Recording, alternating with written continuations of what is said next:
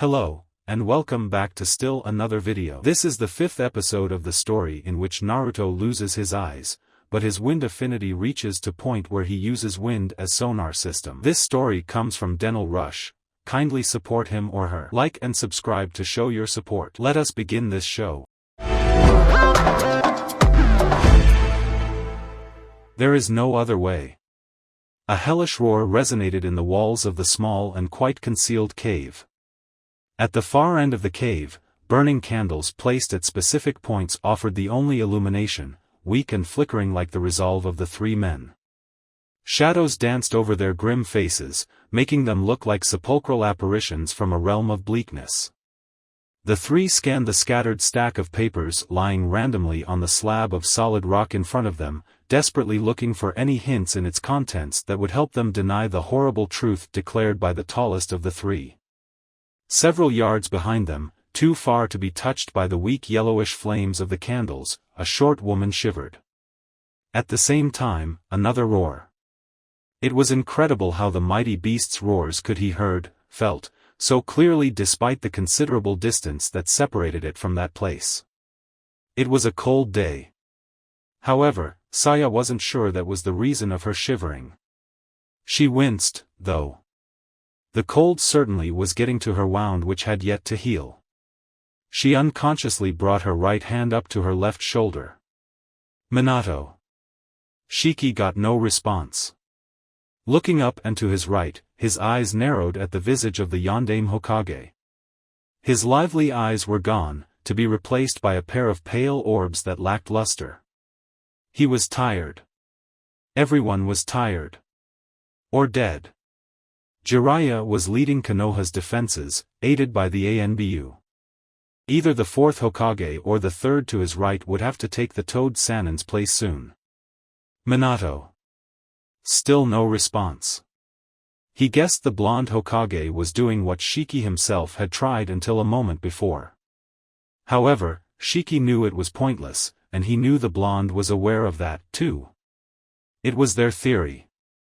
Rushed and convoluted, and probably inefficient as hell, but the point was, they knew the predicted results, as well as the prerequisites.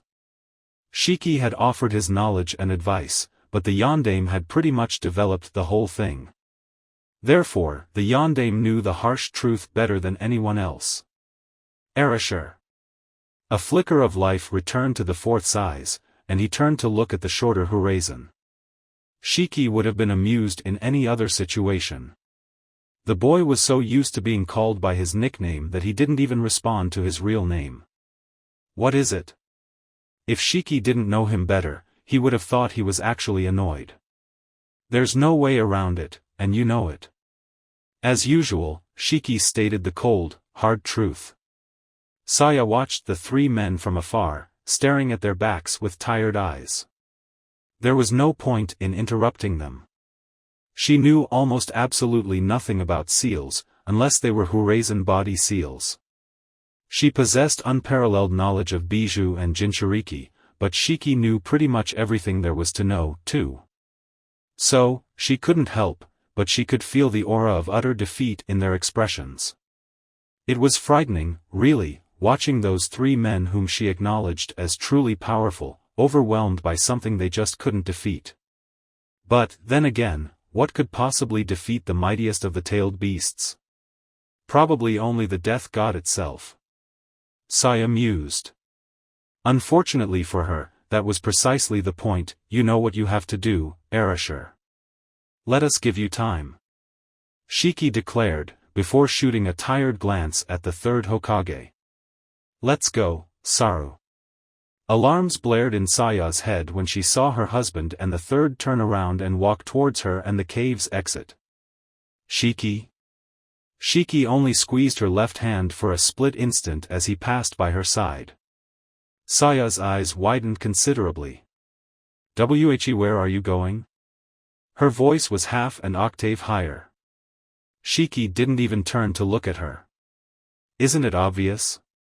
We're going to stall the fox so that Hokage-sama can prepare himself to do what has to be done. Saya noticed the way the 3rd Hokage slightly turned his head to shoot a sad look at Minato's back. She also noticed the way Sarutobi's fists clenched and the way his jaw tightened before looking away. She didn't like what she was seeing.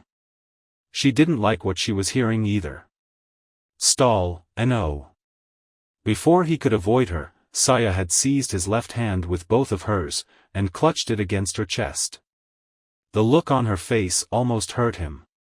She actually looked her apparent age, immature, confused, defenseless, desperate. Her olive eyes glimmered in a way he hadn't seen for too long, or not long enough. Shiki. Shiki silently thanked Sarutobi for the chance to avoid looking at those eyes. Not like the third's old and defeated expression was any better. I'm going to see some people, just in case, he muttered before disappearing. In any other situation, Shiki would have admired the Hokage's flawless execution of Shunshin no Jutsu. Shiki actually felt his wife shuddering after hearing those words. The nine-tails roar in the distance didn't help. The Hurazen male's gratitude towards the old Hokage faded like ashes in the wind. Don't go, she pleaded, and Shiki felt the incredible urge to comply. It wasn't like he wanted to face the fox, he wasn't suicidal. Besides, she knew exactly why Saya was so desperate, because she couldn't join him. Had she been able to, she would have been the one dragging him to the heat of battle. Saya, I have to help. No, you don't. Shiki closed his eyes and took a deep breath. He knew that his wife was just speaking out of concern for his well-being, so he forgave her. You can't go, not without me. Saya's husband looked past his wife's shoulder. The fourth seemed to be in his own little world, oblivious to the drama occurring behind him. Saya, Yukaina will help me. Shiki winced at the glare he got from his wife. Okay, worst choice of an answer ever, he concluded. He was desperately looking for a way to assure Saya enough for her to let go. After all, he just couldn't pull himself off her colossally strong grasp, when a female voice interrupted them. Sasaya-sama. Wearing the standard pink attire and scared out of her wits, the shaking young nurse opened her mouth again. The Kyuubi's roar interrupted her, followed by an explosion that smashed the air around them and the earth under their feet like an earthquake. Everything shook. The nurse shrieked and held to the mouth of the cavern for death-life. Shiki pulled his wife in a hug, which was ridiculous, considering that his wife was far stronger than him. Behind them, Namikaze Minato clutched the stone slab with his two hands and stood still, unshakable. When the tremor faded and it became safe to move, the nurse slumped down on her knees and cried inconsolably. She had had enough. She had seen too much. The roars of the demon made her soul scream. The visage of the Hyuga and the Uchiha stupid enough to try to use their Kekii Genkai on the Kitsune had forced her to empty the contents of her stomach. Their liquefied eyes pouring out of swollen crimson sockets like boiling liquid lead was the most horrible thing she had ever seen, until she saw the Aburame devoured by their own bugs from the inside out. The Inuzuka's dogs whimpered and struggled until they broke free and disappeared in the forests of Konoha. The Inuzukas themselves seemed to lose control of their bodies and minds, screaming and scratching their burning skins in agony before entering an uncontrollable feral state. After watching what happened to the two most notorious clans of Konohagakure, the Yamanaka clan was smart enough not to try their family techniques on the nine-tailed fox. The great clans, the pride and joy of Konoha, crumbled and became utterly useless in front of the omnipotence of the great Kyuubi no Yuko.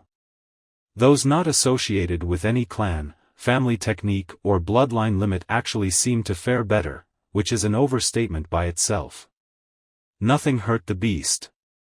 They could only stall him and delay the inevitable. Nobody knew why the beast was so intent in reaching the walls of Konoha. Nobody cared. As far as they knew, they were already dead. Only Jiraiya, the fourth Hokage, and Hurazen Saya had been able to actually make the Kitsune complain, even if it didn't seem hurt in the slightest. Only those three, not the third, not Hyuga Hayashi, not any Uchiha, not anyone else. The nurse cried. She wanted to get as far away as possible, and she had every intention of doing that. However, she at least wanted to relay the message. "Sasuke-sama." She called again. Her voice reeked desperation.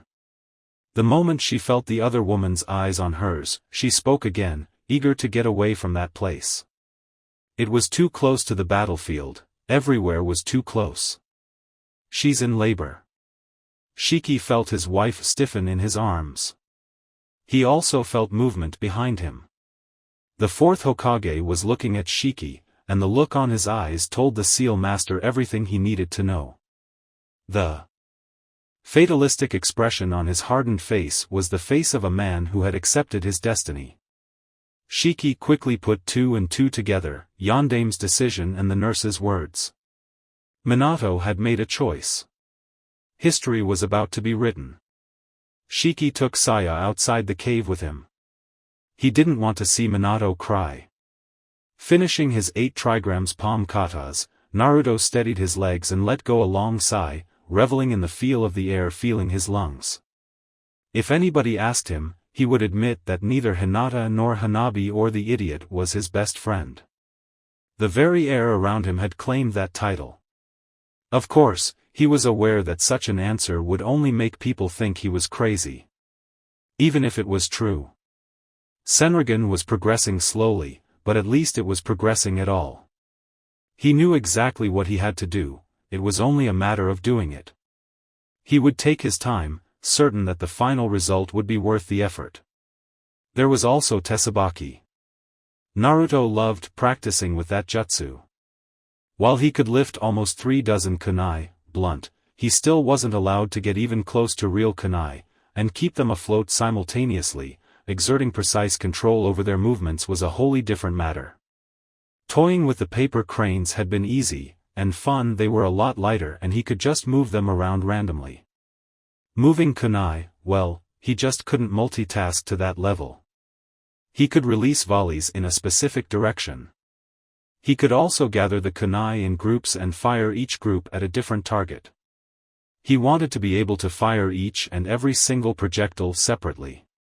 He wasn't sure he'd ever be able to do such a thing, though. Still, he enjoyed playing with flying projectiles. Naruto. The boy straightened his shoulders and turned around to offer his best smile to his morning sensei. He didn't really need to turn around, of course, Senrigan grants all-around vision, after all. However, he was quite aware Saya liked to be treated with respect and affection. He didn't want to be seen as a rude bastard who didn't bother to look at the face of whoever he talked to, and Saya had mentioned more than once that she liked to see him smile. Sayanichan. Ready for taijutsu. Taijutsu training so far had consisted of him trying his hakushu against his sensei, who corrected his faults and offered a few tips here and there while she wiped the ground with him effortlessly. He knew his katas were perfect. Saya's corrections and advice were more on the lines of how he was supposed to fight, how to avoid unnecessary motions, how to avoid becoming predictable, how to detect flaws in the opponent's defense and how to use them to gain an advantage. Naruto, we're done with hakushu. 8 trigrams palm was the only form of combat he knew. Therefore, Naruto simply couldn't understand what Saya meant. Without hakushu, his taijutsu was nothing but a wild and clumsy form of street brawling. After months of practicing the smooth, flowing, elegant style, going back to the old self-made pseudo-taijutsu of his previous, personal training felt almost dirty. Naruto, hakushu is a martial arts style. You don't intend to be a martial artist, you intend to be a ninja. Taijutsu and martial arts are not the same thing. However, 8 trigrams palm was a means for you to understand the principles of motion and combat. It helped you become something more than a simple brawler. It helped you become a martial artist. It's time you take the next level, you need to become a taijutsu artist. It was the beginning of the 3rd week of the 2nd month of the year. It took him 3.5 months to learn and master 112 hakushu katas. Saya acknowledged the boy's enthusiasm and thirst for learning. It was time for him to climb up to the next stage. Therefore, you're going to learn a more advanced style. A real taijutsu style. Naruto possesses something that could be called subjective memory selectivity. Basically, Naruto only memorizes what he wants to memorize. Even then, it's not completely, 100% efficient. Most of Saya's lengthy discourse flowed straight through Naruto's head. Fortunately, the words were properly filtered and the boy managed to catch the fundamental ideas, with his own personal touch. Saya thought he had mastered Hakusho, no idea where this came from. Saya was going to teach him kick-ass taijutsu, just like she was doing with Hina-chan. Awesome! After Saya witnessed a plethora of half-shaped expressions on Naruto's face, he settled on pure joy and jumped to her arms in glee. Saya returned the gesture gently and lovingly. Moments like those made her feel like Naruto was her own child. It made her feel a form of happiness different from anything she had experienced before. It just made the fact that she was never able to conceive all the more painful. However, that didn't weaken the connection she had with the blonde Jinchuriki. Besides, she still remembered the fact that hers was the first face the newborn Naruto saw in his existence. Which also reminded her that Naruto never saw his mother's face. Damn it, woman, settle on happy. Happy. Ignoring the stray thoughts and memories, Saya offered the boy the warmest smile, not caring about the fact that he couldn't see it. She just knew he could feel her affection towards him. She loved the boy, even if he was infuriating at times. Then again, so was Shiki. And this is how Naruto was introduced to the Night Breeze Dragon style. It would be the only taijutsu style he would get any close to mastering. However, for someone whose main interest would be futon jutsu and seals, his skill with this style will prove to be quite decent. Take your Hakusho stance and fight me. I'll show you Yokoziryu, the way of the Night Breeze Dragon. Naruto's eyes widened and he nodded eagerly while he assumed the standard stance the Hyuga learned the day after they learned how to walk. He studied Saya's stance. Her right foot was in front, but her weight was evenly distributed on both legs, which were just slightly bent. Her right arm was raised at chest level, but her hand seemed to hang down almost limply. Her left arm was kept low, her hand almost touching her hip. It was then when he noticed two bulges by her legs. The very high side slits of Saya's cheongsam revealed, if you aren't blind, some very appealing glimpses of skin, as well as the holsters she had strapped for the occasion. Naruto gulped. It was the first time he saw his sensei carrying any kind of weaponry. I'll hold back, of course, but please be very careful, Naruto. Attack me, but focus on your defense. Ready? He had to admit it, he was nervous. It was also the first time he received such a warning. However, he was also excited, and he nodded in determination. He wanted to see the taijutsu he was about to learn. Here I come. Come, then. He would have liked to have some of his blunt kunai at hand. He didn't, so he guessed just taijutsu would have to do. He closed in on Saya as fast as he could and began his assault with a high right palm thrust aimed at her upper chest.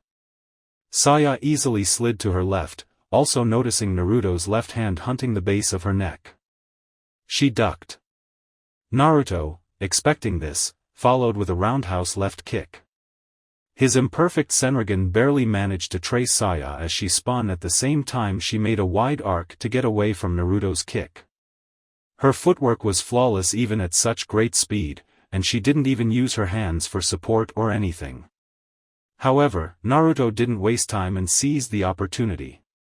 Her spin might be fast, but she was still showing her back to him. He finished the spin of his roundhouse kick, but he didn't stop at that, initiating another turn to get Saya's head with a right-hand chop. An instant before his hand made contact, Saya bent her body backwards, while still spinning herself, and saw Naruto's hand slicing the air above her. Growling in frustration, Naruto made a third spin to try a palm thrust at Saya's now exposed torso. Her body still bent, Saya slammed her hands on her ground and lifted her legs, never interrupting her spinning motion around Naruto even as her hands took the place of her feet. Naruto's attack was interrupted by Saya opening her legs until they were both parallel to the ground. As she spun, her legs made wide circles that stopped Naruto from trying to get close.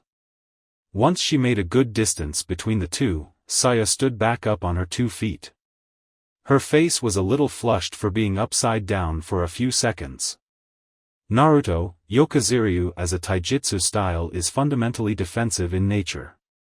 Its basic principle is attacking the opponent from every possible angle while staying out of range of his attacks. Dodge, dodge, dodge and stay back. Outwit the opponent, outmaneuver the opponent, and frustrate him by not letting him touch you, until he makes a mistake. Then you strike. Hit and run, move, move, move, dodge, dodge, dodge. In the blink of an eye, Saya grabbed 2 kunai and threw them at her student. Naruto crouched on both hands and feet as the pointy weapons whizzed above his head. His instincts yelled as his Senrigan felt Saya's presence above and to his right. Fast. Naruto jumped and did a backflip at the same time Saya's downwards kick smashed the ground where he stood. Naruto swallowed when he felt the tremors caused by the sheer power of Saya's heel. The cloud of dust it raised obscured his Senrigan. Naruto frowned. Not just rain, but thick clouds of dust and smoke also seemed to interfere with the effectiveness of his jutsu. He knew he had to find a way to counter that. 2 kunai emerged from the cloud of dust. Naruto's reflexes kicked in and he bent his body to the side to let them pass. Suddenly, his field of vision was obstructed by a very beautiful leg. Once again, his reflexes proved to be well honed, as he let himself fall on his butt, the kick only caressing his blonde hair. Saya smirked while Naruto rolled away.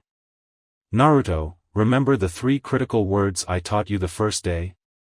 Attention. Precision. Perfection. Naruto stated like a mantra. After saying those words, his breathing decayed into a nervous panting. Good. Now, add agility to the mix, and you have Yokaziryu. Saya took a single step, and suddenly she was in front of him. Kami, she's so fast. Naruto barely had time to jump to his left before Saya's right palm smacked his face. Quickly turning to face her, he shrieked as he bent his head in a very painful way before a kunai was impaled on his right cheek. Knowing that he couldn't keep with her pace, he decided to impose his own pace, even if it was slower. He moved into attack, and Saya approved of his decision with a smile he wouldn't have noticed even if he could. Saya dodged his right hand palm thrust by moving to her left, quickly correcting herself and moving back to her original position when Naruto tried an elbow thrust. His left hand aimed at her heart but Saya bent her body to her right, slamming her left hand on the ground for support. Using the supporting arm and both legs, Saya launched herself upwards, her body parallel to the ground as she spun. Naruto sidestepped to the left to dodge Saya's downwards kick in midair and lowered his body to strike with a double palm thrust to her abdomen as she landed on the same offending foot. However, Saya once again showed her superiority by spinning clockwise like a ballerina the moment her feet touched the grass, and Naruto's hands only displaced the air to her right. However, Naruto continued by spinning counterclockwise himself to strike at her chest with a backwards roundhouse kick using his left heel.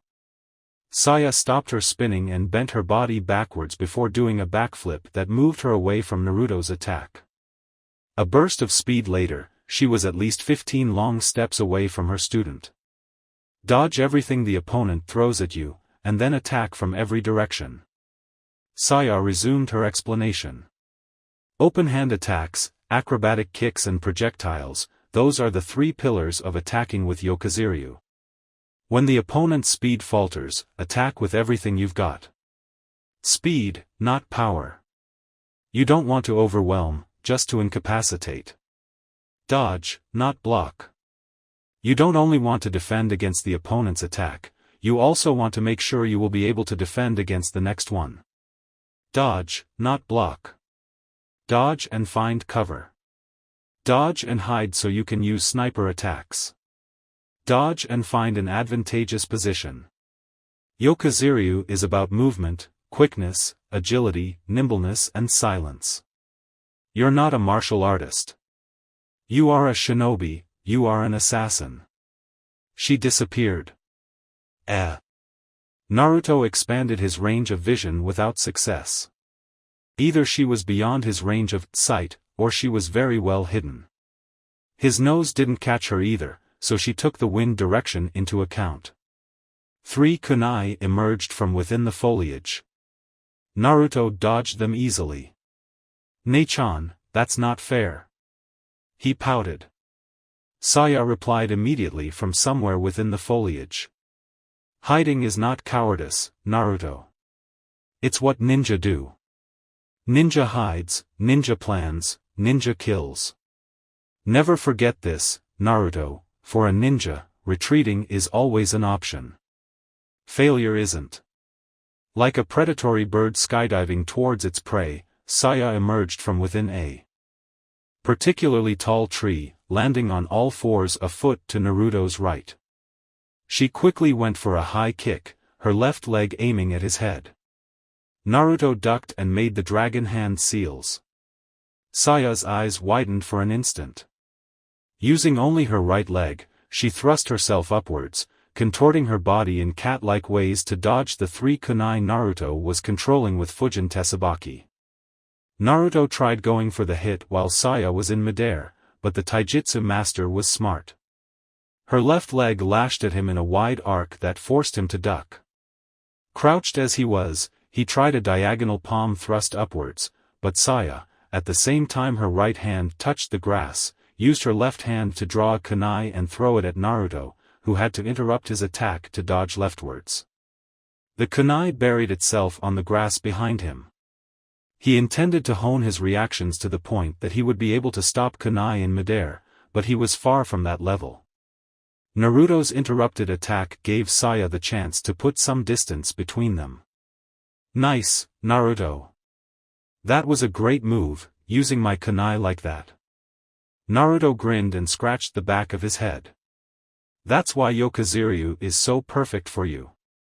The normal practitioner switches from hand to throwing attacks according to the flow of battle and the gaps in the opponent's defenses. You, Naruto, can use both forms of combat at the same time. The enemy will have to defend against your palms and kicks while keeping an eye on your wind-controlled projectiles. Even more important, you know how to be flexible and unpredictable. Remember, Naruto, be unpredictable, not reckless. Recklessness and defeat walk hand in hand." Naruto nodded. He liked Saya's lessons. They were always straight and to the point. However, Saya-nichan, what about awesome special taijutsu attacks? Saya chuckled. She was expecting that question.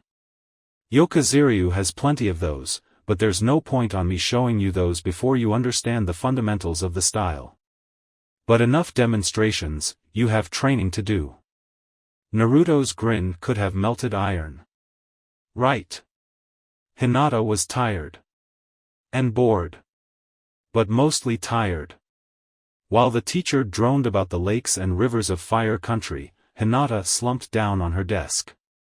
She was sure Aburame Shinokun shot a glance at her for her unusual action, but she couldn't care less. She was just too tired.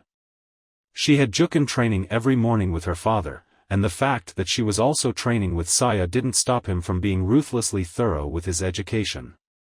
Saya insisted that it was important for her to at least get the hang of injecting chakra into the opponent's body.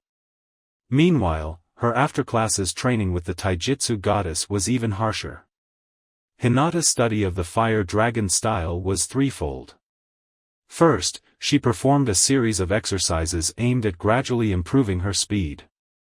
Second, she was subjected to special training to improve her reflexes and reaction time. A favorite of Saya was summoning several shadow clones to throw kunai at Hinata from every direction. Damn it, that's what Kaiten is for.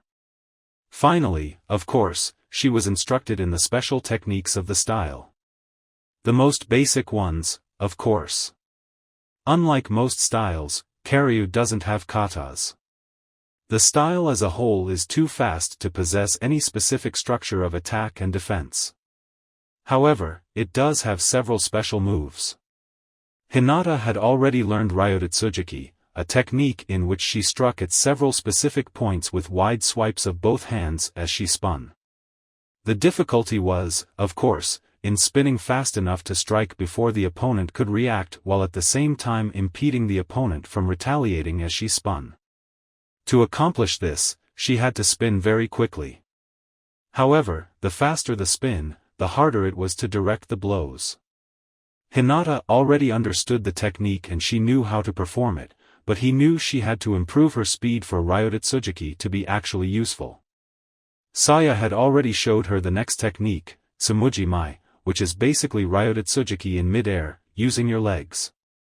Of course, this technique had to be even faster.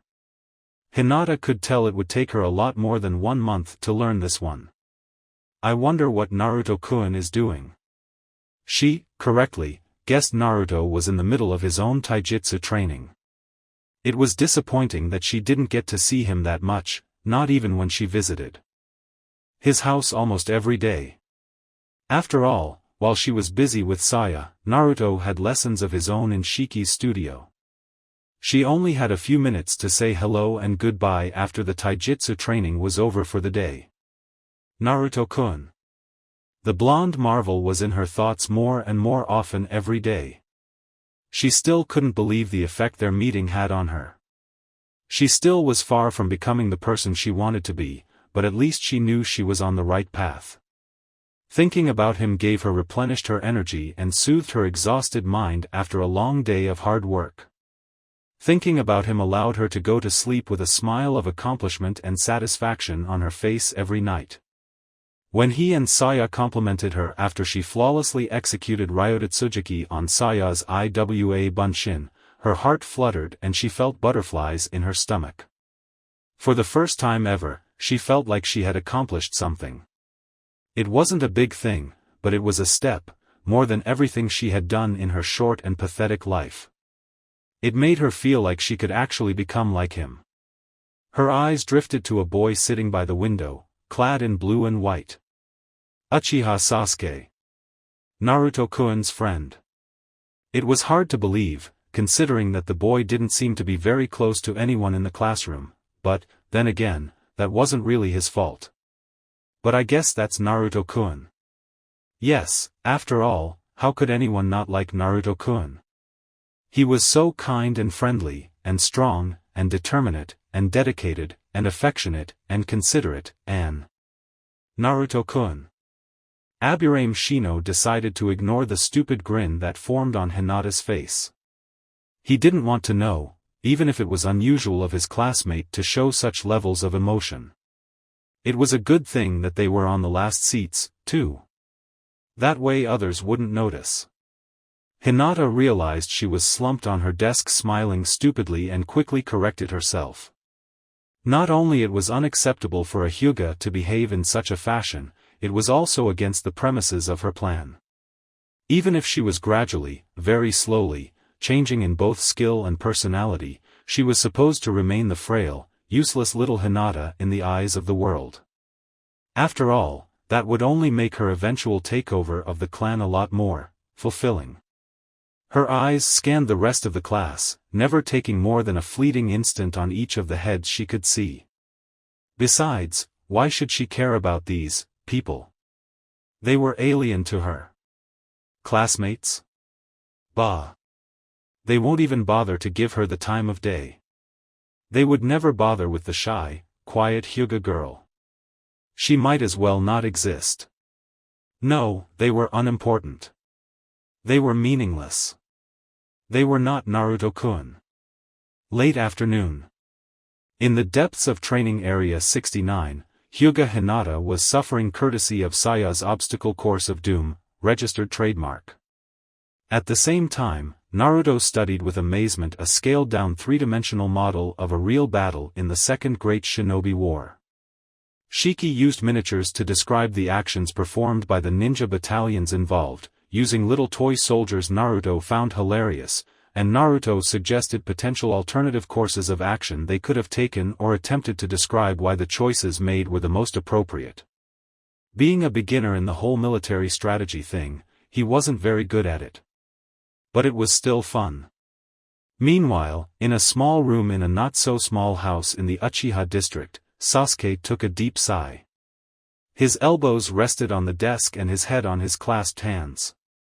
He didn't know what to do, which was fairly obvious, since he didn't even have a grasp of what he wanted to do in the first place. His father's words after he performed Gakakyu no Jutsu. "As I expected, you are my child." He wanted to hear them again. He wanted to make his father proud. He wanted to see his mother's smile and hear her gleeful giggles. He wanted to be. "Do not follow after your brother." Father had said that. "Ni-san." Sasuke muttered in the quietness of his bedroom. "You hold on to the organization, your clan, your name, these things limit us and limit our capacities." Itachi had said that. He was a suspect for the death of Uchiha Shursui, the boy Itachi had acknowledged as his friend. Sasuke's brother had been acting strangely for the last 2 months or so, neglecting his duties with the clan and expressing opinions that infuriated his father and fellow Uchihas. "In order to reach the height of my capacity, I've lost all hope for this pathetic clan." What did Itachi mean? Why did he seem so mad? Sasuke couldn't imagine a reason for his brother to feel anger towards the clan. He was the genius everyone admired and constantly praised. And there were also those eyes. Sasuke was sure. For an instant, Itachi's eyes had changed. His Sharingan, in lack of better terms, became something different. Just what the hell was going on? "Ni-san. What is it?" "Wa-wa." Sasuke, in his fright, had jumped from the chair to the top of the desk. He was looking behind at his older brother, who stared at Sasuke's frightened form with his usual impassive stare. "Sasuke? Ni-san." Sasuke immediately cried. "Do you always have to do that?" "Do what? How do you always manage to sneak up on me anyway?" Itachi simply raised an eyebrow while Sasuke carefully got off the desk. It was his way of saying, "If you haven't noticed, I happen to be a frickin' ANBU. Why were you calling my name, Sasuke?" Sasuke's eyes widened and he looked away. No reason. You sounded like a love-struck fangirl." Even without the Sharingan, Sasuke's glare was still quite intimidating. Itachi felt almost proud. "Don't you ever dare say that again." Itachi allowed himself to curve his lips slightly upwards. "All right." He revealed a box of his favorite snack. "Coconut this time. Want some?" Sasuke rolled his eyes. "I don't get why you like those things so much." He mumbled before turning his back to Itachi. The Uchiha genius eyes narrowed. A part of him pondered the use of Tsukuyomi on his foolish little brother.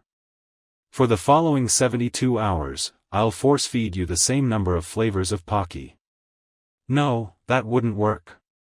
That's when he noticed the scrolls and loose notebook pages scattered all over his little brother's desk. "What are you doing?" Sasuke's body stiffened for a second. Still showing his back to Itachi, Sasuke grabbed a scroll Itachi recognized as a compendium of basic katan techniques. "A new jutsu." "Pardon me?" "The dobe made an original jutsu. I want to make one too." Itachi's upturned lips arched upwards a bit more. "May I ask why? Are you by any chance jealous of Naruto-kun?" Sasuke slowly shook his head. "Jealous? Why should he be jealous?" He was ecstatic.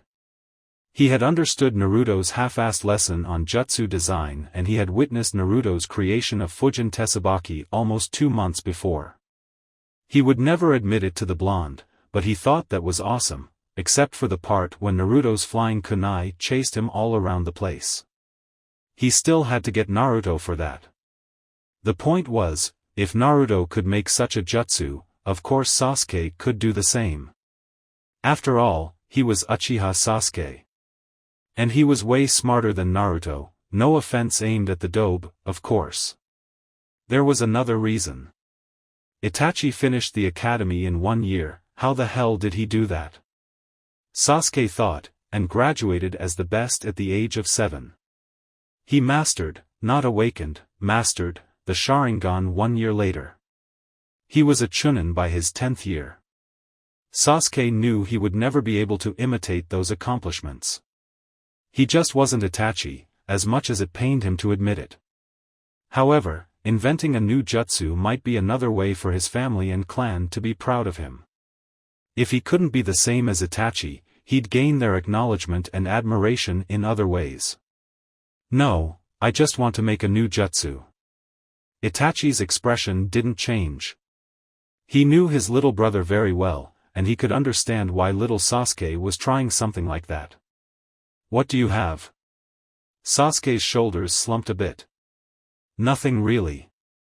I haven't come up with any ideas. Well, do your best. Sasuke frowned.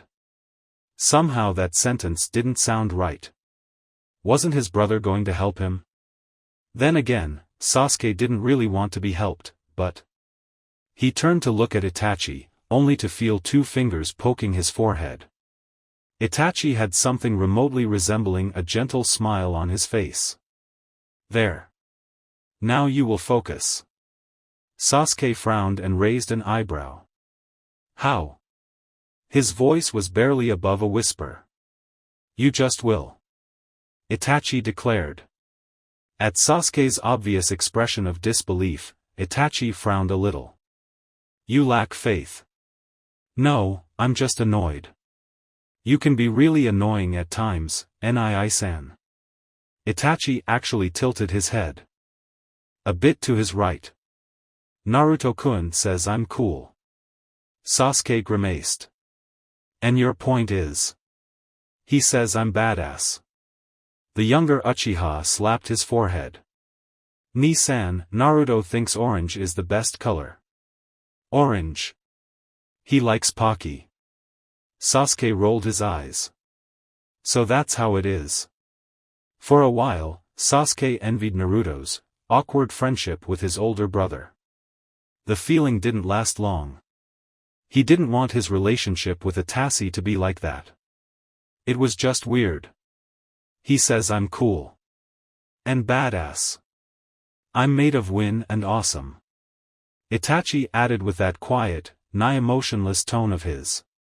He might as well be reciting the weather forecast. Ni-san, you've been around Naruto way too long. He decided to ignore the fact that he had spent a lot more time around Naruto than his older brother. I think Naruto-kun speaks the truth. I think you're both a bunch of lunatics. Sasuke mused jokingly. If this was his brother's awkward way to fool around, Sasuke would indulge him. We should invite Naruto-kun to come over for a visit. I don't think father would approve of that. Itachi nodded. True, a shame, though. I believe mother would approve of him. Mother would cuddle him until those whisker marks of his came off. Sasuke growled. Her mother was just so damn motherly. We could have lots of food, like ramen. Sasuke groaned. And Pocky. Yes, Pocky and ramen. I think I'll pass. That is unacceptable. On the other side, more Pocky for me. Sasuke shot an odd look at his brother. It was impossible to tell whether Itachi was being serious or just being plain crazy. It's official, Naruto has infected you.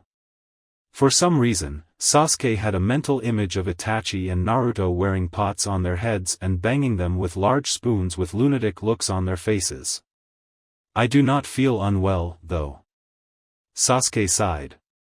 Could you please leave me alone? He had never imagined himself refusing his brother's company. There's certainly a first time for everything. We could celebrate Hinata together. Hinata is a girls' festival. Which means Naruto will spend it with Hinata and Hanabi, of course. We could use Henge. NSN. You look angry. That is not healthy for a child your age. Out. Now. Itachi pouted. Oh, for Kami's sake, did he just pout, and walked a few steps backwards, opening the door that led outside of Sasuke's room. Itachi is a good boy. Okay, that's it, get out of here. Sasuke fumed for a moment while Itachi disappeared behind the closed door. After that, his expression relaxed. Ni-san, everything is okay, right? 1:30 in the afternoon of the next day. Saya calmly washed some pots and pans after that day's lunch while Shiki read something and Naruto finished his glass of lemonade. He loved it when they had something else to drink other than water. It was a normal scene of peace and quiet in the Horizon residence, 2 hours of normalcy between the 2 stages of Naruto's training. Of course, someone had to interrupt it. Yoho. Oi, Saya. Shiki's body stiffened. Oh, fuck. That's what I get for not renewing the barrier this morning. He only had to restore Hakapu Fuin Kekai once a year, though. No one could blame him for skipping a morning or two, right? Naruto blinked. As far as he knew, Saya was supposed to be the dirty-mouthed one. Who is that? Yo! A particularly loud voice boomed all over the place. Senrigan's perfect range showed him there was a woman under the doorframe. Also. Is she naked? Naruto wondered with a strange expression on his face.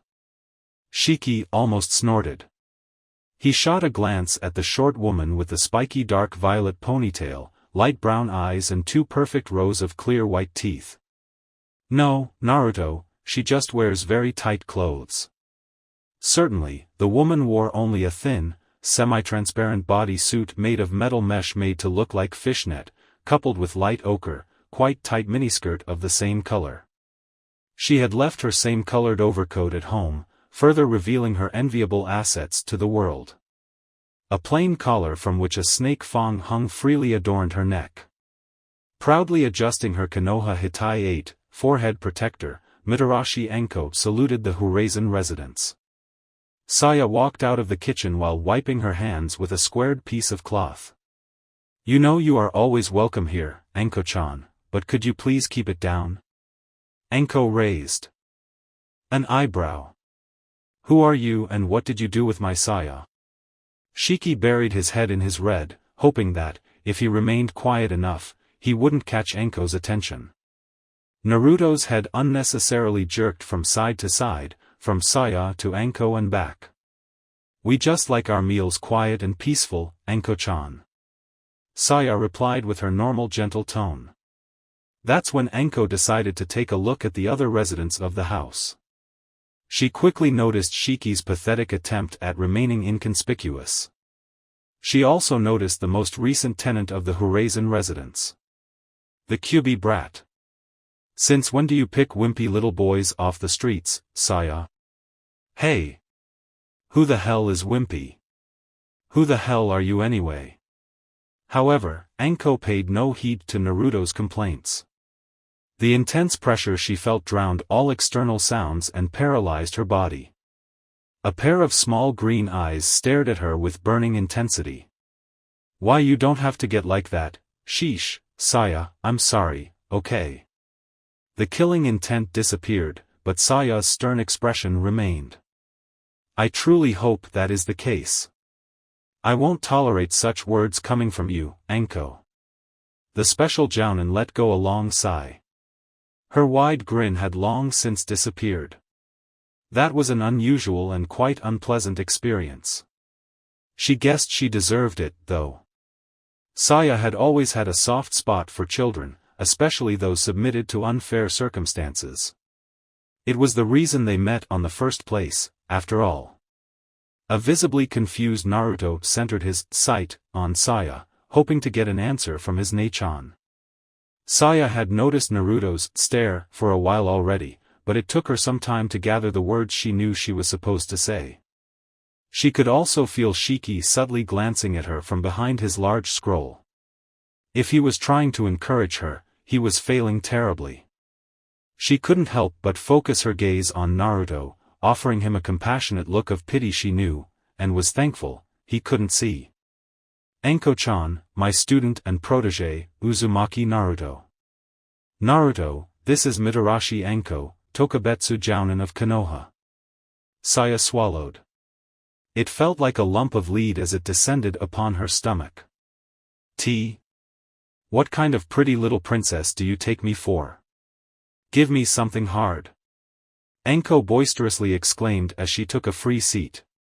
The table shook wildly when she rested her heavy boots on its surface. Naruto snorted.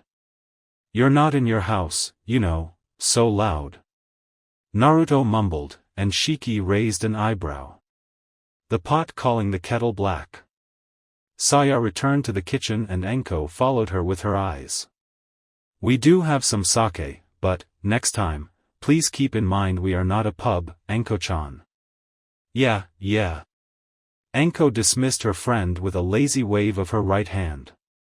I'll bring the booze next time. Dango? Sorry. Damn. You know, we'd be more ready to welcome you if you bothered to send a messenger bird or something. I was in a long mission, okay? Anko pouted loudly. Her right heel was tapping the table impatiently. She really needed that booze.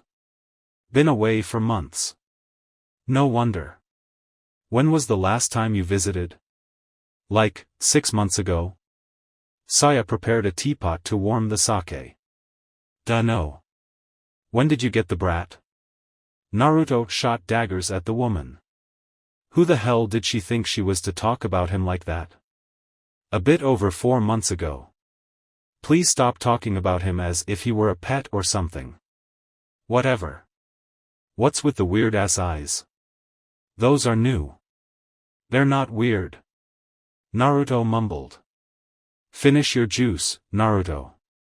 You have lessons in less than half an hour. Saya stated matter-of-factly. How-oh-I. They're implants, Anko-chan. Naruto's blind. Saya explained. Anko looked at the boy, who returned her impassive stare with one of his own. Saya quietly observed the exchange between the two. She knew Shiki was doing the same, despite his pretense of being immersed in his scroll. Tough shit. It sucks, any? Nah, you think? Anko smirked. Nice attitude, brat. So, Saya's teaching you, huh? Yep. I'm gonna be the most badass ninja. Anko snorted. His innocence half amused her and half sickened her. Sure, whatever. She turned to Saya again. What are you thinking, suddenly deciding to train this brat? Naruto grumbled under his breath again. Saya simply raised an eyebrow. Why do you care? I don't. I'm just curious. Saya sighed and shrugged. We have our reasons, and, as you know, I've always wanted to know how it would be to have children around. Anko nodded. Every single person who knew Saya knew of her one and greatest regret, being unable to make a family with her beloved. What about you, Anko-chan? Shiki shot Saya an odd look, but the woman ignored him. What about me? Ever thought about having children? Shiki's look became one of alarm. Saya still ignored him. As for Anko, it was good the drinks weren't ready. She would have sprayed her sake all over Naruto's face. Children? Me. She was obviously amused by the idea. Nah, I'm far from the mother type. No kidding. You said something, brat? Anko, her feet still resting on the table, bent her body slightly forwards, contorting her face into a scowl. Shiki did not look at Anko's clearly visible breasts behind the mesh suit. Certainly not. There's no brat here. There's Sayanichan, Shiki-sensei, and I'm Naruto. Oh, so you're a little smartass. Sake's ready. Anko's head jerked to face Saya, Naruto instantly forgotten. Damn right. The next morning, Naruto did not have morning training.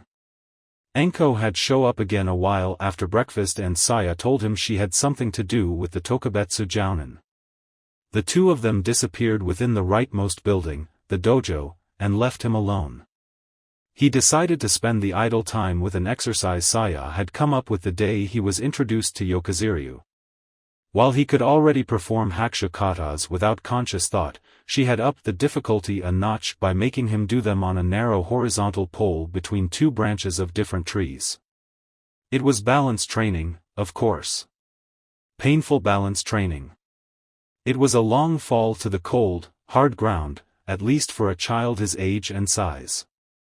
It was a lot better than his crotch ending up smashed against the pole, though. That took painful to a whole new level. Saya claimed he was too unskilled to try acrobatics, and Naruto, for once, wholeheartedly agreed. An hour later, Saya watched a scene that would remain engraved in her memory until the end of her days. It was nothing special, but Naruto had decided to take a rest and laid down on the comfortable, and, surprisingly enough, not itchy, grass near the flowers. The trees and the few cloud blocked most of the sunlight. Naruto wished he could look at the sky. It was peaceful, but it was so dark. Care if I join you? He had his eyes closed, but his senrigan clearly showed him the silhouette of Mitarashi Anko standing to his left. He only shrugged. Why should I? Anko grinned and slumped down by his side. Ah, this always feels good. You picked the best place, kid. Well, I've been around long enough. Where's Sayane-chan? She'll be here in a while. That's what she said. Truth was, Saya was looking at the two from the dojo's entrance. She was watching the two with rapt attention. So, what were you two doing over there? Naruto inquired with a level tone. Why do you care? I don't. I'm just curious. Anko smirked. She could tell her own words being used against her. Therefore, she conceded Naruto a point. Medical checkup. Saya's my personal doctor, you see. The old coot sends me here for everything other that scrapes and cuts. Old man Hokage? Yup. Saya groaned at the lack of respect the two expressed towards the third. It's like they had known each other for years. She muttered.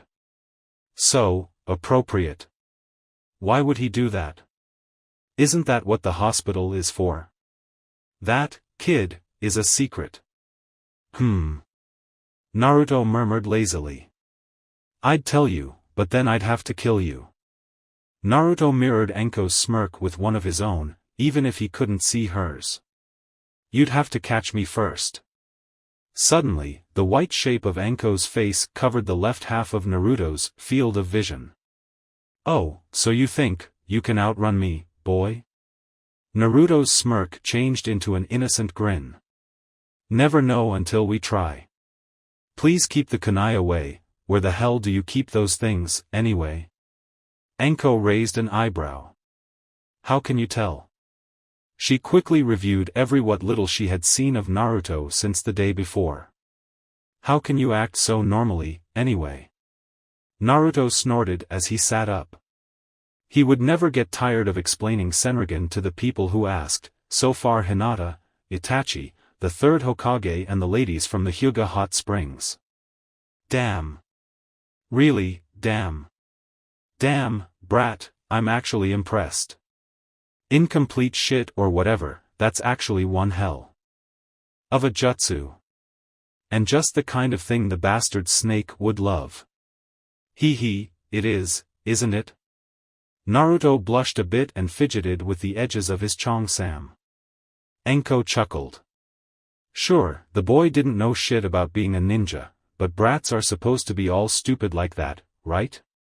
You know, there might actually be some hope for you, kid. Anko declared as she slapped Naruto's left shoulder rather roughly. Keep at it and let's see if you actually make it to the ninja ranks. Well, the brat's definitely got the talent, let's see if he can handle the nasty stuff in a few years. Naruto's face brightened as much as it possibly could without eyes to reinforce the emotion that surged through him after hearing those words. There it was again, that feeling. Acknowledgement. Half-assed, but acknowledgement nonetheless.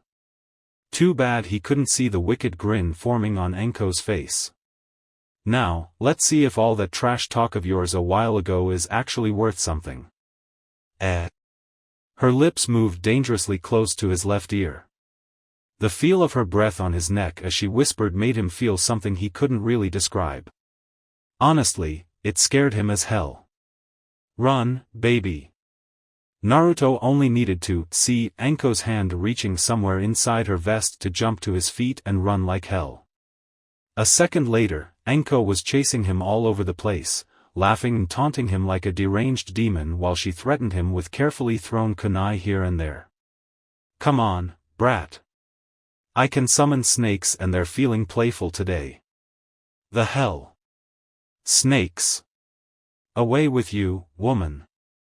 Naruto cried at the same time he ducked and a kunai whizzed half an inch above his hair. I've heard somewhere that nothing tastes better than the blood of the innocent. I feel like giving it a try. Okay, I get it. You're insane. Sayanichan is mild compared to you. Hey. The aforementioned Huraisen wife pouted from her spot by the dojo's entrance. Why do you think I'm here? The old man thinks I'm not right in the head. Now come here and let Anko-nichan hug you. Well, that explains a lot, like hell. Futon. Fujin Tesabaki no Jutsu. Anko found herself performing actual combat evasive maneuvers when the kunai she had thrown at the boy suddenly gained a life of their own and attacked her. Whoa. Nice trick you got there, kid. Seems like I was being too nice with you. Let's rock. No, wait, oh, shit. Anko laughed like a utterly demented schoolgirl while Naruto screamed bloody murder. The special jounin was adding weak burst exploding tags to her kunai. Don't you dare ruin my flowers, you bunch of crazy bastards. Esewe Nichan. You're supposed to worry about my safety. I see a little blonde, and he goes boom. Wahahahaha. The next day, Naruto didn't have lessons either, much to his frustration. However, a part of him was already used to it. For one day every month, Shiki and Saya just disappeared. They said they had something very important to do and left the house right after breakfast. Saya returned in time for lunch, but Shiki only showed up late in the evening. Naruto dutifully performed his taijutsu exercises in the morning. He used the rest of the time to experiment on a little something that kept nagging at him for a while already, manipulation of sound. By the end of the morning, he had figured out how to project his voice from different places other than his position, a skill some called Utsasimi no Jutsu, not that Naruto knew this. It was a simple matter of recreating the pressure waves his voice created in another location. It didn't even require hand seals. When Saya's return, he was unable to tell where she had come from, interrupted his experiments. He made 2 mental notes to work on 2 additional exercises whenever he had free time. One was the voice-changing jutsu he had wondered about during that afternoon with Sasuke on the pier. It took him a while to remember. The other was controlling the volume of the projected voice. He wanted to come up with a way to communicate from a distance with someone else without being heard by everyone else nearby. He had the afternoon free, so, after several rounds of Ichiraku's damn fine ramen, as many as Saya's pocket money had allowed, he was sitting on top of a tree in front of the academy. He had noticed Hinata leaving the building a couple of minutes before, and he had even considered jumping down to greet her and walk home with her. She went straight to his place after school, anyway, but then he remembered he wasn't supposed to know Hinata, according to hers, Saya's and Hayashi's instructions. For a moment, Naruto had thought Hinata was just ashamed of being his friend, but she quickly convinced him that was not the case. He had felt the honesty in her words. He was important to her. Naruto allowed himself to grin as he walked idly on one of Konoha's many crowded streets. It felt so nice, being appreciated. He hated himself for it, but he wondered about the looks on the villagers' faces. He couldn't see them anymore, which allowed his stupid brain to conjure all sorts of painfully familiar images. Whenever he noticed a head turned in his direction, his mind immediately took it as a blank canvas and filled with a face full of disgust, hate and repulsion. Naruto could only imagine what they thought of his new look and the bandana that covered his eyes. He never revealed his mediums outside of the Horizon or the Hyuga grounds. He guessed they were quite freaked out that he could walk with little trouble despite being blindfolded, which quickly summoned a smile on his face. Yeah, to hell with them, I don't care anymore. Not like I can see their ugly faces anyway. He was, however, surprised with the ease with which he recognized Hinata among the many shapes of children, all both genders and all sizes. He was just that familiar with the shape of her body and her clothes, the tone, intensity and frequency of her footsteps, even her posture and the way she walked. He would never mistake her in a crowd, imperfect sight technique or not. He wished he had an idea of Tenchan's shape. He didn't even remember her scent, and he didn't hear her voice amidst the chaos of cheery children as they left their personal little piece of hell. He did notice Hinata's bodyguards, 4 of them carefully concealed at 4 separate spots no closer than 15 yards from Hinata. They were pretty damn well hidden, but few things could escape Senrigan's all-around vision, especially when he released a lot of chakra to expand its range. He also noticed a trio of ANBU showed up when he did this. After apologizing for the excessive chakra outburst, the masked soldiers snorted, in amusement, actually, and disappeared as swiftly as they had shown up. The flow of children leaving the academy had substantially decreased when Naruto noticed someone else he recognized. As usual, the gears in his mind worked at astounded speed when it came to making fun of Uchiha Sasuke. Maybe pissing off bastards was his bloodline limit. Wait till he gets closer. Timmy! Sasuke shrieked and jumped, and a thunderous yet infantile voice from behind threatened to break his eardrums. The few children nearby also turned to look for whoever had yelled so awfully loudly behind the Uchiha. Nobody there. Sasuke made the mistake of looking behind him, too. He bit his tongue when a pebble smacked the back of his head. It also made him lose balance and fall forwards in a rather embarrassing position. Wahaha! Duck butt! A voice that seemed to come from everywhere laughed at the fallen Uchiha, who blushed and decided that falling on his elbows and knees with his butt in the air was unbecoming of an Uchiha, especially after he heard a few hushed snickers from the other children. Naruto! Sasuke growled with a low tone that promised lots of pain for the blonde. 20 minutes later, Sasuke was in the middle of what he liked to call aggressive therapy. Basically, Naruto summoned hordes of Kage Bunshin and Sasuke beat the crap out of them. The young Uchiha needed it.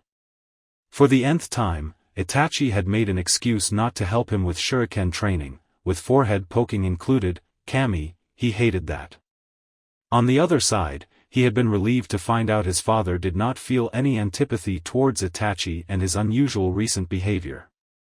Fugaku and Sasuke simply agreed that Itachi was a difficult person. They just didn't know all the facts. Naruto had created 60 copies this time, but he sent them in groups of 3. With Naruto's knowledge of Hakushu, 3 at a time were enough of a challenge for Sasuke, even if they disappeared with a single hit. The real Naruto stayed out of the fray. After the first time, he rarely joined those shadow clone medleys. Whenever he fought Sasuke, he did it one-on-one. After he noticed the final aspect of Kage Bunshin no Jutsu, and after a long and difficult talk with Shiki, he made an oath to avoid using that technique in combat as much as humanly possible, despite its obvious usefulness even for a blind ninja. A nasty roundhouse kick landed on the left side of a clone's neck and, with a high-pitched gasp, he puffed out of existence, forcing Naruto to wince and close his eyes. The shadow clones were his identical copies, as identical as they could be, at least outwardly. They didn't have internal organs, of course, as they were built with chakra, but they looked and acted like Naruto. In looks and personality, they were as human as Naruto was. They were complete humans in everything but their anatomy and physiology, and they shared a connection or sorts with their creator. They were mirrors of his self. If you insulted them, they wouldn't like it. If you offered them ramen, they would leap in joy and worship you. If you harmed them, they felt pain, and then disappeared. Shadow clones die. And Naruto experienced each and every single death. Shiki explained him that the annoying tinge he felt whenever a clone disappeared in a violent manner was a very lesser form of mortal agony. After all, if it felt just like dying, it would be far more than just annoying. But it still hurt. And it still bothered him. On the other side, his shadow clones had also showed him another aspect of his personality. His shadow clones were the personification of that same determination and willpower that drew Hyuga Hinata towards him. Dying in battle hurt, but, on the other side, whenever Naruto dispelled them every afternoon after the day's lessons and training, Naruto could feel they seemed actually a bit glad. He knew they were glad because their death would become Naruto's growth, and that was their greatest happiness. His clones had proven to be a bit temperamental at times, but they loved him, and he loved them with all his heart. Naruto secretly hoped one day Sasuke would understand the true value of what Naruto was doing for him. After all, for one of his few friends, Naruto would do anything. Thank you for everything, guys. I'm sorry. Naruto silently prayed for his clones as they disappeared one by one. Sasuke caught the bottle of water as he slumped down next to Naruto, who had been sitting down against a tree since the beginning. Thanks. You're welcome. Naruto watched the now empty scene of Sasuke's battle. 60 clones. It might not be the same, but Naruto knew he was far more acquainted with death and loss than any other child his age. Next to him, Sasuke gulped down the entire bottle in less than 40 seconds. He was exhausted. Your taijutsu is pretty good. Naruto turned to the Uchiha. Really? Thanks. You're not half bad, I mean, you took down 60. Barely. Sasuke admitted. If they were a bit sturdier, I'd be done for. Naruto smiled.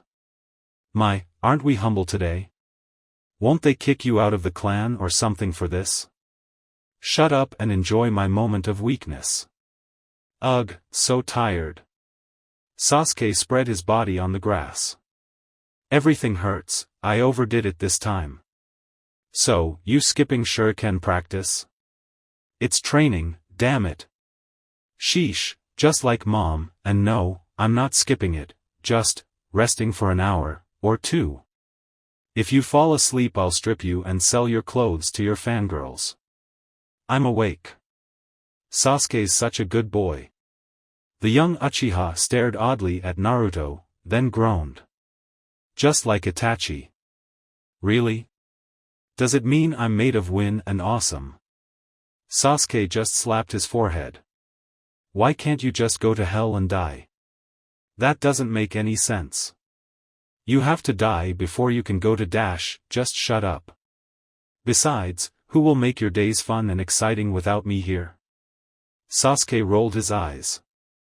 Fun and exciting, no Naruto, fun and exciting, no Naruto, yeah, I think I can sacrifice the fun and excitement in my life. Bastard. Idiot. Duckhead. Girly clothes. Hey, they're not girly.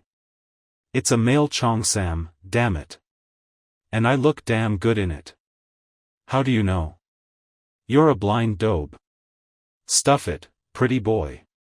You know, the Haruno girl in my class wears clothes just like yours. Maybe you two can play with dolls together? Nah, I'm sure she'd rather play with you, Sasuke-chan. Dobe. Team. Seriously, throwing insults at each other had become routine. Half an hour later.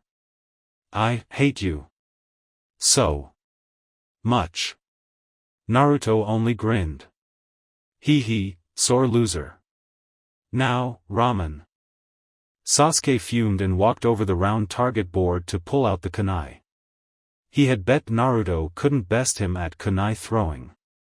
And, certainly, under normal circumstances, he couldn't. His aim was way beyond pathetic. Sasuke should have made sure to forbid Naruto from using Fujin Tetsubaki. True, Naruto couldn't see the black and red concentric circles painted on the wooden board, but he could see the board's shape, and he could see its center. That's everything he needs. He might be a long way from mastering throwing weapons with his two hands, but, with Tetsubaki his aim was almost absolutely perfect. Ramen. I know, stupid. He pulled the first. Blind. The second. Sasuke's mind picture a fantasy of the boy ripping Naruto's limbs one by one. Cheating. The third came out. In his mind, Naruto begged for mercy. Dobe. The fourth and last. Hey, I won fair and square. Naruto grinned and raised both hands behind his head. Fair and square my ass. You've got one hell of an ugly ass then. Sasuke bit his lower lip to control himself. Calm mind of the Uchiha. He muttered his personal mantra. Ramen. I got it already, damn it. Rain dash, Naruto took the full power of Sasuke's punch on his face. Kami, that felt good. Damn it, you sick bastard. You broke my nose. No, my nose is okay, but it hurts, damn it. That oughta teach you, Dobe. Uchiha Sasuke pays his debts, after the training. Now keep quiet or next time I'll use the kunai. You wouldn't. Sasuke nodded. You're right, I wouldn't. He smirked. I'd use Gakakyu no Jutsu. You Uchihas are all a bunch of psycho bastards. Nah, just the ninjas. Stupid obsessed bastard, he owes me, like hell I'm gonna forget. Naruto mumbled to himself as he took the long way home through the training areas. The blonde wanted to eat ramen before going home and meet with Saya and Hinata, and hopefully Shiki had already returned, but Sasuke wanted to keep training. In the end, Sasuke made a rain check on that ramen, and Naruto didn't leave until he made Sasuke promise on his Sharingan that he would buy Naruto his ramen one of those days. He released more chakra and expanded his Senrigan. He liked to do this when he was outside the residential areas because the ANBU didn't get all edgy. Of course, it was kind of pathetic that he could only see trees and more trees, the occasional bird in the sky, a stray cat napping on a branch, Itachi sitting on the grass. Wait. Oi. Itachi. Itachi's body stiffened. Had he been so into his work that he hadn't noticed the immense cloud of low-density wind nature chakra Naruto constantly released? That wasn't a good thing. He needed to focus. That day, he needed to focus like he had never focused before. For an instant he thought of quickly rolling the scroll he had been working on for the last 50 minutes, but he quickly remembered Naruto couldn't read or understand even the most basic of seals. Naruto-kun. Naruto might be blind. Itachi might not be the most expressive of people. However, Naruto was proud to, believed to, know Itachi enough to tell his mood from the very subtle inflections of his voice. Considering that Naruto's hearing was by far the most developed of his senses, he might actually be able to do it. From what he could tell, Itachi wasn't in the best of moods that afternoon. Spring was still several weeks away. Sunset would soon be upon them. Before he raised his head to greet him, Naruto had noticed Itachi had his head hunched down and he seemed to be busy with a scroll? Naruto inquired as he settled down his quick pace to a slow walk and calmly approached Sasuke's brother with his hands in his pockets. Yes. What are you writing? That's not something you should know, yet. Not like I can read it anyway. That is precisely why I haven't hidden it yet. Naruto pouted. Now that's just mean. No, it's just convenient. To me, I mean. Itachi grabbed a strawberry Pocky stick from the box resting by his right and offered it to Naruto, who accepted it gladly. He also noticed a rather large cylindrical object standing on Itachi's other side. Is that a scroll, too? Yes. Itachi dipped his brush on his tiny bottle of ink and scribbled at a quick but smooth pace. So many things to write, so little time. Damn, it's huge. What's in that thing? Itachi didn't even turn to look at the boy. Let me guess, none of my business. Precisely. Not yet at least, Naruto-kun. There was a long silence while Naruto ate his stick and waited for Itachi to finish writing whatever it was he was working on. Never being one to sit idly and do nothing for long, Naruto cupped his hands together. Ever since he developed the third and last stage of his Sharingan, Itachi tried to maintain it active for as long as possible. It was a simple, if inefficient, chakra capacity exercise, beyond the blatantly obvious benefits of keeping the supernatural eyes active. That's why he could see the weak but steady flow of wind nature chakra Naruto was releasing from his hands. It seemed the boy was content with only randomly manipulating the flow, making it trace all sorts of crazy doodles in the air which only people with special eyes like Itachi or people with unique perception jutsu like Naruto could have been able to see.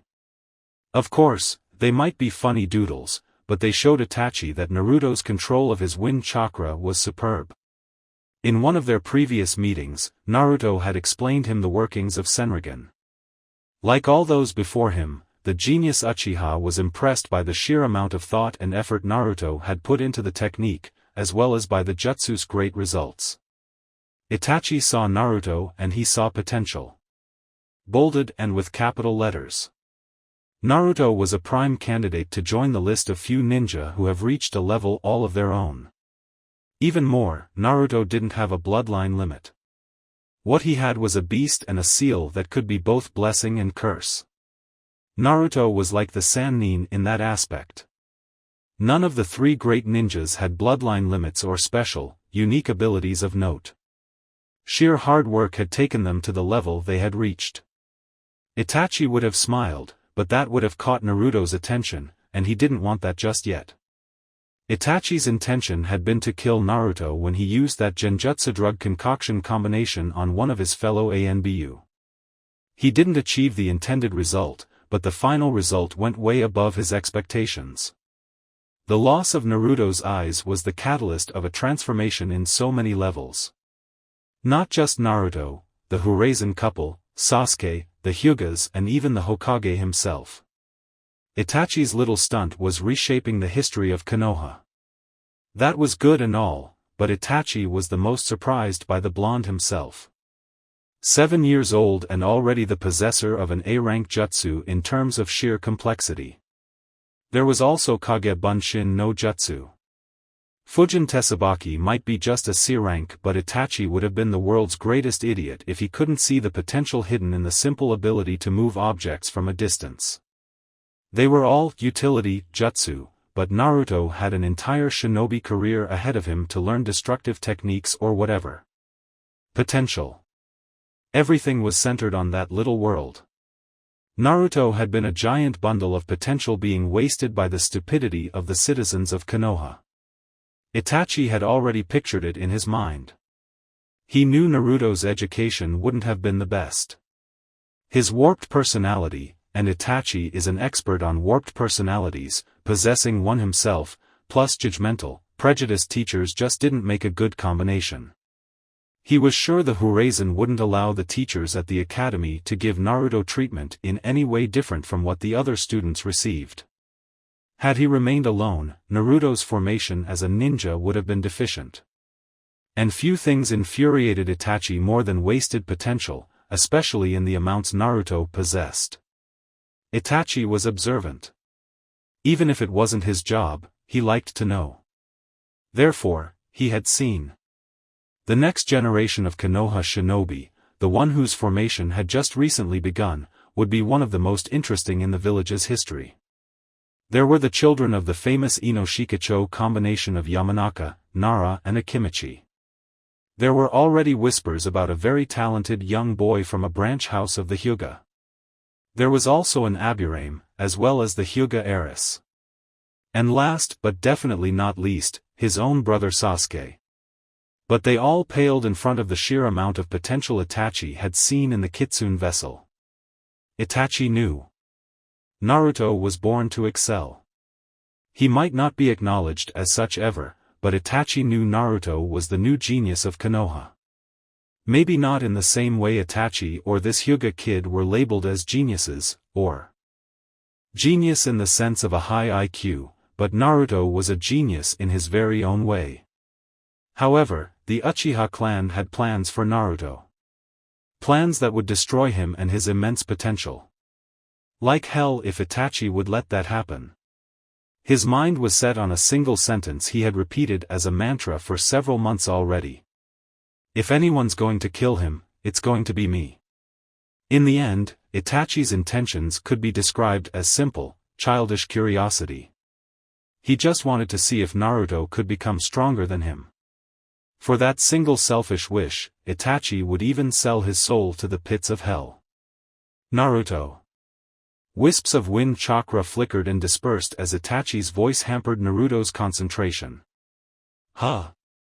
Naruto didn't notice Itachi's omission of the usual honorific. Tsukuyomi. Itachi whispered, and the three black tomo in his crimson Sharingan eyes shifted and merged into a three-pronged spiral around the pupil.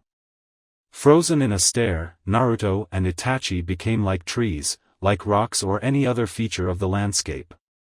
Unmoving, neither of the two made a noise. They just looked at each other, for 6 seconds. Huh? Did you say something? Itachi blinked, and then sighed. It doesn't work. What? Nothing, Naruto-kun. Itachi processed the results of this experiment. He knew that, because of his lack of eyes, Naruto was immune to visual genjutsu. However, Tsukuyomi is more than a genjutsu. It is the imposition of a reality in the mind of the target, a reality in which Itachi is God. Tsukuyomi doesn't just distort the target's senses, it fundamentally warps his perception of the world. The outside world ceased to exist. To the victim trapped within the Moon Reader, the only reality was the one Itachi created for him. Therefore, Naruto should be affected by the Supreme Sharingan technique, one of them, actually. However, Tsukuyomi had a weakness, as Itachi had just discovered. It requires a visual trigger, even if it's not just a genjutsu. Apparently, the optic nerve was the route through which the technique invaded the target's brain. Since Naruto's optic nerves do not work, having been sealed by Saya when she emptied Naruto's eye sockets, there was no way for Tsukuyomi to enter Naruto. Of course, there was also the possibility that the creature sealed within Naruto was the real reason Tsukuyomi didn't work. Itachi decided he would need further experimentation. Naruto had already discarded the short scene as one of Itachi's odd quirks and sat down next to the taller Uchiha. You okay? Itachi frowned a bit.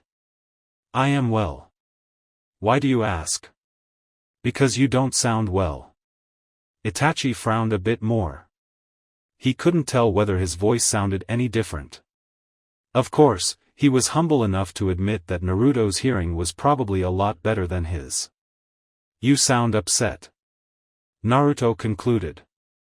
Itachi stared at Naruto for a moment before lifting his right hand. Naruto flinched for a second when he noticed Itachi's hand over his head, an unconscious reaction consequence of a harsh life he just hadn't been able to get rid of, only to relax when the hand fell gently on his hair. Naruto actually looked a bit embarrassed while Itachi rubbed Naruto's messy golden spikes with his hand. Yes, Naruto-kun. Something certainly bothers me, but it is nothing you should be concerned about. You. It was obvious Naruto still wasn't convinced, but the boy guessed there wasn't really any point on insisting. Okay. Itachi nodded and let go of Naruto's head. He had a scroll to finish. And then I told him, you fail at life, and he urinated on his pants. Wahahaha, what a loser. Itachi's face remained impassive while Naruto laughed as if there were no tomorrow. Itachi was done sharing the tale of his last mission to the young demon vessel, who had listened with rapt attention. He didn't even blink, after all, he didn't need to, or open his mouth. Itachi was used to being the center of attention, but this was a rare occasion. Naruto listened not because Itachi was the genius Uchiha, but because he was honestly immersed in his tale. It was an unusual, but welcome, feeling. Naruto's laughter was dwindling, so Itachi took the chance to make sure of something he truly needed to know. Naruto-kun. What is it? My brother, what do you think of him? Naruto crunched up his nose in thought. He's a stupid jerk that doesn't like ramen. And Pocky. Itachi agreed. Yeah. I mean. Seriously, is he sick or what? What kind of person doesn't like? Naruto munched on the last piece of his strawberry stick and swallowed it. Something like this. Or ramen. Yes, yes. Itachi nodded sagely. However, I'd like to hear more on what you think of him. Naruto lowered his head for a few seconds before looking back up at Itachi. Well, other than that, I guess he's not that bad, I mean, for an Uchiha. But, I mean, it's not like he's with those police guys anyway. And it's damn fun to make him angry. Itachi's lips slightly curved upwards. He had already noticed that Naruto had incredible talent at making his little brother furious. Naruto's words had just confirmed what Itachi had suspected for a while. Naruto did it on purpose. I mean, really, you Uchihas all need to cool off a bit. That attitude of yours gets annoying after a while. Seriously, can you people even laugh? Itachi shook his head in amusement. Do you think he'll become strong? Anyone can become strong if they train hard. Naruto declared in a tone that left no room for questions. Like you? Well, duh. Naruto grinned. But, if you mean Sasuke, then the answer is no. He'll never become as badass as me. Really, and why would that be? Because I'm going to be the best ninja ever. Naruto raised his hands up high for emphasis. Even stronger than you, damn right. The visage of Naruto's smiling face triggered something within Itachi. An instant later, he was patting Naruto's head, who whined a bit but allowed Itachi to do as he wished. I'll look forward to that fight, then. Definitely. You shouldn't, 'cause I'm kicking your ass. We'll see about that, Naruto-kun. More Pocky? You betcha. The two happily enjoyed their afternoon snack. It was a cool day and, with Pocky in their mouths, all was right in the world. In Naruto's mind, the only thing that could make the day better would be Sayane-chan and Hina-chan welcoming him at home with steamy bowls of ramen in their hands. I really like hanging out with Sasuke. Naruto concluded with a soft, smooth voice that didn't sound like Naruto at all. I mean, it's fun and all and, I guess, I wonder if that's how it feels like, when you have a brother. He knew he wouldn't get any response from Itachi, so he continued. He didn't even understand why he had said that. It just seemed appropriate to share his thoughts with the elder sibling in that moment. Really, ever since Naruto tapped the bandana that covered his eyes with the right index finger. Everything has changed so much. Sayane-chan takes care of me, she cooks awesome meals and she even tells me bedtime stories sometimes, like a mother.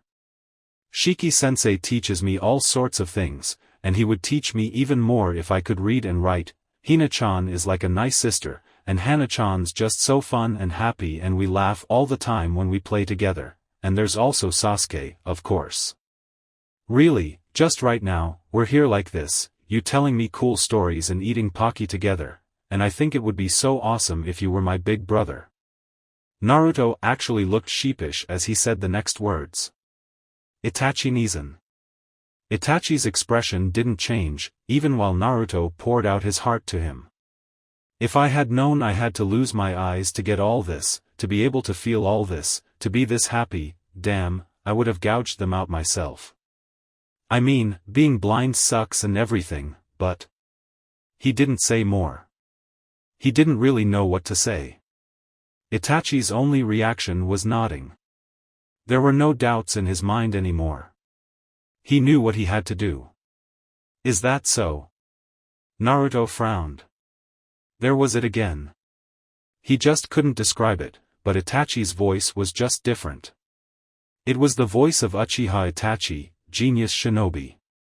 Not the voice of Uchiha Itachi, Sasuke's brother, which Naruto was accustomed to. Naruto didn't like this voice. It felt like a bad omen. Naruto. Naruto blinked. He didn't expect the interruption. Why yes? Please take care of Sasuke. Naruto blinked again.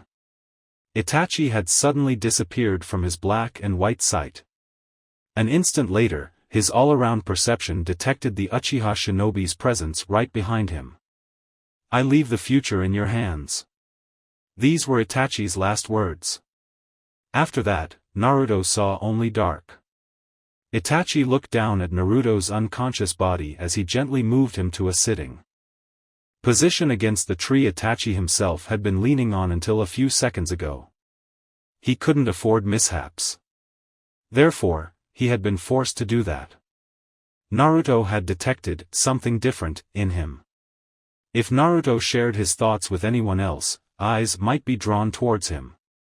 Naruto had told him Sasuke was immersed in his shuriken practice, training. Naruto himself wasn't expected until dinner time or maybe even a bit later. It would take a while until Naruto's caretakers decided to actively look for the boy. Itachi had plenty of time. Closing his eyes, the genius Uchiha focused. It was a mission. Just another mission. Like a mission, it would be executed with flawless efficiency. It was time to write another page in the history of Konoha. It was time to break apart the boundaries of Uchiha. It was time to show why he was the best shinobi of his generation. It was time to make amends for a mistake that was done a very long time ago, just a little. Sasuke panted. His hands on his knees, his breathing ragged, his eyes sagging, his smile astounding. 20 out of 20. Perfect accuracy. He knew he was the best of his class. That wasn't enough. Alright, tomorrow I'll move the targets to more difficult positions. Sasuke muttered to himself, satisfied with the day's results. His stomach grumbled in protest at being ignored, and Sasuke couldn't help but think of a certain loud-mouthed blonde. He also pondered the possibility of his mother cooking ramen for dinner. Sasuke shuddered. Come on, you know that's impossible. After picking his shuriken and neatly organizing them in his bag, Sasuke began the long way home. He was late for dinner, and mother didn't like that, after all. Uchiha Mikoto winced when the weight of her, dead, husband fell on her prone form. Fugaku had fallen face down after receiving a lethal blow from behind.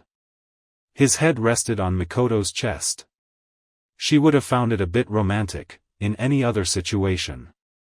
She looked up with weak eyes at her son, her husband's murderer and, if his words were true, the slayer of the entire Uchiha clan. It was unimaginable. She knew Itachi was talented, extremely talented, but, the entire clan? Without giving anybody a chance to raise an alarm, and acting stealthily enough not to draw the attention of the ANBU of any other person in Konoha? It was just insane. What about the few Uchiha who were currently outside of Konoha? Would Itachi hunt them down after cleansing the city? Yes. Yes, he would. Why? She poised the obvious question. Itachi's cold, unemotional gaze looked down at the weak form of his mother. Because I know. About the Sharingan, about Uchiha Madara, about the birth of the clan, and about its future. Mikoto snorted. Itachi frowned. He could swear it was the first time he had seen her doing such a thing. Don't, why haven't, killed me. So that's what she wanted to know. Because you are my mother, and I love you. It was the absolute truth. It was one of the few bonds that tied Itachi to his own humanity. Mikoto closed her eyes and wept silently. I love you too, so, kill me, please. Itachi couldn't possibly understand his mother's emotions and reasoning in that moment. However, he did what he had to do. I'm sorry, mother. He said barely loud enough for her to hear. Then he buried his blade in her body. Hinata, would you be so kind to set the table for me? Why yes, sensei. Each and every single of Hinata's muscles complained when she stood up from the large seat to walk over to the kitchen where her teacher was busy making dinner for 4. Oh, come on, it cannot hurt that bad. Saya mused. Inner Hinata differed. Yes, it hurts. It really hurts. And it's all your fault, you sadistic, perverse, twisted woman. But an order was an order, and Hinata followed it to the letter. 3 minutes later, with the table ready with dishes and chopsticks, Hinata slumped down on her seat. She didn't usually stay for dinner at the Horizon residence, but Saya had insisted. Saya had a good reason to do this. In the little time she had known Hinata, she had come to understand that Hinata's performance was directly proportional to the amount of contact with Naruto she had. The boy could do as little as tell her to do her best when she arrived for training, and she would give it her all and more that day. It had taken her a while to understand why this happened. She knew it wasn't love. Hinata was too young to develop even a crush on the boy. Of course, Hinata didn't seem to be affected by the Kuti stage, which said a lot about her understanding of the world around her. No, Hinata didn't really want anything with Naruto. She just wanted to be Naruto. Or at least a little bit like him. Saya was sure Hinata wasn't interested in orange and ramen. The two children shared a fascination with herbs and flowers, though. Saya realized she had to ask Naruto just why he liked those things so much. Unfortunately for Saya, she was just touching the tip of the iceberg in Naruto's and Hinata's abnormal relationship. It would take her a while to see the whole picture. Naruto-kun is late. Hinata murmured, and Saya could swear the girl's voice reminded her of a whimpering dog who waits for the return of its master. Ignoring the voice that warned him not to, Sasuke opened the door. The sound of his beating heart was the only sound inside the house. The dripping of blood from Itachi's blade was imperceptible. Sasuke's eyes were bloodshot. His sweat felt cold and painful in his skin, like cruel icy needles. The silence, the darkness and the smell, oh, Kami, the smell, were driving Sasuke insane. But the sight of his parents dead, or at least agonizing, bodies in the middle of the room by his brother's feet would push him over the edge. He had already seen the bodies on the streets, a few scattered kunai and shuriken belonging to the few who actually managed to react before sweet death claimed them, and blood. Lots of blood. Itachi had been swift and effective. Not clean. Father. Mother. Sasuke exclaimed, calling for the limp figures on the floor. Of course, there was no answer. Itachi exhaled his latest breath loudly enough to be heard and focused his fearsome, penetrating gaze on the younger brother. Sasuke was too scared, too stunned, too overwhelmed to react to the look on his brother's face. He just needed answers. Ni-san.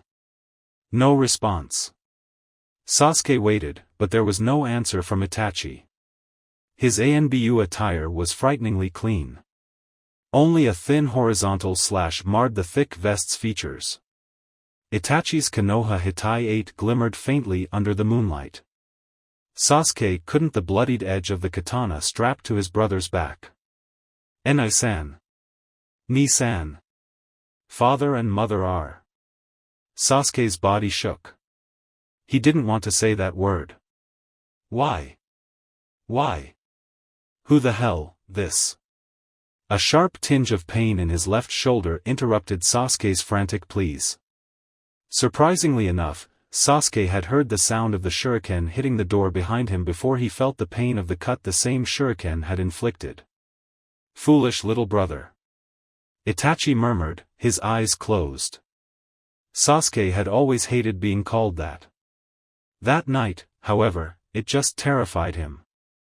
The ominous silence was hitting Sasuke like a sledgehammer working at the rhythm of his frantic heartbeat. Something, maybe a vestige of the shinobi danger sense he would eventually develop, told him he should get as far away from that place as possible. It was too late. Itachi had opened his eyes. And the Manjikyu Sharingan revealed itself in all its diabolic glory. I'm home. Hinata got off her seat and bowed courteously to the newcomer. Good evening, Horazan-sama. Shiki returned the gesture with a polite nod. Hello there, Hinata. Welcome home, dear. Saya greeted her husband from the kitchen with her trademark gentle smile. I'd greet you the usual way, but I'm a bit busy with dinner here. Shiki tilted his head sideways. It was hard to forget that Saya's usual way of greeting him involved at least 5 minutes of tonsil hockey. He wasn't really complaining. He acknowledged it was quite a feat to have maintained the flame of passion burning for so long. Hinata followed Shiki with her eyes as he, too, took a seat on the dining table and began emptying the courier bag he carried with him. Of course, scrolls and books made most of the content. However, it was a tiny opaque dark green stone that caught Hinata's attention the most. That is, Naruto-kun's. Shiki followed Hinata's eyes to the small stone. Oh, yes, Hinata. This is a wood magatama. Shiki nodded. The jade-green magatama was at least twice bigger than the 2 Naruto used as mediums. Oh, it was ready? Saya leaned over the low counter that separates the kitchen from the dining room to look at stone on the table. Yes, it was. Shiki picked the stone and raised it over his head, eyeing it not unlike a jeweler or a gem cutter examines a rough gem. It's a good one, fortunately. Hinata had more than a few questions she wanted to ask, but the 2 elders were already caught in their own conversation. Any ideas on what to do with it? Shiki shook his head. This one's already taken, Saya. How come? Saya inquired as she skillfully stirred the vegetables in the frying pan. Suka-sama. Saya's eyes widened in recognition. Ah, right, we still owe her for Naruto's. Indeed. Ayano. Busy as she was with cooking, Saya allowed Shiki to handle Hinata's unspoken inquiry. What is it? Shiki turned to the young girl as he gently put the magatama back on the table. Hinata's eyes shifted between the stone and its owner. I don't understand. Shiki nodded. Of course you don't. He looked around. Where's Naruto anyway? I'm sure he'd like to learn about this, too, and I don't like repeating things. Naruto-kun hasn't come, yet. Shiki turned to Hinata and blinked. Not here? That's odd. Saya shrugged. Either he's fooling around with the Uchiha kid or he got someone to invite him to some ramen, probably the Uchiha kid. He'll be back in a while. Even if he's out there eating ramen, he knows better than to skip dinner. Shiki nodded in agreement and grabbed a book from those he had taken out of the bag, obviously intending to read a little while Saya was done making dinner. Hinata sat down on her seat again, looking awkwardly tense, her head hung low. She just couldn't get rid of the strange uneasiness in her chest. His body sprawled face down on the wooden floor, Sasuke panted. A clear trail of drool escaped his open mouth, his body seemed unable to control the flow of saliva. He was shaking. His eyes were bloodshot. His breathing was ragged and no sound escaped his mouth other than inhuman groans of exhaustion and relief at the same time. Itachi's technique had showed him things. Horrible things. For an instant that became a lifetime in the distorted world of Tsukuyomi, Sasuke saw his and Itachi's memories. Smiles, words, laughs, his mother's kindness, his father's acknowledgement, powerful memories amalgamated with the bloody recapitulation of his parents' murder at Itachi's hands. Over and over again, dozens, hundreds of times. He saw Itachi attacking and murdering his parents. Unable to move, unable to speak, unable to react, unable to deny the ever-unfolding scene of cruelty and death in front of him, Sasuke imprinted the vision of the end of his family until the smallest, most innocuous details were stored clear in his mind. He would never forget. The scene would live in his mind more clearly than if he had truly witnessed it. He was back in his reality. He could see the inert, unmoving bodies of his parents in front of him, in front of Itachi's legs. Why, did you? Itachi looked down at the pathetic sight of his defeated brother. Not that he expected anything else. He couldn't think of anything that could challenge the power of Tsukuyomi, except probably another Manjikyu Sharingan. Sasuke's question lingered for a moment. Itachi already knew what to say. It wasn't a lie, but it wasn't even a half-truth, either. Sasuke wasn't ready for the truth. It was to measure my capacity. It wasn't a lie. If the people of the Uchiha clan had stopped him, it would have meant that there was a flaw in Itachi's reasoning. But they didn't, and they died, proving in Itachi's mind that the Uchiha clan mindset was stagnant and weak and, therefore, had to be eliminated. He acknowledged the clan council's attempt at strengthening the clan, as he had read in the secret scroll. However, the intended methods were simply inexcusable. Of course, good intentions would never save the clan, in Itachi's eyes. So, he had truly fought to see the extent of the power of the Uchiha clan, as well as his own. That didn't explain why he had also killed the civilians, the elderly and the children. That's why the whole measuring capacity thing was just a secondary justification.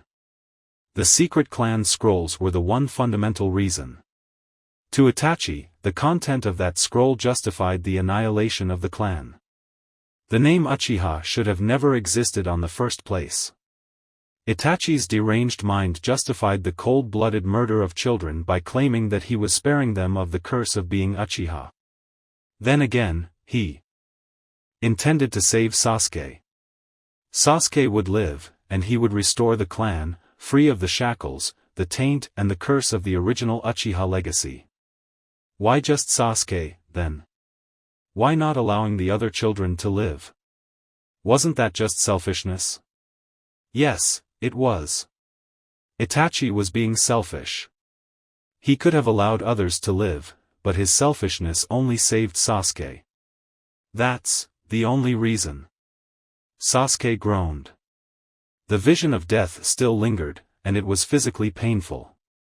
You killed everyone, for that. It was essential.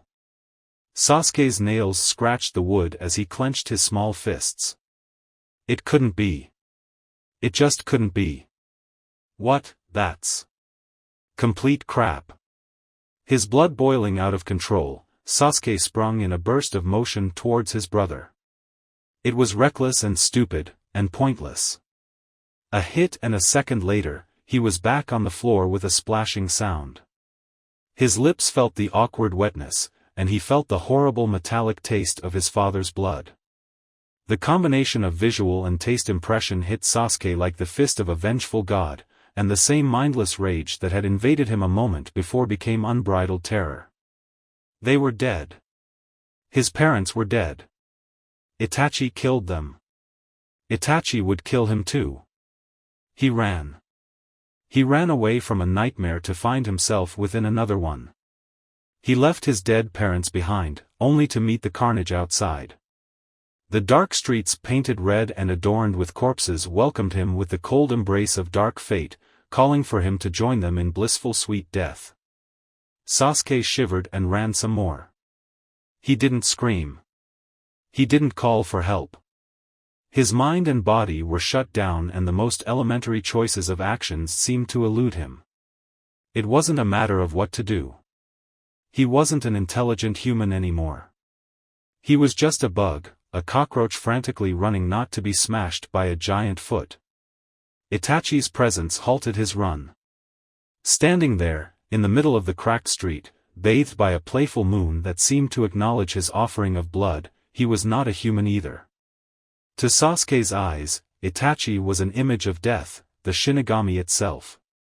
"Yes, you can't be my brother." The tears streaming out of Sasuke's face were the blatant proof that he didn't even believe his sad attempt at denial.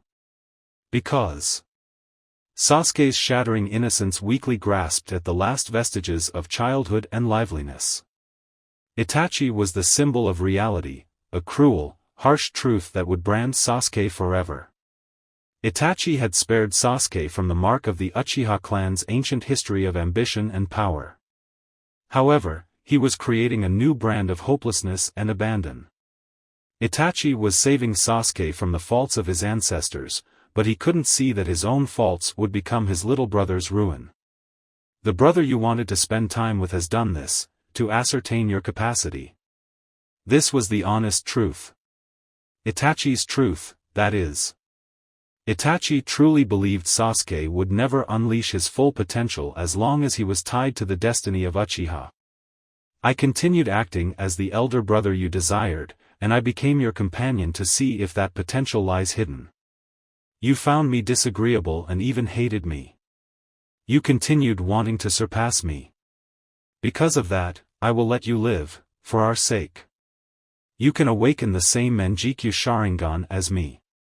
You may walk my same path, if you so desire. It is of no consequence to me anymore." Nia-san, what? "I killed Shisui." Sasuke's body felt numb. He felt tight, as if he had entered rigor mortis without being dead. So it was true. Itachi had killed Uchiha Shisui, the person he had acknowledged as his best friend. "I killed Shisui, and by doing so, I obtained this eye." Sasuke didn't care about that. He didn't even try to figure out what that was supposed to mean. Nothing made sense. Nothing mattered, really. Everything that was important to him was gone. Why won't you kill me?" Itachi's eyes narrowed a bit. A mental image of his mother came to mind. "Good. It would be pointless to kill you. At this moment I could not care less about you.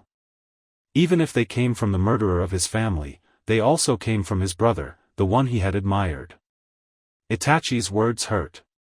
"My foolish brother, if you want to kill me, curse me, hate me, and live a long and unsightly life." Some years later Sasuke would reflect on this scene and he would remember a certain blind blonde using the same word some time before. He would find the coincidence hilarious. However, in that moment, Sasuke could feel nothing but absolute terror. Run away, cling to your pitiful life and start again from the gutter. The elder brother turned his back to the younger, showing only a side of his face. "One day, when you feel you are ready, come before me." Sasuke couldn't react in time. Itachi's eyes shifted once more into the black spiral of the Manjikyu Sharingan, and he suddenly felt numb. Unconsciousness had never been more welcomed. Itachi didn't spare a glance to the fallen form of his younger brother. He was done with Konoha, apparently. He had already destroyed the secret clan scroll. The dark secret of the Uchiha would die with him. He guessed Hiruzen Shiki knew at least a part of it, but the Seal Master had kept the secret for decades. Itachi doubted he would start revealing it all of a sudden, even if the clan was no more. There had been 2 more scrolls stored with the one containing the clan's secrets. He had left one with the unconscious Naruto. Itachi searched in one of his pockets for the scroll he had written earlier that day in Naruto's presence.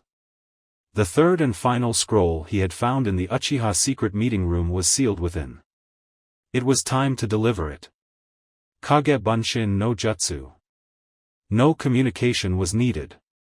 The shadow clone seized the scroll and disappeared. He would circle Konoha in a counterclockwise direction to reach training area 69. Itachi disappeared a moment later, leaving an unconscious Sasuke in the gloomy company of death. From that moment onwards, Itachi became a missing nin of Konohagakure. Night had fallen a while ago. Hinata knew she was supposed to be at home, but the choking feeling in her chest demanded her not to leave that house before Naruto returned. Saya's fine cuisine waited to be devoured. The married couple and their young guests sat quietly around the dining table.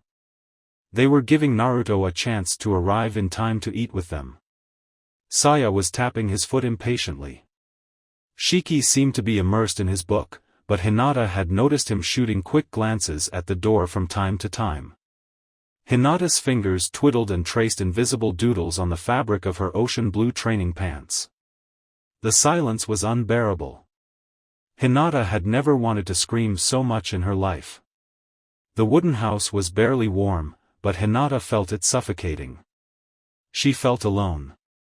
She needed noise. She needed life. She needed Naruto. Suddenly, the two Horizon blinked at the exact same time. Hinata found this quite scary. Saya had the hint of a mischievous smile, but Shiki looked rather tense. "He's here." Saya muttered, and Hinata realized the older woman, not that she would ever call Saya old to her face, was picturing the beating she was going to inflict on poor Naruto for being late.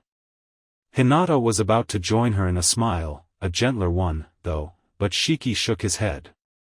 "No, this presence, it's a bit." A loud banging sound startled the three. Hinata even released a tiny shriek she hoped nobody paid attention to. "What the?" Saya exclaimed in obvious annoyance at the same time Shiki hastily made his way to the door. Saya was readying herself to deliver a good punch on Naruto's face for making stupid pranks like that. It was empty. Hinata uttered. Saya only frowned. There was no one behind the door. The two noticed Shiki bending over apparently to pick something. Saya was about to make a comment on Shiki's nice piece of ass, which isn't really that nice, she's just messing with him, but something made her refrain to do so. There was some feeling in the air that told her it wasn't a good time to fool around. When Shiki turned around, the two females realized the object that had impacted the door was a scroll, which Shiki was currently reading. Saya thought of moving to his side to read with him, but the way his expression changed as he skimmed through the text caught her attention. He first frowned for a good portion of the text, then his eyes widened in surprise. By what Saya thought was the end of the text, Shiki's hands were white as he clutched the scroll with far more force that should be necessary. His face was an ugly display of surprise, sadness, and unbridled rage. "Shiki," Saya muttered cautiously. Her call was precisely what Shiki needed. He would have ripped the scroll in two halves had she not done so. Damn it, damn it! Saya and Hinata flinched when the man threw the scroll down with unfocused violence. The object bounced once off the floor before unfurling itself between Shiki and the girls. Hinata stepped back as if the scroll was made of hot coals. Saya only had eyes for her husband. Her angry husband. Her husband who never got angry, unless she was harmed in any way, was infuriated by whatever was written in that scroll. Her husband was making hand seals. Kuchios no jutsu. The two familiar poofs of smoke marked the appearance of the two identical two-tailed black cats. "Shiki-sama!" Chen exclaimed joyfully before leaping to her dear Shiki's face, but Shiki's right hand caught her in mid-jump. Chen's pupils became even narrower when she noticed the fierce expression on her summoner's face. Shin only frowned a bit. "Chen, find Naruto, now." Saya frowned. Now she was worried. Hinata looked like she had just been told she was getting the curse seal. "Wah?" The confused Nikomata looked at her master with concern. "Why? Just do it." Shiki bellowed, dropping the black cat, which, obviously, fell on her four paws. Chen curled her body and looked up with a mixture of pain and fear. It was the first time Shiki yelled at her. It hurt. It hurt immensely. "Chen, do it." Shin declared, her eyes fixed on Shiki. Shiki-sama will apologize later. Right now he needs your help. Shiki blinked. He reviewed the last few seconds in his mind. He frowned. Horizon Shiki does not behave in such manner. He mentally kicked himself. He couldn't believe it took the words of a Nikomata to help him get his act together, even if that Nikomata had always surprised him with her calm and collected act. Shin was right. He had to apologize later. Later. In that moment, there was only one thing that mattered. Chen, please. All the females, human or otherwise, felt the urgency in Shiki's voice. Now Saya was more than worried. Chen frowned and nodded, closing her eyes. She wanted to know what was going on, damn it. Kurohiji, Gobusei Daiharitsu, Kuiki. Hinata was the only one surprised by what happened next. Of course, it wasn't the first time Shiki and Saya saw this technique. A pentagram of light appeared on the floor, centered on Chen's feline body. The pentagram made slow clockwise rotations, and symbols of the likes of nothing Hinata had ever seen appeared from the 5 points of the star as it moved. Nobody moved to avoid the lines and runes of light, so Hinata didn't move either, not even when the symbols reached the floor under her feet. In 2 seconds, the whole floor from the entrance where they stood to the kitchen was filled with glowing symbols. Hinata hadn't even noticed that the pentagram, too, had grown to at least 4 times its original size in that time. Chen opened her eyes and Hinata had to suppress a gasp. There were white glowing symbols in Chen's eyes, too. The symbols on the floor glowed so brightly they became indistinguishable, and then disappeared. After that, everything became a blur. Hinata shrieked and clutched Saya's left side when the pentagram ended its lethargic spin and began growing at a terrifying pace. She could see the tips extending beyond the house's walls and disappearing within the dense woodland in all directions. At the same time, more pentagrams emerged from the center that was Chen. Pentagrams within pentagrams within pentagrams, all of them spinning, all of them bright. Hinata was grateful they hadn't had dinner yet. She was sure she would have emptied her stomach.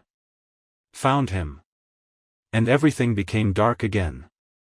In an instant, there was no light. As if nothing had happened. Hinata had to blink a few times to readjust herself to the absence of supernatural illumination. It took her a moment to realize there only remained a single, tiny white pentagram of light. Chen was sitting on it. Damn, he's far, on the other side of the village. I'd say it's one of your training areas. Shiki fell on his knees in front of the Nikomata and put his hands on the floor on both sides of her body.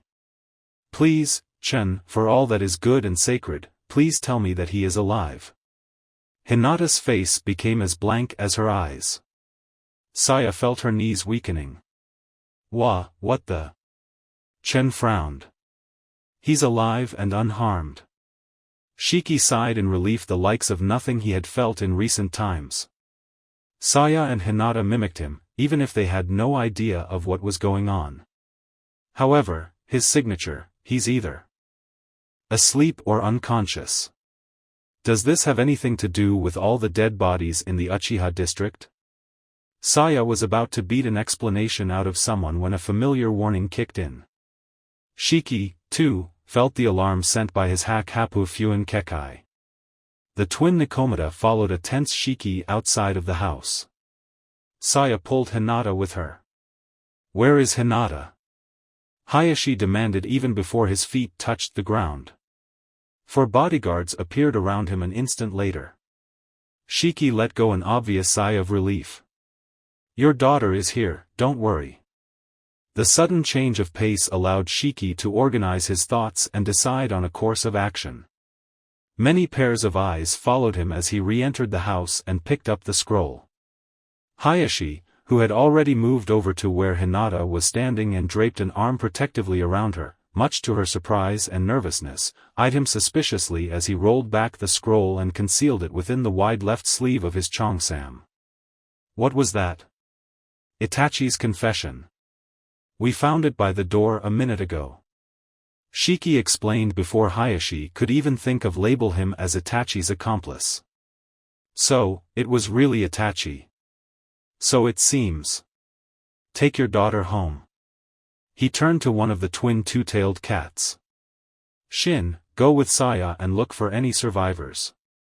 Chen, take me to Naruto. Hayashi frowned. Where's Naruto? Missing. Chen has just tracked him. He's alive, but we're going to check on him. Do you think Itachi? Shiki's eyes narrowed dangerously. For Itachi's sake, I hope not. Anybody cares to tell me what the fuck is going on? Shiki couldn't help but realize the place seemed incredibly at odds with the situation less than a minute before. Hayashi and his bodyguards had left, taking a confused and anguished Hinata with them. Saya had taken Shin with her to the Uchiha district, as per his orders.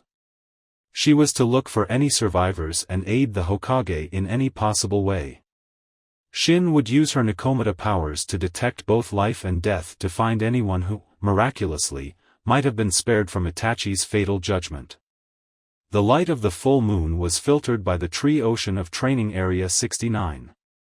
The Horizon residence was bathed in a dim shower of moonlight. In the mild darkness, there was only an ageless man and his most loyal and devoted Nikomata. Chen waited for her next instructions, looking up at him with her big, round, orange feline eyes. Eyes that looked at him as if he were her whole world. He had figured out a few years before that Shin and Chen loved him. It wasn't really hard to figure it out after that one night Shin offered to be the mother of his children. Chen yelling, "Me too! Me too!" while bouncing and prancing like Naruto on a sugar rush was just the icing on the cake. Apparently, the twins had reached a stage of their Nikomata lives in which they felt a powerful urge to mate and make a family. He just couldn't understand why they had chosen him instead of finding males of their own species. Besides, if they mated, what would the result be? Ordinary humans? Ordinary house cats? On a side note, that would be fricking hilarious. Hilarious and creepy. Or maybe a Hanyu, a human-yokai hybrid. Shiki did know several cases of humans breeding with yokai. However, as far as he knew, Nikomata didn't mix with humans. In fact, he was the only person with a Nikomata summoning contract, as far as he knew, even if it was just a filial contract. Chen. Why yes? The startled Yukai stuttered a bit in her response. She was obviously still affected by his earlier behavior. He gently patted his own right shoulder. Come here. Shiki couldn't even notice her eyes widening due to the speed with which she moved to her favorite place in the world. She didn't have problems using her chakra to stick her body to Shiki's back. Using her claws was not a good idea, after all, resting her head on his shoulder. The man's right hand scratched somewhere behind her right ear and Chen purred in utmost ecstasy. Her master knew all the right spots. Sorry about before. Really? It's okay, just don't stop. Shiki snorted. Why did he even bother? They had to go get Naruto. However, there was one last thing that intrigued him. A hand seal later, Itachi's scroll was in his left hand. Unfolding it past the end of Itachi's confession, he looked at the short postscript at the far end of the scroll. Please do as you feel most convenient. Horizon Shiki-san. The seal under this text was awfully simple, of course. Shiki had absolutely no trouble figuring out how to unseal whatever was contained in the inscription. A second, much larger scroll fell on the grass in front of Shiki with a loud low-pitched thud. Unlike the smaller scroll with Itachi's confession, this second scroll was obviously ancient and quite elaborate. The outer side had been covered with a red layer of something that seemed like animal skin of some sort and adorned with rustic images of vermilion birds and flames. I can't believe it. Huh? What is it? Chen asked, puzzled by her master's reaction to this new apparition. Shiki eyed the big scroll with suspicion. Its size reminded him of the large scroll the toad hermit, Jiraiya, carried with him at all times. Shiki rarely carried scrolls of such massive size. However, with its size and external appearance, Shiki had a good idea of the nature of the scroll on the ground in front of him. He just couldn't believe it. It makes sense, though. No wonder they took Suzaku-sama as their symbol. It took Shiki 5 seconds to study the square-shaped paper strip that worked as a locking seal, and another 5 seconds to dispose of it. Another 5 seconds later, the large scroll was unfurled on the grass. This, a summoning contract? Chen inquired. Of course she could recognize a summoning contract. Her sister carried the one that bound them to Shiki. Yes, the Hinatori summoning contract, but this one's been lost since before the foundation of Konoha. I should have known the Uchiha had it, however. Shiki looked at the last name inscribed.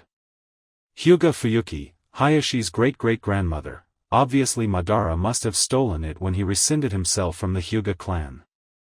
But he was never able to use it. How funny. It was obvious Madara, or any Uchiha for that matter, could never have forged a contract with the birds of fire. The Hinatori are extremely exotic creatures, and no more than a dozen of them exist, plus their leader, the quasi-deity Suzaku. A contract with them binds whoever signed the contract with a single Hinatori selected by Suzaku. This makes sense because Hinatori are immortal, they won't die of age or illness. However, Hinatori cannot procreate either, which explains why they have slowly dwindled in number as they have been killed by humans or other supernatural creatures. For this reason, Hinatori are extremely mistrustful, and they would only accept to forge a contract with humans of great virtue. Needless to say, great virtue was not one of Uchiha Madara's qualities of note. Shiki rolled the contract again and took his time to store both Itachi's confession and the contract in a paper strip. He would never get tired of saying it, seals are the most convenient thing ever. Take me to Naruto. I, Shiki-sama. The third Hokage, with all his ninja training, couldn't conceal his emotions this time. He had seen immensely worse things in his long life and career as a shinobi. He had triumphed in battlefields bathed in blood and flames. He had witnessed and inflicted forms of death that would traumatize most ordinary people in their sheer gruesomeness. However, when it took place in the middle of his village, it just wasn't the same. Watching the corpses of the Uchiha clan, the children. Oh, God, the children, carved a scar in his soul he just knew would never heal. At the very least, Itachi had been considerate enough to dispose of the civilians with swift, painless deaths. Most of them probably didn't even know what hit them. It was a good thing that most of the people examining the scene were ANBU. It was better if he couldn't see the expressions on their faces. Sarutobi. A female voice greeted him from behind. Even her voice conveyed a sense of defeat and forlornness. It made him feel even worse. If one of the most joyful persons he had ever met was acting like that, how was he supposed to deal with it? A sudden white light triggered his ninja instincts and he turned around, taking a step back and assuming a stance. 3 ANBU appeared by both his sides, proving they were attentive and well-trained. He relaxed the moment he saw the source of the light. A concealed hand gesture dismissed the 3 ANBU, who returned to their duties of looking for survivors and collecting any evidence that would help reconstruct the sequence of events that took place in the now-deserted District A. While ago. The fact that the ANBU didn't even hesitate to leave their leader was another display of their fine training. Please warn me before you do that, Shin-san, or is it Shin-san? I'm Shin. The black cat uttered in a neutral tone as she extended her pentagram crest to cover the whole district. She was used to people being unable to distinguish her from her twin. They were wholly identical in their cat form after all. Even Saya still confused them from time to time. Only Shiki was able to tell one of the other regardless of shape and form. That made her extremely happy. It made her feel truly unique. There are 2 easy ways to tell Shin from Chen. In their anthropomorphic form, Shin is the long-haired one. The other way is by studying their skills. Chen is the most skilled in combat, both short and long range.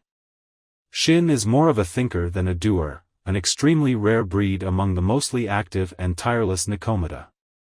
It also explains why Shin can deploy the pentagram crest instantaneously, without declaring the name of the technique or taking time expanding the fractal fields. Anything so far? No, but it takes some time to sweep the whole place. The aged Hokage declared before looking down at the cat, which had her eyes closed. Shiki's partner will be a great help. Saya scowled at Sarutobi's choice of words. I'm Shiki's partner. She's just a servant creature. Shin opened her left eye to shoot a glance at the woman. I am nobody's servant, Saya-sama, and I am sure Shiki-sama would agree with me. I became his shikigami of my own volition. Shiki's wife glared down at the two-tailed cat. You serve him because the contract binds you to him. I'm quite certain Shiki-sama would not hesitate to declare the contract null and void if I asked him to. That would mean nothing, would still follow him. Saya bit her lip. She hated being outsmarted. Then again, Shin was like a miniature female feline version of her husband. Shin-san, have you found anything of note? Sarutobi intervened with a smooth but stern tone. He was quickly losing his patience. There were far more important things at hand than a little quarrel between a slightly mental woman and a talking cat. Well, sorting out all the signatures that I believe belong to your ninjas, there are 2 signatures of note, they're close to each other. Follow me. Hokage-sama. A horse-masked Anbu appeared before the 3, immediately kneeling before his highest-ranked superior. We have found Uchiha Sasuke. He is unconscious but unharmed. Sarutobi released a long sigh of relief. One survivor. One survivor was a lot better than nothing. Well, that's one of them. Shin declared. Please look around, I feel another very weak signature of life near that one. Do as she says. The Hokage insisted. Yes. The Anbu affirmed before disappearing in a burst of speed. So Itachi spares his little brother. Saya muttered. Itachi? How do you? Saya quickly explained about Itachi's confession and Naruto's worrisome absence. Naruto. Sarutobi hissed. Do you think he got to? Saya's eyes flickered with a burst of killing intent. If he is, he's as good as dead, Uchiha genius or whatever. Only the fact that he was who he was prevented Sarutobi from shivering.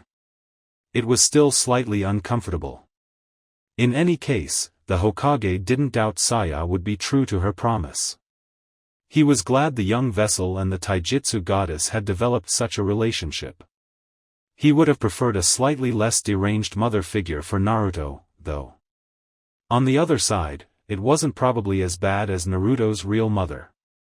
He still wasn't sure if the fact that she was gone forever was a good thing or a bad thing. Hokage-sama.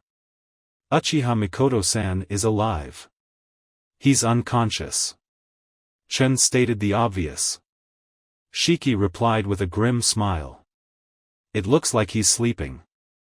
He was, however, unable to hide the expression of utmost relief on his ever-young face. He didn't know what he'd have done if something had happened to Naruto, anything. Of course I know, I would have killed Itachi. I see no signs of wounds or anything, but I'm not really sure what to look for. Chen pouted. She purred when Shiki scratched the crown of her head, though. It's okay, as long as he is alive and stable. He is. Good. Saya will make a complete checkup later. He examined the scene around Naruto. Shiki could infer Itachi had knocked him out and put him in his current position, resting against the tree like that. A large scroll similar in size to the Hinatori contract stood vertically to Naruto's left. However, this scroll wasn't nearly as ornate as the Firebird contract. It could be anything, and Shiki didn't recognize it at first glance. Of course, the darkness of night didn't help much. Chen, light. Anabi. Two wisps of orange flame appeared, floating idly on the tips of Chen's tails. Thank you. Very welcome. Chen's light allowed Shiki to notice a smaller object resting near Naruto's right hand. He was sure Chen had noticed it before. She's a magical cat, even in the darkness, but it was too insignificant a detail to deserve a warning to her master and friend. Shiki couldn't help but raise an eyebrow. I would have never imagined Itachi to be one for sentimentalisms. Shiki took the box of strawberry pocky and stored it in the pocket of Naruto's pants. Now, let's check this scroll, shall we? A few seconds later, it was unfurled and recognized. What is it? Is it another contract? Chen asked, unable as she was to read the written words. Unlike her sister, she had never bothered learning the strange symbols humans use to convey ideas in written form. This is the crow summoning contract. Crow? Chen tilted her head. Does that include Tengu? Definitely not. Then who's the crow boss? If I had to guess, Yatagarasu-sama? Ah, right, 3 legs. You think he's tasty? I bet he's tasty. Shiki didn't even bother following that trail of thought. I've never eaten Tengu, but Mom once said they were really delicious. Oh, Kami, that was one thing I didn't need to know. Why would Yukaina eat a Tengu, anyway? Chen shrugged. She was hungry. Seriously, why do I even bother? Let's just go home for now. Actually, why don't you go get Saya for me while I take Naruto to the house? Sure thing. But I'm kinda hungry now, so I might not be as fast as I could. Shiki groaned as he rolled the scroll to seal it. Just go already, Chen. Hinata couldn't sleep. Sitting on the bed with her legs curled together and her arms wrapped around them, she looked out the window at the ominous full moon. She felt like she was back in that horrible rainy day a bit over 4 months ago. Was there a full moon that night, too? She couldn't remember. Her father and his bodyguards had remained awfully silent on the way back to the mansion. However, she had been able to feel the latent tension in the air. Just like that night, her father didn't return home with them, instead taking another way before they reached the Hyuga grounds, taking 2 of the bodyguards with him. Just like that night, she was confused and worried sick. If she had been completely ignorant of what was happening, it might have been a bit easier to deal with the whole situation. Unfortunately for her, she had managed to read the first line of the scroll they had found at the door of the Horizon house. I, Uchiha Itachi, have annihilated the entirety of my clan. The Uchiha clan, the second clan in importance in Konoha, after the Hyuga, of course, erased from the face of the earth by one of their own. It was terrifying. For an instant, her thoughts drifted to her classmate, Sasuke. The fangirls would be devastated. However, there was another matter at hand, so important that Sasuke disappeared to the most remote corners of her mind, where unimportant details go to vanish forever. Naruto. Her Naruto. He was missing. Shiki-sama's cat, Nikomata, she remembered, had declared that he was alive but probably unconscious. It was relieving, but, what if Itachi had done something to him? Hinata shivered and curled her body even tighter. Hadn't Naruto-kun suffered enough? He had already lost his eyes, he was already the demon brat, almost, everybody hates. What else could they take away from him? What could she do for him? If Itachi had done something to him, what could she do, then? It's not like she can just go after Itachi and punish him, no matter how much she'd want to. What could she do for Naruto? She was weak. She lacked talent, no matter how much Saya tried to convince her otherwise, and she couldn't be all joyful and playful and happy like Hanabi. After all, she wasn't 2 years old. How long would that last, Hinata wondered. She hoped with all her heart that Naruto would somehow save his little sister from her own Hyuga legacy. She trusted Naruto would do it. Naruto could do anything. And she also knew it wouldn't involve the assassination of every Hyuga. She couldn't even be his friend openly. She wouldn't be able to greet him if she met him on the street, being forced to consider her position and social standing. She won't be able to eat lunch with him when he entered the academy. She won't be able to even engage in conversation. She will have to ignore him, dismiss him just like she was dismissed by everyone else for being a shy, dark, weirdo. She hated herself. She hated the world. She hated politics and the unfairness of it all. She hated that wonderful people like Naruto had so little when he deserved far more than a worthless person like her. She hated the fact that Naruto, who had to struggle for everything, and her, who had everything, both suffered so much in different yet also awfully similar ways. It was then when Hinata reached a terrifying conclusion. Naruto was simply that kind of person. The kind of person that got in trouble without even looking for it. With his will and drive and his desire to be respected and appreciated by everyone, he would get involved with both the right and the wrong people. His way of always saying whatever was in his mind would get him in trouble. He was going through an uphill path in which he would find plenty of difficult, even painful, obstacles. She knew that because she had a similar path of her own, a path she had been too afraid to face before she met Naruto. She was a very realistic person, especially for her age. She knew the life of a shinobi was anything but heroic and honorable. She knew it involved pain, betrayal, sacrifice and lots of blood. The recent history of the Hyuga clan was the prime example of this. And then there was Naruto. She didn't want that bright, sunny smile of his to be broken and shattered by the harsh, gloomy world of shinobi. She wouldn't allow it to happen. She needed that smile. Before that night, Hinata had no real reason to become a kunoichi. She was doing it because it was her path as the heiress of the Hyuga. That night, she forged her reasons. 1. She'd need to be strong enough to take command of the clan the way she intended to. She would become strong, no matter how long it took. Taijutsu training with Saya might be progressing slower than a snail's pace, but, as long as she had her son, her support, her inspiration, she knew she could do anything. Which led to her second reason. Naruto had promised they would become strong together. She couldn't become strong without Naruto. She would become strong. She would become his right hand, and she would protect him. She wouldn't allow herself to be too young, too small, too weak to allow her Naruto-kun to be hurt. His wonderful cerulean eyes were gone. She would not let the rest of him disappear. She wouldn't allow Naruto to die. She needed him too much to allow that to happen. The world needed him too much for her to allow that to happen. No, she would protect him. And he would protect her. And they would grow strong and overcome any obstacle. He wouldn't die.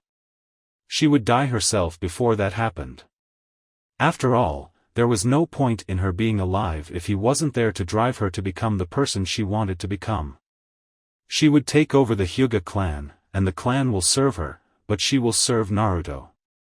There was little she could offer him, but everything she could would be his. She would watch him, she would grow with him, and he would acknowledge her and allow her to stand by his side. Let's become strong. Together. Yes.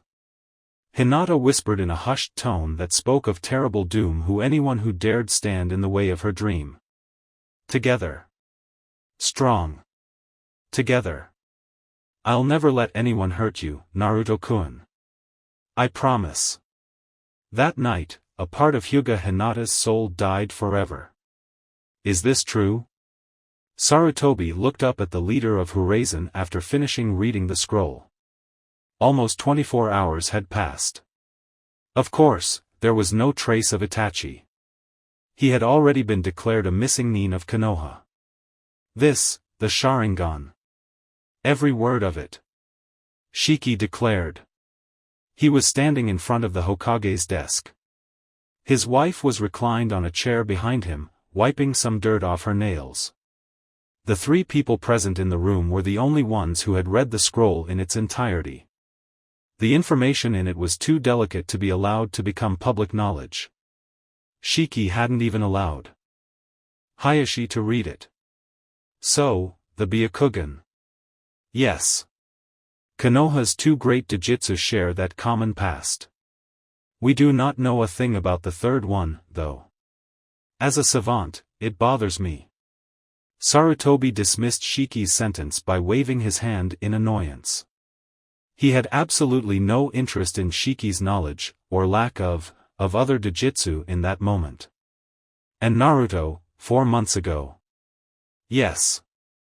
Shiki growled, and a spike of killing intent from behind told them Saya was thinking some very nasty thoughts aimed at Uchiha Itachi in that moment. I see, a few things do make sense now, I guess. While Shiki and Saya had sworn to protect the secret of Konoha's Dojutsu, he couldn't deny the Hokage the chance to read the scroll. A terrible crime had taken place in his village. Keeping the scroll to themselves would have made the Urazen Itachi's accomplices. And the last thing they wanted was to help the intellectual author of the attack that resulted in Naruto's near death and the permanent loss of his eyes. Sarutobi buried his head in his hands and shook it. Was it just him but all the royally fucked up people lived in his village? He knew he was being unfair, he was sure a good deal of crazy shit happened in the other hidden villages, especially Kiri and Kumo, but, damn. Let me get this straight. Saya suddenly interrupted the two. The Uchiha clan intended to use Naruto for some sort of selective breeding shit that would create super Uchiha babies of doom? Despite the flavorful choice of words, yes, that's basically it. Shiki responded. At least that's what Itachi says here. They would have purposely weakened the seal to allow more of the Nine-Tails chakra to infuse Naruto, hoping some of that would be imprinted in his offspring to study its potential effect on the Sharingan. An amazingly stupid plan if you ask me. Stupid, but understandable. Shiki nodded. Saya rolled her eyes. Sounds like something Danzu would do. Sarutobi could swear he heard a very faint voice from below screaming, "Super babies of doom." He shook his head dismissing the thought. He really was too old for this Hokage job. That actually, you think? Danzu working with the Uchiha? Shiki shrugged. Even if it were a possibility, I don't think we could find any links between them anymore, with the clan destroyed and everything. There might still be documents lying around, so you could still give it a shot. But, really? Sarutobi muttered, looking down at the long scroll fully unfurled on the desk. Some of the things here, were they really that desperate to strengthen their bloodline? They were even trying to reproduce our body sealing techniques, with little success, of course. Shiki declared, and the Hokage could perceive a bit of smugness in his tone. For Kami's sake, Shiki, according to this, Fugaku was experimenting on his own wife. Itachi isn't lying. Saya declared. There are at least 3 disturbance points in her chakra system that could be a consequence of flawed seals. It might even be the real reason she didn't return to active service after Itachi was born. I think you should take a look at her, dear. According to Itachi, it was also a matter of time before they got started with Sasuke. They were insane, the whole lot of them. The couple watched in respectful silence while the aged village leader studied several passages of the text Itachi had left. Shiki. Yes, Hokage-sama. After reading this, I've been thinking, I want you to be fully honest with me. Shiki frowned. Of course. I tend to avoid lying, you know. Then, do you know why Kyubi attacked Konoha? Shiki frowned. Who am I to know what is in the mind of the mightiest of Ukai? I'm sorry to disappoint you, but I do not know. Are you being honest with me? Whether you believe me or not is entirely your problem. I do get an idea of what you might be thinking about. You think the Uchiha might have had something to do with Kyuubi's appearance? It's a possibility. Sarutobi sighed. After reading this, I wouldn't be surprised if that were the case. Saya, what about Sasuke-kun? Why the hell do you ask me? I'm not one of your medic neens. I haven't even seen the brat. Oh, I just thought, forget it. I apologize. Then, how about Naruto? How is he taking this? Shiki made an odd look before turning to look at his wife, as if asking her to answer for him. Saya shrugged. Well, he is certainly taking it better than we expected. Stupid, excessive, traitorous, bastard. Kaya. Hinata cried in the cute way only Hinata can when Naruto's palm thrust to her chest sends her to the ground, falling unceremoniously on her butt. She took her time wiping some dirt off her clothes and standing up, keeping her eyes on the panting boy in front of her. Obviously, the whole village was aware of the last night's events after almost 24 hours. Obviously, the Uchiha massacre was the major topic for gossip that day. The third Hokage had tried to keep a semblance of normalcy. Lessons at the academy took place normally. Of course, Uchiha Sasuke shined with his absence, even if it was already known that both he and his mother survived. The woman was still in a risky condition, even after multiple applications of healing jutsu.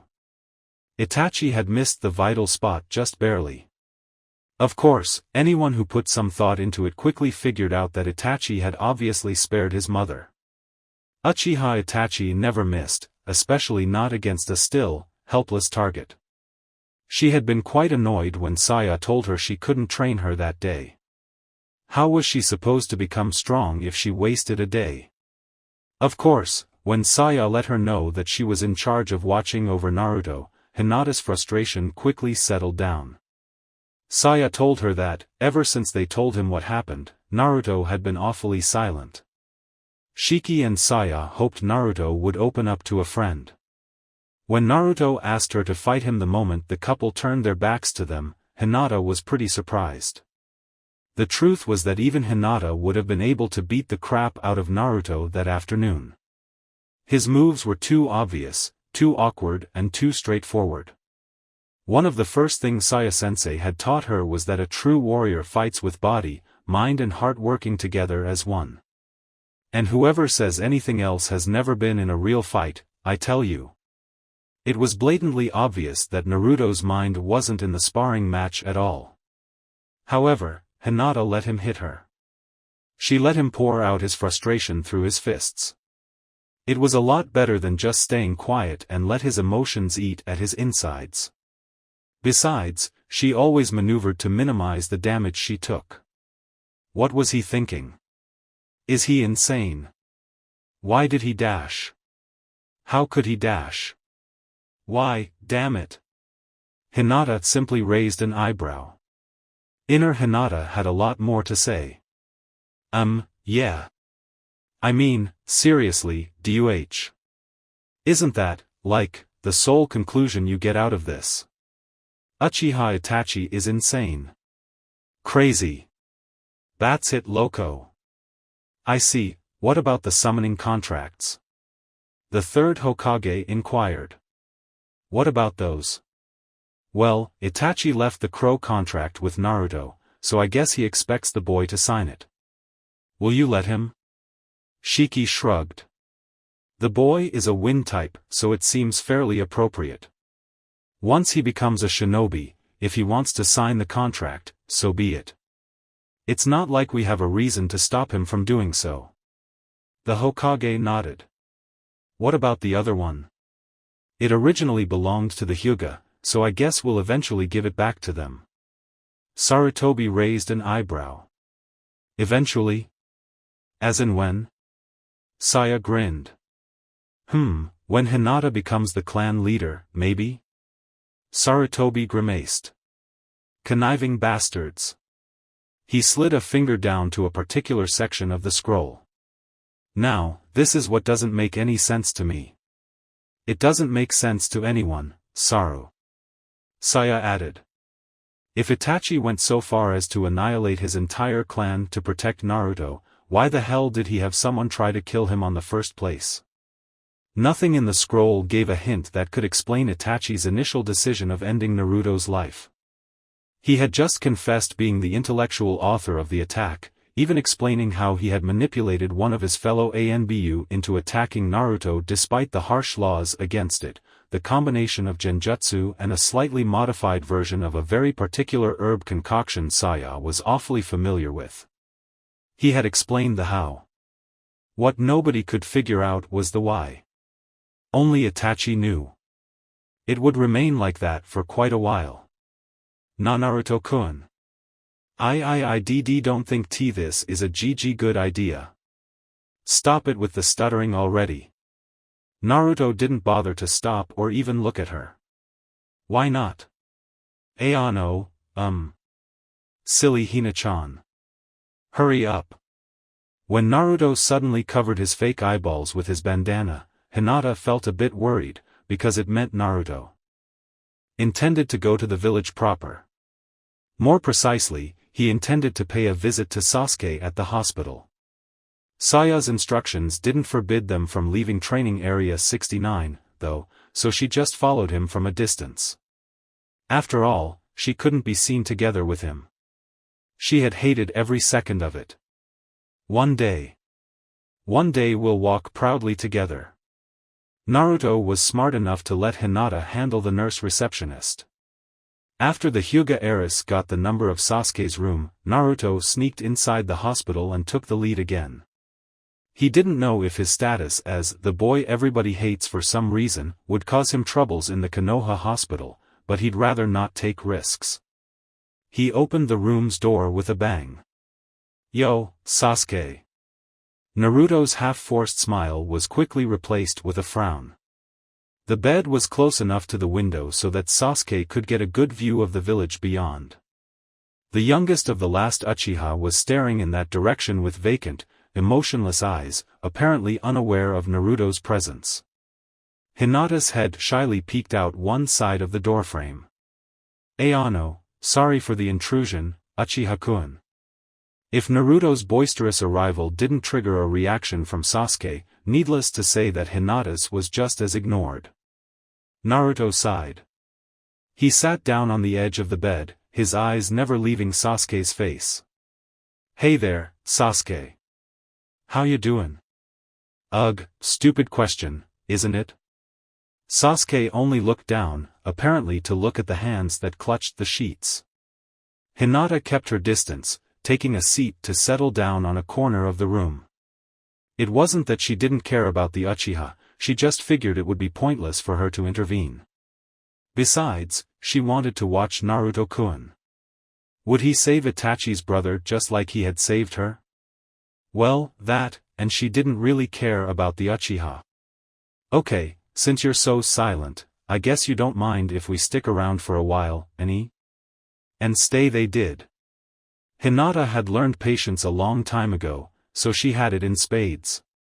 When it came to Naruto, she could take anything, or, at least, that's what she told herself. Certainly, lots of patience is needed to deal with Uzumaki Naruto. So she was patient and stayed perfectly still on her seat like a flawless doll.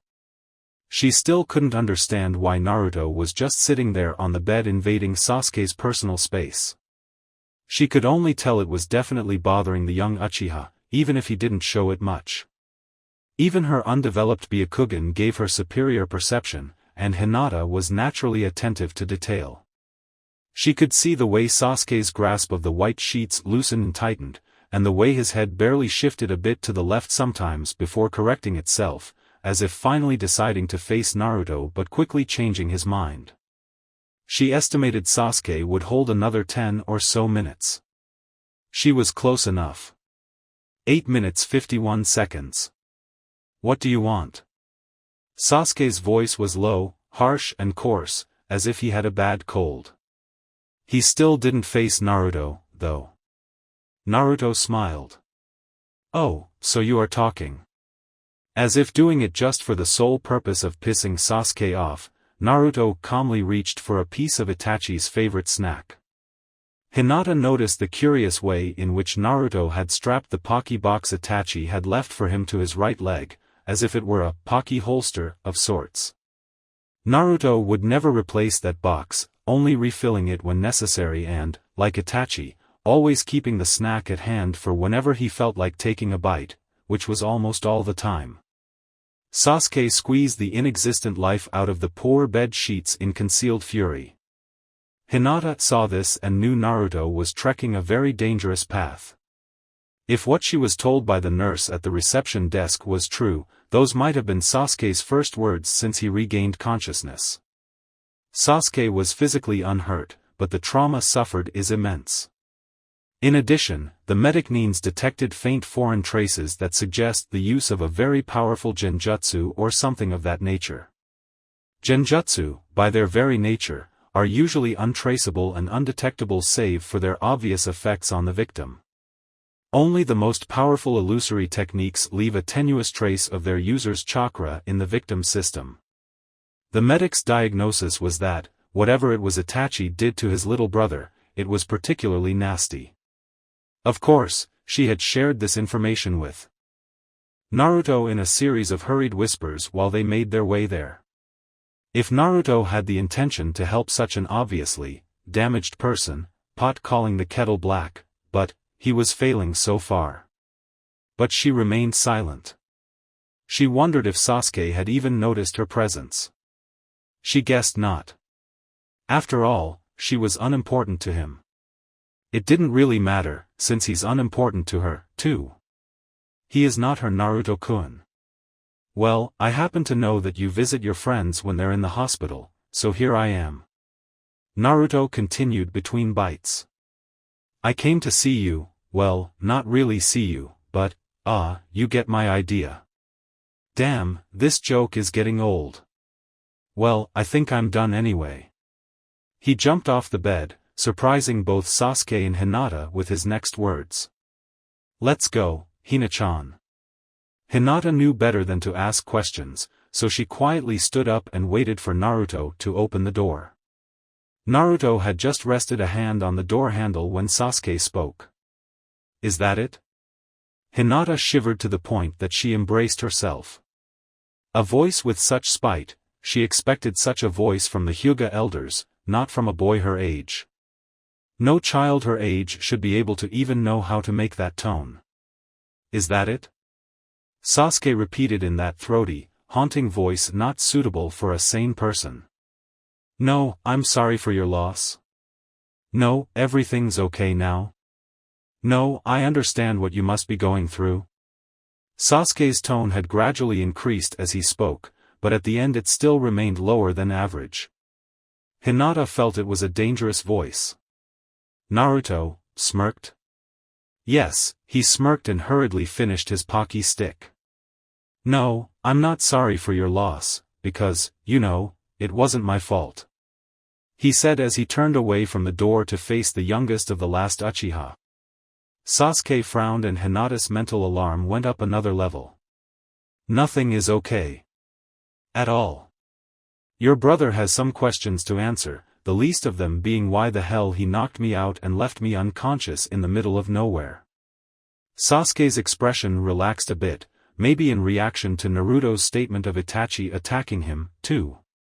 Hinata didn't lower her cautious guard, while she made a mental note to beat the shit out of Uchiha Itachi if she ever got the chance. Naruto stood by the bedside once more. And, no, I have absolutely no idea what you must be going through right now, since I haven't had my entire clan brutally murdered by my crazy psycho brother, don't have a clan in the first place, you see. Don't have a crazy psycho brother either. So, nope, you're not getting that from me. Sure, I can fill your ears with that sort of bullshit if that's what you want, but I'd rather not. Silly Sasuke. Naruto's finishing touch was the classic flick of the forehead he knew the Uchiha disliked so much. Hinata accepted that Naruto made some very valid points. She just wished he had used better, nicer, words to convey them. It was obvious Sasuke didn't find Naruto's words and actions humorous in the slightest. In fact, she'd say he looked quite furious. As in Bloodshot Eyes Furious. Indeed, Sasuke exploded. What do you dash? Or at least he tried to, until a gust of wind from out of nowhere buffeted his face and shut him up. Keep it down. I don't want the nurses coming here and assuming I'm here to finish Baka Itachi's job or something. As if he had seen Hinata's slightly unsettled look, Naruto justified himself. Hey, I'm the kid everybody hates for no reason. I wouldn't be surprised if they come up with a crazy idea like that or something. Of course, Naruto couldn't know that Sasuke's room was fairly isolated from the rest, special treatment for the Uchiha, of course, so it was fairly safe to be loud, fairly. It would become an amazingly convenient detail in a few seconds. Sasuke, never being one to be left ignored, restarted his rant. He did keep his voice relatively down. What do you know? Do you like it, coming here to make fun of me like that? You think you're going to make me feel better like that? You said it, you know nothing. You have absolutely no idea about anything. I lost everything. I have nothing. He took everything away from me. I'm alone. Naruto and Hinata reached the exact same conclusion. Ah, so he hasn't been told about his mother. Ah, yep, having nothing. Now that's something I know plenty about. Maybe I shut up. Sasuke snarled threateningly. Don't you dare compare yourself to me, Naruto. You never had a family in the first place. You had nothing. You have no idea how it feels to lose anything. Again and again, in front of your eyes. And again, the two disciples of Horai thought as one. Ah, so that was the genjutsu, maybe? By this point the smirk on Naruto's face had long disappeared, but not for the reasons Hinata or Sasuke might expect. You know nothing. About me, about anything. So don't come here thinking you can say all the stupid things you want, get lost already. Sasuke finished with an order that was more a whine than a bark. He was crying, but, for the first time in his life, he didn't give a damn about being seen. Still, he turned away from Naruto and back to the window. He just didn't want to see Naruto, or anyone else. He couldn't see Naruto taking off his bandana. He did hear the blonde emitting some sort of low-pitched grunt, which was soon eclipsed by Hinata's pained squeak and a very gross squelch followed by two popping sounds. A second later, something hard and round bounced on his lap and rolled away until it rested on the soft and smooth surface of the bed in front of him. You never asked a thing about my blindness, Sasuke. And I was glad for it. I thought you were being considerate. Now I know you just didn't give a damn. Sasuke slowly picked up the strange ball of hardened clay with the myriad of diminutive seals and the tomo-shaped green and blue stones put together to make a yin-yang circle. I'm not just blind, stupid. Now give me back my eyeball. Sasuke froze. There was absolutely no way he could not turn around after hearing that.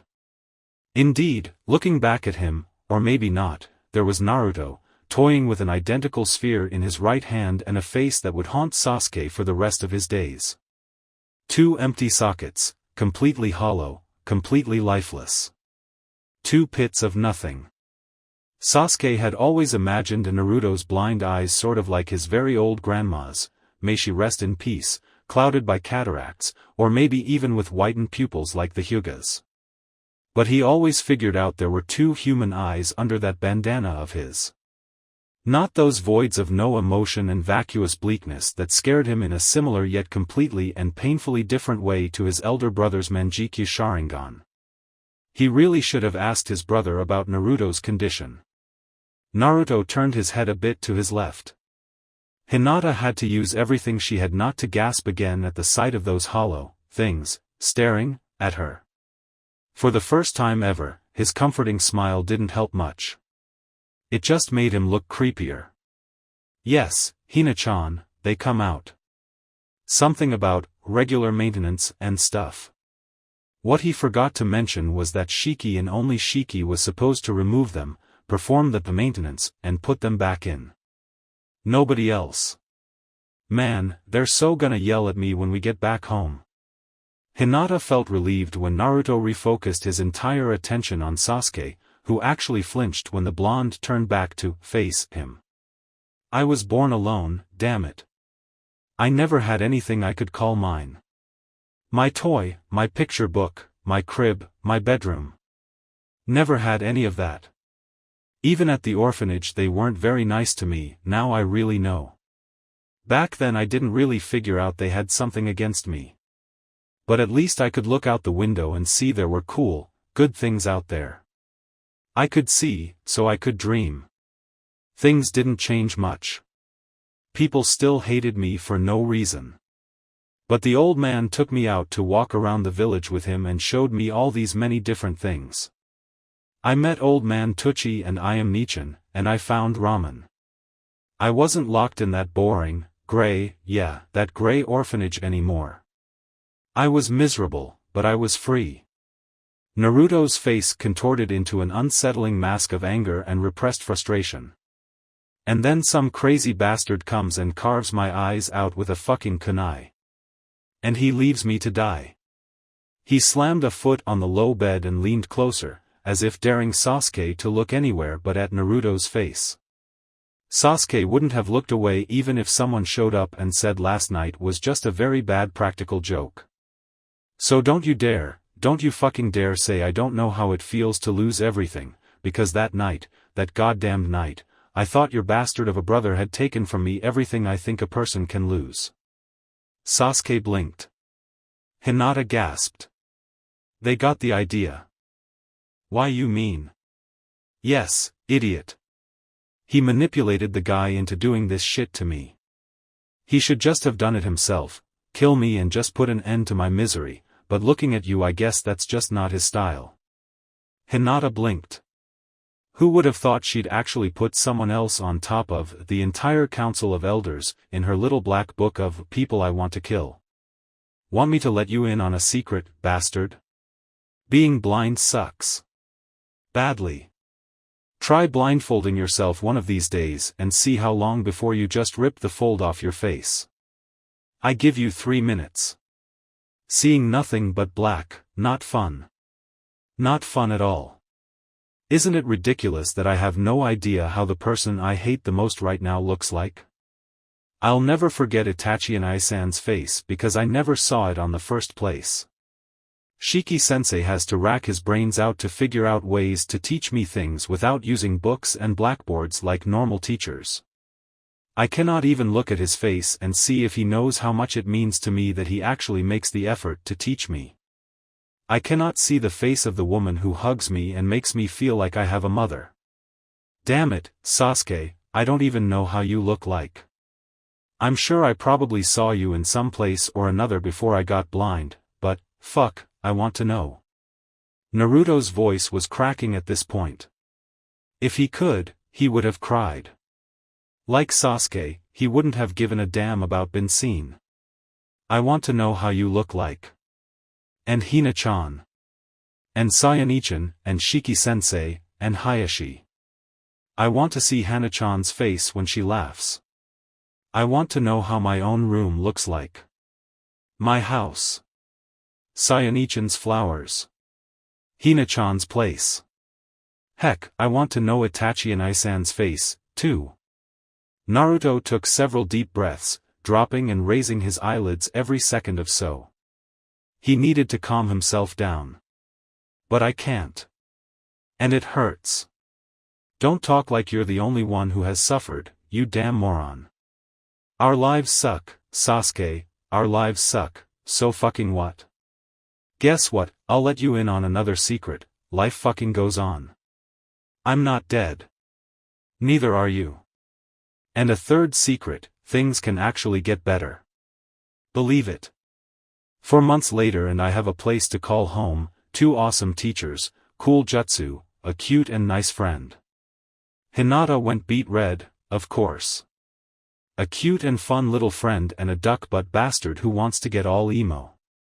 Oh, and these super badass clothes. Which are not girly. Hinata almost giggled. She could tell that Naruto's initial anger had subsided. Now he was just lecturing someone who desperately needed a lecture. You're supposed to be a genius, so think, damn it. I can just see it, you, looking out the window like a stupid old geezer thinking that your life is over or something worse, something even more stupid, like going after Itachi and Ai-san for revenge or something stupid like that. Sasuke stiffened, and the other two noticed. Naruto had just read his mind. Itachi and Ai-san? Yep, Itachi and Ai-san. Oh, I am so going after him, don't think I'm not, and you're free to come if you want, but no revenge involved, no way. And we're not going anytime soon, I don't want my ass kicked, thank you very much. But I'm going after him, one day, I swear. I told you, he has a lot of questions to answer, and then I'll see if I forgive him. Sasuke and Hinata gaped. Forgive? He could still think of forgiving Itachi? Oh, I'll make him apologize, even if I have to kick his ass. And he'll have to give me one hell of a good excuse for all this crazy shit he's pulled off, and a lot of ramen. Yeah, ramen. No. Pocky and ramen. Yep, that's good. Damn, I'm so smart. Sasuke shuddered. He was having a flashback. Anyway, I'll deal with your brother. One day. When I become more awesome than him. Same goes to you. If you want to know why he killed all your folks, then train. Become strong, so that you can make him answer. You have time and, damn it, you have talent. You're the genius Uchiha with the neat swirly eyes. You're probably kicking ass at the academy already. I can't go to the academy yet because I don't have eyes. Seriously, it's so not funny, it's funny. You know? Whatever. I said way more than I had to. Just, man, you're bad enough as it is, you don't want to get worse. Seriously. Now that I know what the whole emo thing is all about, I've got to thank Cyan for stopping me right on time. Really, you are so pathetic right now. I don't like pathetic people. Hina-chan knows. Hinata caught the indirect. Don't you ever dare act like that too again, Hina-chan. I have no intention to, Naruto-kun. After claiming back his mediums, storing them in a pocket and covering his hollowed-out eye sockets with the bandana, he retraced back his steps to the door for the second time. The old Sasuke was cool. A ramen-hating prick, but a cool prick. If the old Sasuke ever wants to play, or train, he knows where I live. With that said, he abruptly opened the door the left room, not even bothering to close it behind him, probably expecting Hinata to follow him. The other two looked at the empty doorframe in silence for a few seconds until Hinata figured out it was time for her to depart as well. However, she wouldn't leave without a few words. Uchiha-kun. His expression as he turned to look at her seemed more tired than anything else. Well, at least he's not scowling. Your mother is alive. Sasuke's pupils contracted and his body felt surprisingly heavy on the bed. Mom. She is alive, but she is badly hurt. So, if you cannot be strong for yourself, or for Naruto-kun, please be strong for her. She needs you. Family should support each other. Hinata bit her lip. Her own family had so much to learn. Sorry to bother you this afternoon. Please be well. She, too, disappeared behind the door, but at least she bothered to close it, leaving Sasuke alone with a maelstrom of thoughts and feelings. Uchiha Mikoto was a strong woman. She did make it to Jounin rank before taking the life of a housewife, after all. Even if she had little reason to use it after her retirement, she also had a fully mastered Sharingan. She was one of the few Uchiha females who had achieved this, for some reason. This was probably one of the reasons Fugaku saw her as a potential partner. Yes, Uchiha Mikoto was a strong woman. This explains why she woke up from a wound as close to lethal as it could be without being lethal at all in barely more than 24 hours. Of course, the first sensation that assaulted her as she returned to the land of the conscious was the unsettling numbness that made her mind foggy and her body feel like concrete. She then noticed the pulsating throb somewhere in her abdomen. She put 2 and 2 together and figured out she was under the effect of powerful pain-numbing drugs. She felt like a rock. Seriously. Her ninja training kicked in, obliging her to identify her surroundings. The lightest inspection quickly allowed her to recognize the walls, ceiling, and bed of the Konoha hospital, a sight every Konoha shinobi and kunoichi eventually got accustomed to. It never got any more likable, unfortunately. She forced herself to remember, to figure out why she was in the hospital on the first place. When the memories came back to her, the numbness disappeared almost in its entirety. Itachi. She felt her eyes water. Her son. Her own son. She had felt him escape her motherly grasp, she had seen his relationship with the clan degenerate, but she never imagined. She felt the weight of failure as a mother striking with a righteous fist of retribution. Why didn't you just? Like everyone else, she refused to believe Itachi didn't miss on purpose. What was she supposed to do after that, completely alone? Restore the clan? As if. Besides, by the nature of the blow, she wouldn't be surprised if Itachi had rendered her utterly unable to have more children. In the cool twilight of that quiet February night, Uchiha Mikoto felt painfully alone. A knock on the door. Mikoto sighed. She wondered if she could pretend being unconscious at least for that night. However, it was not a nurse or a doctor or even a medic nin whose head peeked from the other side of the door. Mom? Recognition washed her away like a glacial wave, leaving only a vast swamp of shame and regret. Her eyes brimmed with tears begging to be shed. Her body felt even heavier and the blank sheets felt like they were made of lead.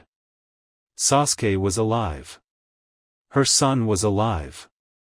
Itachi had spared her son. Then it clicked. I'm sorry, mother. Itachi wasn't apologizing for killing her and everyone else. The very opposite, he was apologizing for going against her wish. Since the beginning he had intended to spare the two of them, Sasuke and Mikoto, and just the two of them.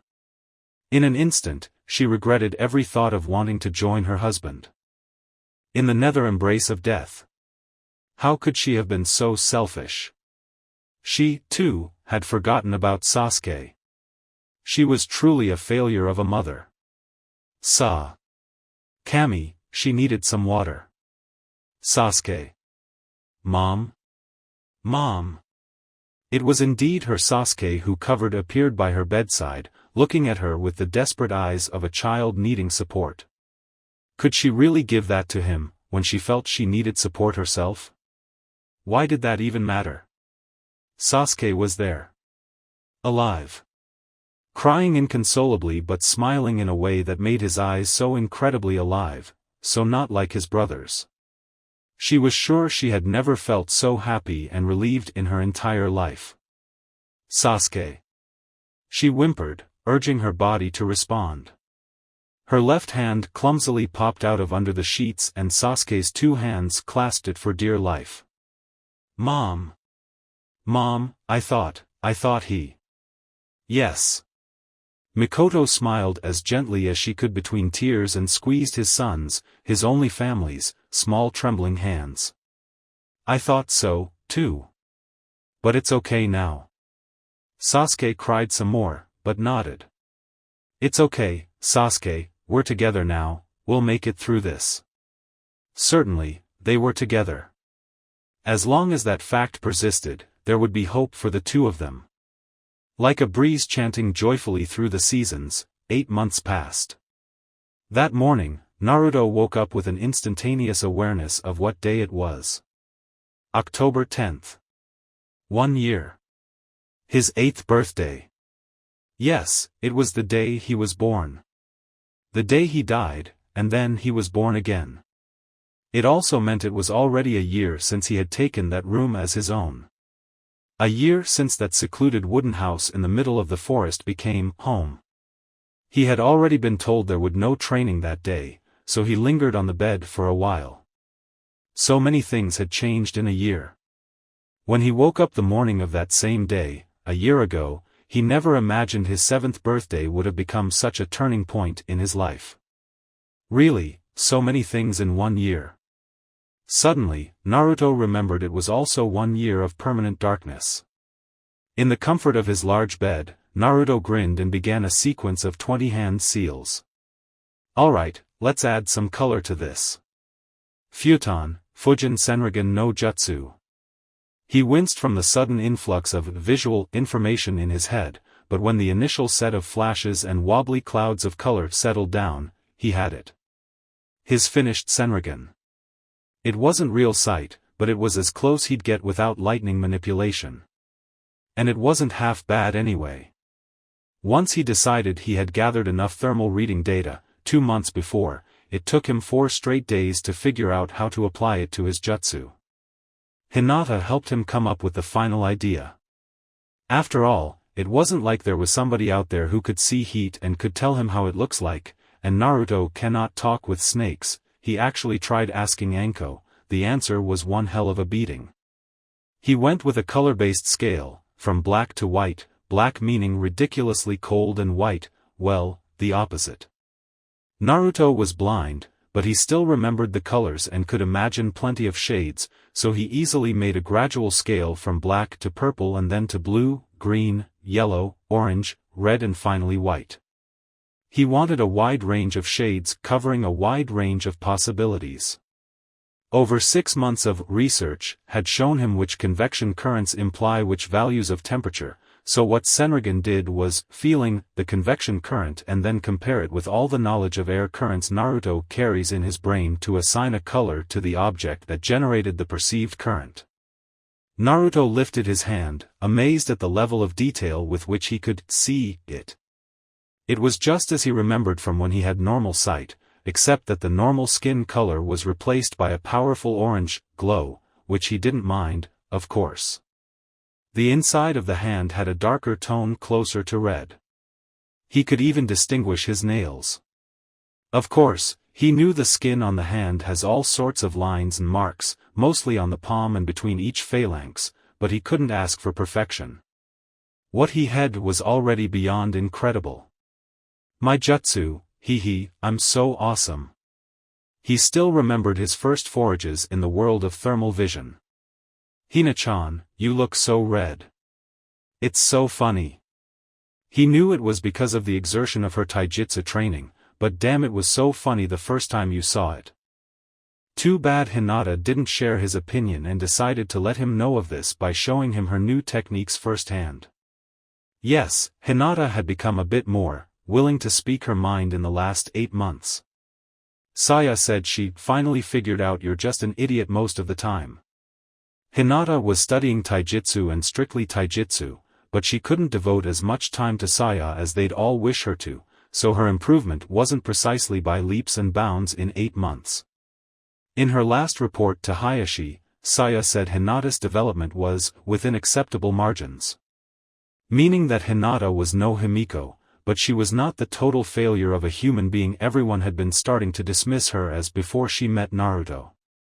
While her progress in the arts of hand-to-hand combat was slow and there was no way around that, Saya had discovered Hinata's true talents. The first was of course her skills with medicinal plants and their uses, which was an obvious consequence of the common interest in gardening and plants in general she shared with Naruto.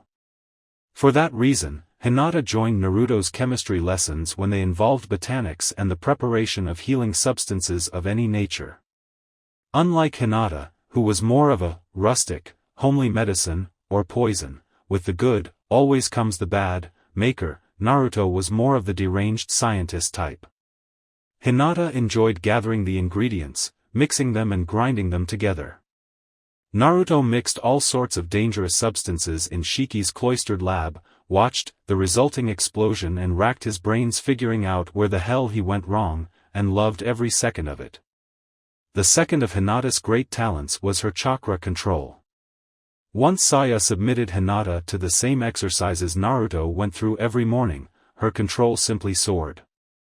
Saya had long figured out it was simply a genetic thing about females developing greater chakra control than men, but it never ceased to amaze her.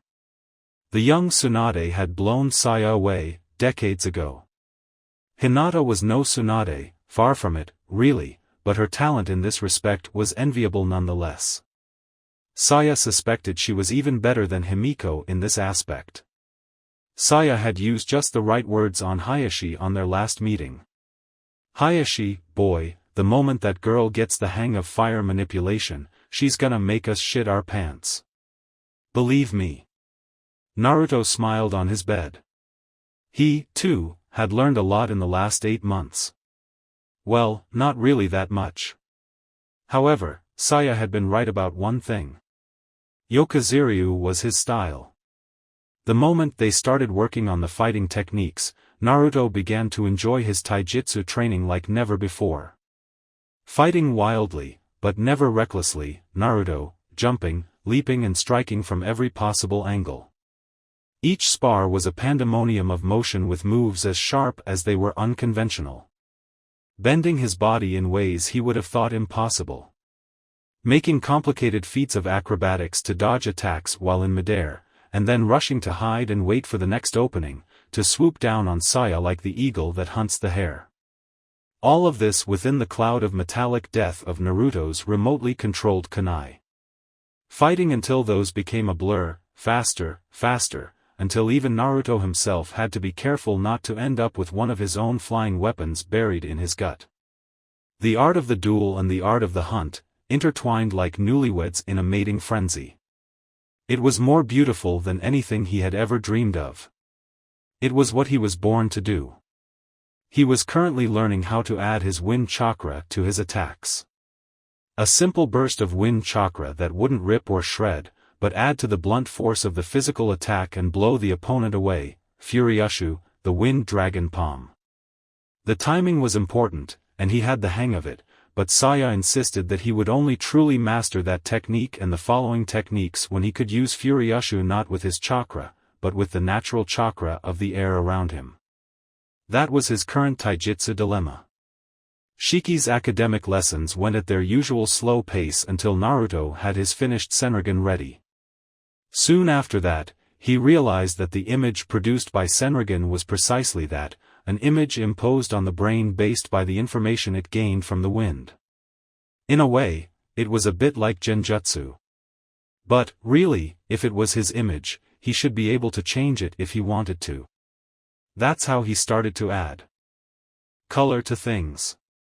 Leaves became green, water and the sky became blue. Clouds gained shades according to the weather. It wasn't the reality. It was his reality. There was no way for him to know if the shade of purple on Saya's Cheongsam is the shade of purple in his mind's Cheongsam. But that isn't the point. The point is that ink became black, and chalk became white.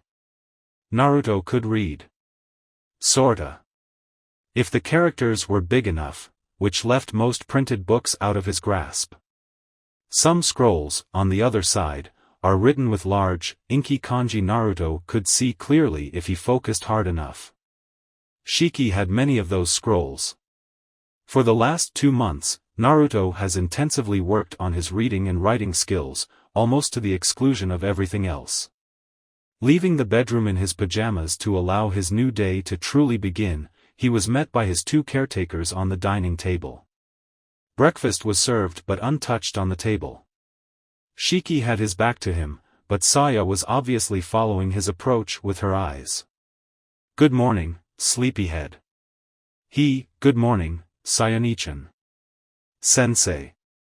Naruto had the decency to look a bit ashamed. "Were you two waiting for me?" "Sorry." "Not really," Saya admitted.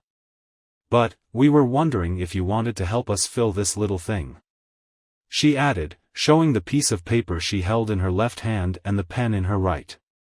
"What's that? Crossword puzzle?" "Not sure I could help with that." No. Saya corrected. Your application to join the academy next year. After the moment of stunned silence, the shit-eating grin. No way, no way, and no way. Oh, really? Yeah, really. Saya rolled her eyes. I say you're ready, my silent husband here says you're ready, Sarutobi hopes you are ready, and the rest of the world can go to hell. So, sure, let's get you in the academy, hopefully in a class with more brats your age. Awesome. Naruto abandoned all decorum and jumped to Saya's arms, which were more than ready to welcome him. Shiki put down his latest scroll, Oscillatory Effects of Elemental Chakra on Materials, and took both pen and paper from Saya's busy hands. Sorry, dear, but I have better handwriting. Oh really? Saya questioned while she gently pushed Naruto away and to his seat. Yeah really. He looked down at the paper Saya had picked at the Hokage's office the previous day. Name? Uzumaki. What about Horizon? Shiki stopped writing and calmly deposited the pen on the table before looking at Naruto studiously. Saya was looking at Naruto as if he had just said he had 3 days left to live. What did you just say? Naruto shrugged. Sure, I mean, why Uzumaki? Because it's your name? Shiki stated as if it were the most obvious thing. But, really, you guys adopted me a year ago. I guess it's time I actually get used to use the family name, huh? It's a shame Naruto couldn't see the looks on the two's faces. Even Shiki looked like a fish out of water. Saya was shaking, to the point that she had to grab Naruto's hand with the two of hers to settle down. Since my wife seems incapable of speech, I'll say it. The mauve-eyed seal master explained. We never adopted you, Naruto. We took care of your recovery and we are taking care of your training and education, but, legally, you have no relatives or guardians. Oh well. Naruto shrugged and looked down at his lap. He didn't really know what to think about that. Shiki went back to the application sheet, determining the topic as done and over with, mumbling a low Uzumaki, Naruto. As he scribbled. He didn't know how it was written, and Naruto didn't know that many kanji, so he guessed he'd have to come up with the most appropriate combination. On the other side, his wife silently decided the topic was far from done and over with. Naruto's overall expression and posture and the burning feeling in her chest told her so. Naruto. Do you want us to adopt you? Shiki shot a glance at his wife. She returned it with a glare. See? He won't even notice our disagreements. It's perfect. Naruto actually blushed a bit. Well, we've been living together for a while and, damn it, you two are the closest thing to parents I've had, so I don't know better. I mean, you guys are weird at times. Hey. But you're really, really cool and you teach me things and you take care of me, so, I guess I wouldn't mind. Saya couldn't stop herself. She grabbed Naruto and pulled him back to her embrace, all the while shooting the look at her husband. As for Naruto, he's never minded being hugged. He's used to it, actually. Between Saya and the women at the Hyuga hot springs, it's hugging ahoy. Can we keep him? Shiki? Please. Shiki avoided the look by looking at the piece of paper and tapping the table with the pen. Ironically enough, the only line he had finished was, name, Uzumaki Naruto. I should have known we would end up like this, sheesh. Saya, do you realize the political consequences this could bring? Of course not. Figures. Does it break the terms of the contract? Not really. Then I don't care about anything else. Saya. Knowing there was no argument with his wife, Shiki spent the next 2 minutes with his eyes closed, studying the many potential scenarios that could unfold if Naruto officially became a Horizon. By the time he was done, he felt awfully old. He sighed. It's really ending, isn't it? He smiled gently at the sight of the other two frowning at his sudden comment. Ah, don't mind me. Brat. The sudden call for attention had Naruto standing upright like a soldier. If we do adopt you, then you would become the heir of the name Horizon. We might be a small clan, but we sure are a proud one. Hell yeah. Saya added with a playful tone. You will have to learn how to manage the clan matters for the day when you take the mantle of leader. What clan matters? When we're not training him or doing jobs, we do whatever the hell we want.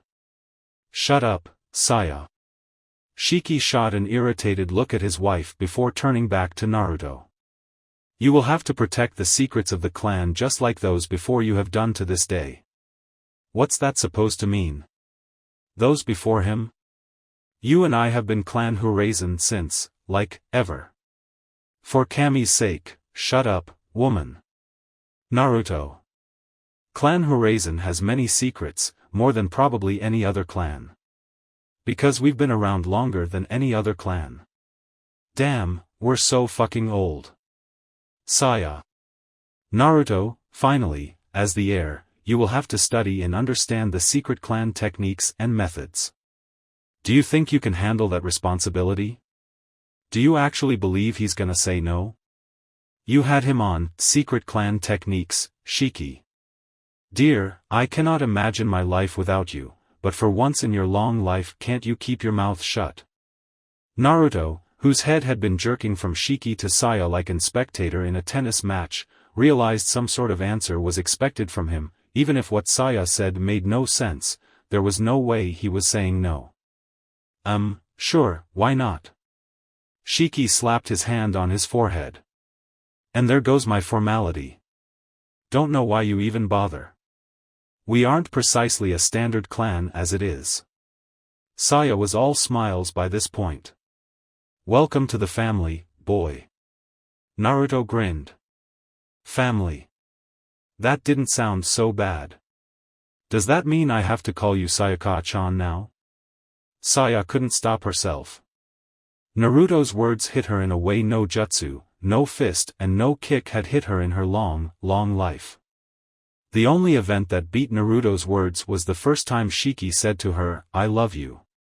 She cried. She cried like she hadn't cried in so long. She cried until she fell on her knees and Naruto hurried to hold her, wondering if he had said the wrong thing. However, it was hard to tell with the cute giggles mixed between the sobs. You can call me however you want, boy. Naruto turned to the other person in the room. Shiki-sensei. Yes, you can call her that, too. Saya's body actually jerked a bit. Did you just make a joke, dear? SAA, who knows? Now, get up. We have lots of work to do today, then, starting with getting another of these forms. This one's useless now. Sensei. What is it, Naruto? If I'm a citizen of Konoha, does that mean that Horizon is now an official clan of Konoha? Yes, it does. Shiki wanted to see where Naruto wanted to get at. Does it mean in the council? Shiki blinked exactly twice, before responding with a smile that was almost evil. It's good to see you pay attention at my politics lessons, Naruto. Hey. Hey, I figured out something too. Saya exclaimed rather excitedly while she wiped away her tears of joy. What? Shiki was honestly intrigued. We're no longer the smallest clan ever. I mean, the Uchihas only have 2 people. Long. Uncomfortable silence. Sayane, Ka-chan, that was mean. What he said. Sorry. Noon that day, the Hyuga mansion. Outside, everyone was getting ready for that year's Golden Festival. There would be no fireworks that year in remembrance of the Uchiha clan, which always took care of that part of the festivities. While other clans prepared emergency meetings to figure out what to make of the latest council meeting summoned by the third Hokage, Hayashi and Naruto discussed the results of that meeting over sake in the dojo where, daily, Hinata was taught the not-so-gentle fist. Well, Hayashi enjoyed the sake. Naruto was having a blast with tea. Not precisely a blast, maybe, his legs were killing him, he'd never get used to sitting like that.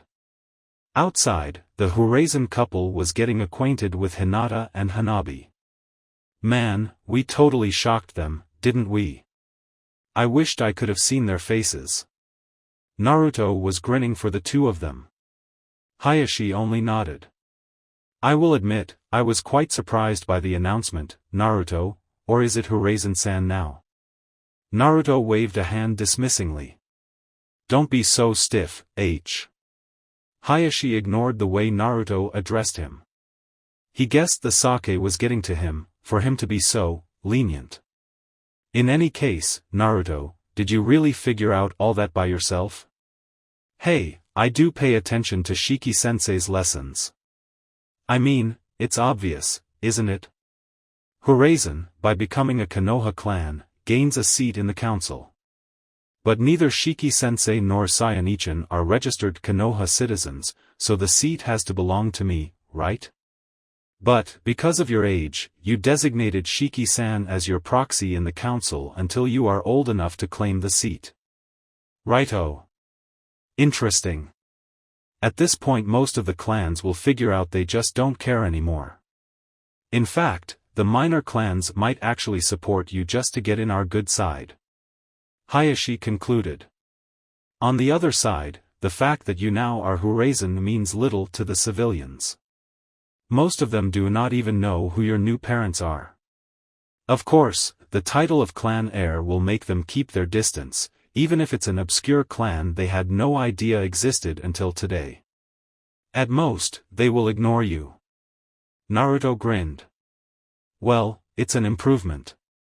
Hayashi, though, had more things in his mind. I do not think it will be that simple, though. Only time will tell. But the Hyuga leader proceeded. I take it this isn't why you wanted to talk to me in private, child? Nope.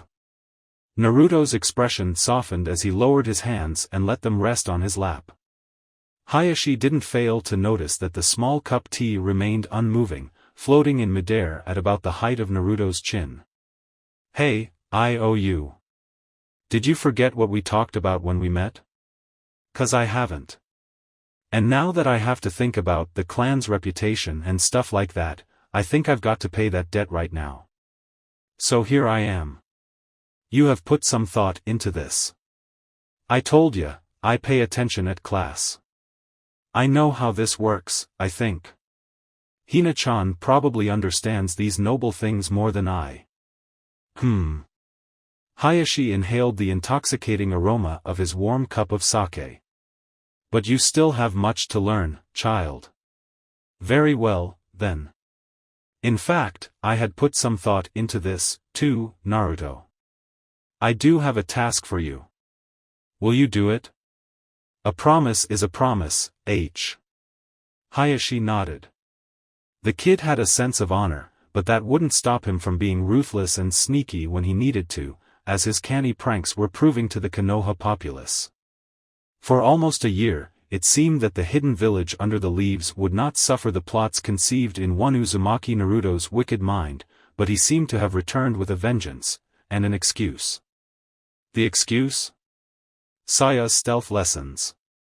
Yes, Saya was a firm believer of a more hands-on teaching experience. And it was a well-known fact Naruto learned more while doing something he enjoyed. The conclusion is obvious. A knock on the sliding wooden door called for their attention. Who is it? It is Hinata, father. I believe you have called for us. Bah, just open the stupid door. Saya, when did you forget manners? Hayashi shot a look at his guest. Naruto only sweat dropped. I wonder who has better manners, the mother or the son. Hayashi mused in a low tone to keep it from being heard by those outside. He raised his tone for the next question. Is Hanabi with you? I am, father. Hanabi's voice, even she was being courteous and respectful, remained livelier and brighter than Hinata's. Then please do come in. Hinata was the first to enter, after a respectful bow towards both her father and his guest. She elegantly sat on the floor behind and to Naruto's right, apparently impervious to the uncomfortable position of the legs, facing her father with a straight look. Next to her sat the Horizon couple, who had walked inside the room locked in a staring contest.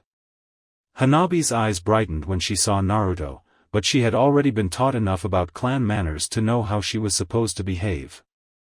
Therefore, she repeated her elder sister's actions, even if it was obvious to everyone else in the room that she only wished to drag Naruto away to play with him in the gardens. I know you are already acquainted with my youngest daughter Hanabi, Naruto. Hayashi said before she could sit, claiming everyone and especially Naruto's attention. Yeah, but, what does she have to do with? I want you to teach her taijutsu. Hanabi blinked. Hinata shifted her look between Naruto and her little sister. Tricky bastard. Hayashi's normal expression didn't change even while facing Saya's snarl. So that's your big idea, I won't teach Hanabi, so you'll make Naruto teach her my style? Precisely. Shiki pulled the back of Saya's cheongsam. Saya, settle down. But what? So Naruto will teach her Yokaziryu. Saya, you have only one secret style, and it's not Night Breeze Dragon. Taijutsu specialists all over the elemental countries know Yokaziryu. You know they love it over at Kumo, they've even added lightning-based variations. For Kami's sake, the guy who tried to kidnap Hinata used Yokaziryu. So what if Hayashi's little girl also learns it? Hinata froze for a few seconds. She couldn't stand the idea of there being any association between her dearest Naruto-kun and the worst episode of her short life.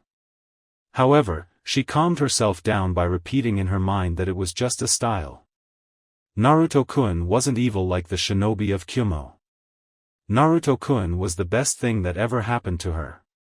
Her mind instantly reprogrammed itself, deciding that it was the shinobi of Kumo who were tainting Naruto-kun's beautifully acrobatic and stealthy taijutsu style with their foulness by daring to use it themselves. It would be another element of the infamous legend of Hyuga Hinata. She would mercilessly slay any Kumonin who showed any hint of knowing Yokaziryu. She called it, the purging. But I don't like his underhanded method. He's using my boy. Hey, I'm not being used by anyone. Naruto immediately complained. I owe a favor to Mr. H, you know. Hayashi rolled his eyes. Maybe he should have asked Naruto to forget that stupid name. He asks me to teach Hana-chan.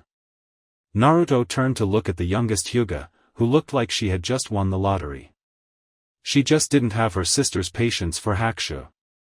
So I'll teach Hana-chan, but, do you really want me to teach her, Hayashi? Hayashi noticed the way Naruto changed the way he addressed him. Having removed the sama meant Naruto wanted to switch back to a more informal setting, without going as far as to call him Mr. H. Yes, Naruto. Let me repeat myself.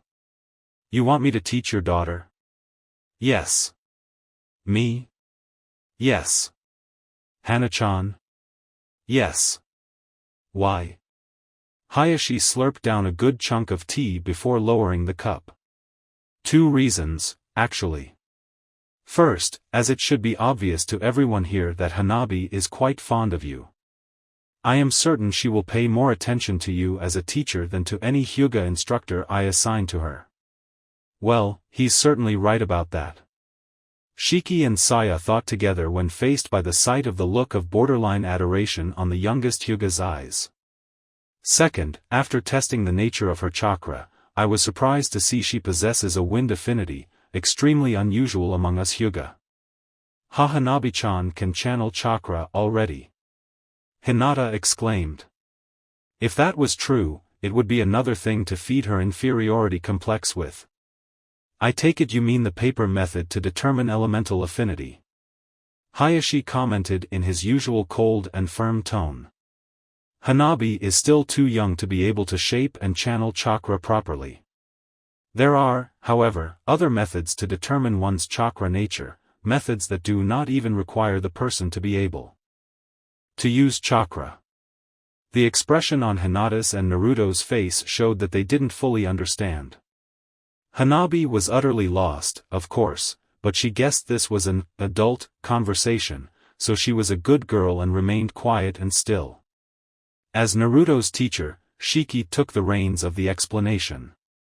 Every single living being possesses a chakra circulatory system, and there's always a minimal amount of chakra flowing through this system, even when you are not actively tapping into your chakra.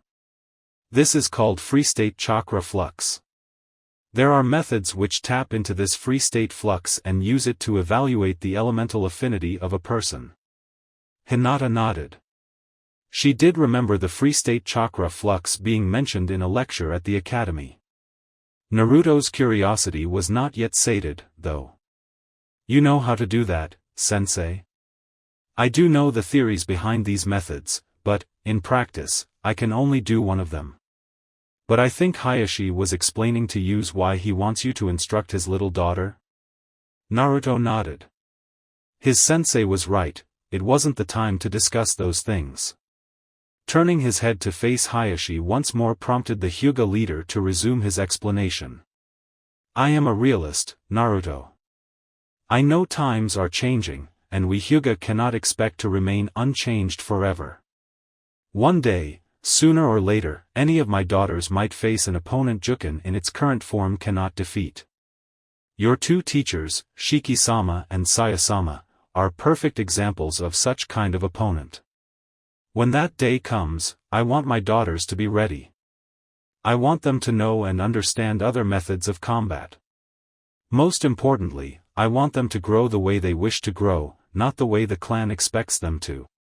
You just don't want either of them going Itachi on you. Shut up, Saya. Surprisingly enough, this was Hayashi. What he said.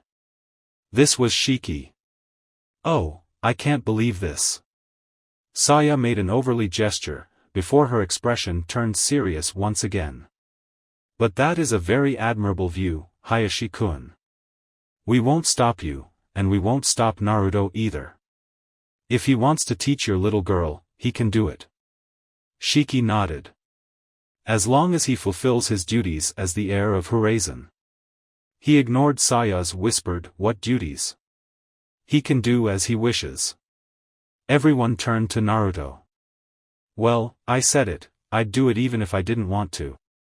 A promise is a promise. Besides, it sounds kinda fun, Hana-chan? Yup. Hanabi giggled in glee. Yep, it's gonna be awesome. But can we wait a little bit, until I actually become a little bit better at Yokoziryu? I mean, it's not like I have much to teach Hana-chan right now. Hayashi nodded. That is understandable. In the meantime, I expect Hanabi to improve her hakushu. Yes, sir. Hanabi was still grinning as she bowed respectfully to her sire. And this is how Horizon Uzumaki Naruto gained his first and most favored apprentice. That day, the whole world shuddered in absolute terror. Naruto, please come to my studio immediately. Naruto had been scared out his wits when Shiki's voice suddenly filled his head and gave him a message. It was the beginning of spring. Since the day of his 8th birthday, when it was decided Naruto would join the academy on the beginning of the next academic year, his training had taken new levels of exigency. After all, Saya and Shiki wouldn't have much time to teach him once the academy and Hanabi's education. He still couldn't believe he already had an apprentice, claimed Naruto's time. In the morning, the real Naruto and the real Saya practiced Yokoziryu, stealth, as in, pranking, and tracking, while Saya's shadow clones took Naruto's shadow clones for reading, writing, botany, first aid and, well, piano lessons. In the afternoons, Shiki removed the free hour Naruto had and filled it with more lessons. Naruto had absolutely no free time. But it's not like he had many things to do with his free time, should he have any. Had it been any other person, Naruto might have burst loudly into the room, announcing his presence with a boisterous voice. However, this was his sensei, and his sensei appreciated silence, especially in his office. So he just knocked on the door. "Come in." Shiki's office was the quintessential lair of a savant. The two walls on the sides were invisible to the eye, covered as they were with tall shelves completely stacked with books and scrolls. Naruto looked rather fondly at the 5-foot by 4-foot blackboard supported by two metal legs with small metal wheels for mobility. While Shiki had mostly used the enormous blackboard he had in his library, the smaller, mobile blackboard had also been the center of many lessons ever since Naruto's Senrigan developed enough for him to read large characters. It looked like Shiki had hastily erased the former contents of the board and scribbled a single line in small letters Naruto couldn't read. "Sit down, Naruto," Shiki commanded, never looking away from the scroll he was reading. Shiki's desk, one of them, he had a larger one in the library, was approximately 55 x 26 x 30, a fine two-pedestal desk elegantly made with flame mahogany. The horizontal writing surface was covered by a beautiful dark leather inset. Overall, it screamed elegance and antiquity. Naruto waited quietly. Shiki was, and would always be, the only person in the whole world that made Naruto be quiet and attentive without making any conscious effort. The reason behind this would never be clear. It was just the way it was. Shiki finished reading whatever he was reading, only to pull out a loose piece of paper from one of the desk's 9 drawers, scribble a few notes and push both scroll and notes aside, clearing the space between him and Naruto. "So, Naruto. Tomorrow you enter the academy." Naruto grinned. Yes, he was. Spring had come. The cherry blossoms were in full bloom, and the children of Konoha, civilians and shinobi aspirants alike, readied themselves for the beginning of a new academic year. And, finally, at long last, Naruto would join them. Sarutobi personally signed the authorization. After all, it's not every day they admit a blind child into shinobi training. "I hope you appreciate his efforts." Naruto nodded. "Yeah, the old Gramps rocks." Shiki chuckled. Naruto had ceased to be an ignorant little brat a long time ago, but some things just didn't change. "You will be joining the 3rd-year class. I believe that means you will be in the same class as Hinata." Naruto nodded. He had already talked about that with Hinata. Even if people still looked at him ugly, he was the heir of a Konoha clan, which meant he belonged to the list of people Hinata was allowed to talk to, especially since Hiruzen and Hyuga were allies. Of course, he would have to address her with a measure of respect, which meant no, Hina-chan, but it was better than nothing. From what he could tell, Hinata had some other ideas, but she just wouldn't share them with him, no matter how much he insisted. And, besides Hinata, there was also Sasuke. Naruto smirked almost evilly. He would have a blast with the Uchiha, whether the Uchiha liked it or not. Shiki decided to ignore the familiar mischievous look on Naruto's face, which reminded him of too many troublesome people, including Naruto's biological parents and his adoptive mother, and proceeded with the matters at hand. "Since you will be joining the 3rd-year class, you won't participate in the entrance ceremony. However, Saya will accompany you and deliver you to your new sensei. Now, I called you here for something else. As you know, your lessons under my guidance finished yesterday." Naruto's expression hardened. It was hard to believe that he wouldn't be receiving Shiki-sensei's lessons anymore. "As it is right now, your theoretical foundations are better than any academy graduate. You know all the mathematics shinobi might need and more, and I taught you about branches of physics the academy won't even touch. However, you will get enough practice on both areas over there. You'll also get plenty of chances to review the geography and history lessons I taught you. As for the other subjects I taught you which aren't covered in the academy's lectures, I hope you do review our lectures from time to time. It wouldn't do for you to forget everything I taught you about chemistry, military sciences, politics and economy." Naruto nodded eagerly. Like hell he was going to forget chemistry. Those lab practices were too awesome for words. And he was only on the 8th scroll of the Chemistry of Explosives series. Of course, Naruto was blissfully unaware of the fact that no 8-year-old should be reading about nitro derivatives of toluene. All the resources of my library are also available to you, even if you cannot read most of its contents. I hope you can make the most of what you can read.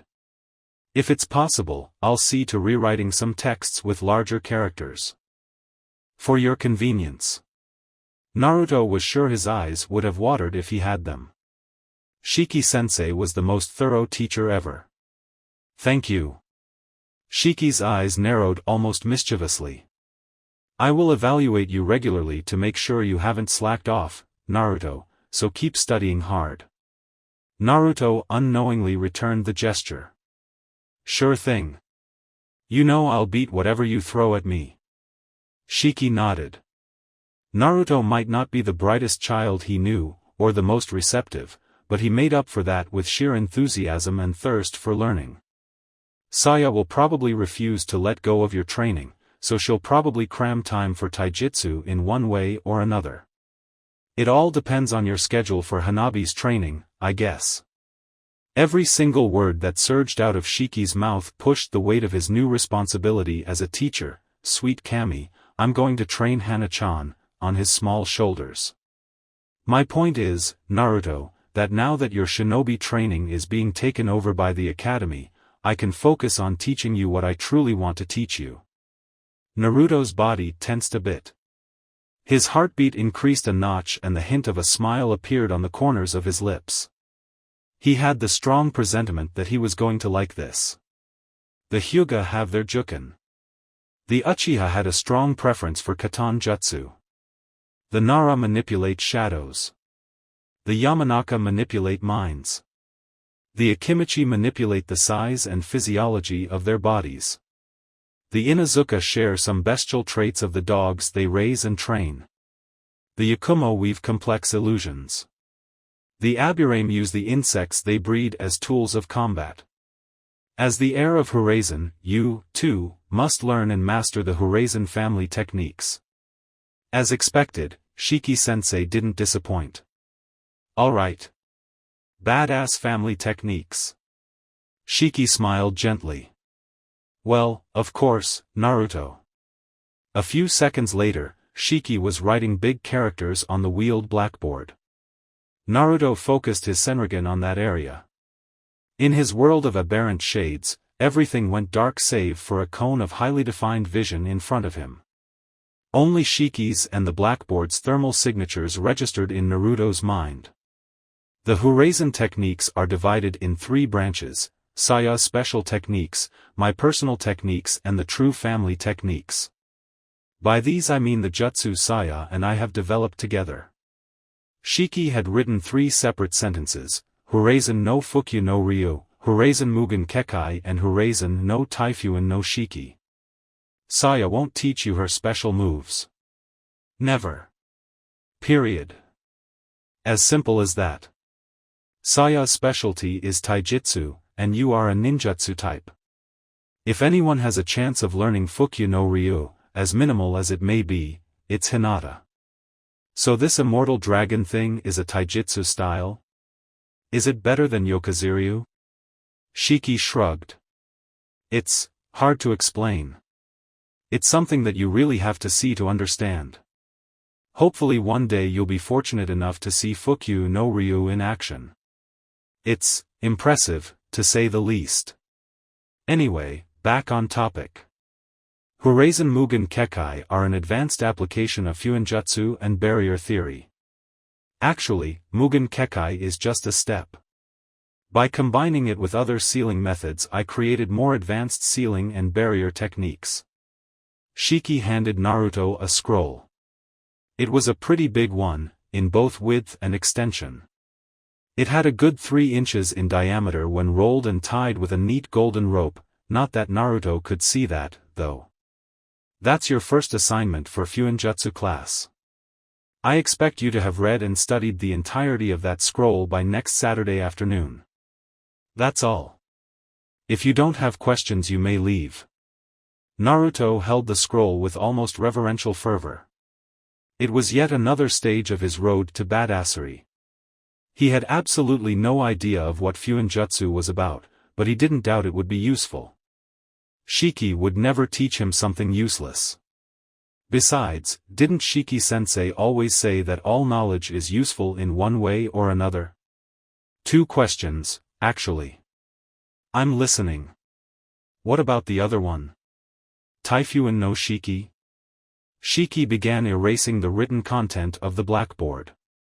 Naruto, it will take you years to reach the level of understanding of seals necessary to learn Mugen Kekai. Taifuin no Shiki is immensely more advanced than that, and it requires knowledge of things other than seals. Don't worry about studying Taifuin no Shiki for now. The second question. Yeah. How did you do that, voice in my head thingy? It was really freaky. Shiki grinned and took a few seconds picking a scroll from the top drawer of his desk, which he handed to Naruto. Took you long enough to ask. Futon, Sasayaku Kaze no Jutsu. One of the most useful techniques I know. I'm sure you'll be able to do wonders with it. Naruto grinned. A new thing to study and a new wind jutsu? It was like his birthday all over again. Thank you, sensei. I'm off to study, then. Naruto. Shiki stopped him before he could even reach the doorknob. I love Fuinjutsu. Sharing this with you, it means a lot to me. I truly hope you will come to love the art of sealing as much as I do. Naruto couldn't see his face, but he could interpret the variations in his voice. He could feel the honesty, the passion and the hope in those words. And he could tell that this was really important to his sensei. Naruto had always seen Shiki as a serious person, but, in that moment, Shiki was showing him a different form of serious. Curiously enough, this was one of the very few occasions in which Naruto truly saw Shiki as a father instead of just a very good teacher. Umino Iruka was not a particularly spectacular ninja, but he had a reputation as a good teacher. He also had decent luck with the opposite gender. Many were attractive by his gentle face, his well-tanned skin and his image of a well-mannered, caring and dedicated person. Even the notorious horizontal scar that crossed his face right under his eyes worked as a curiously effective chick magnet, as it led to female curiosity about the origin of that scar and the fierce shinobi hidden under the gentle face.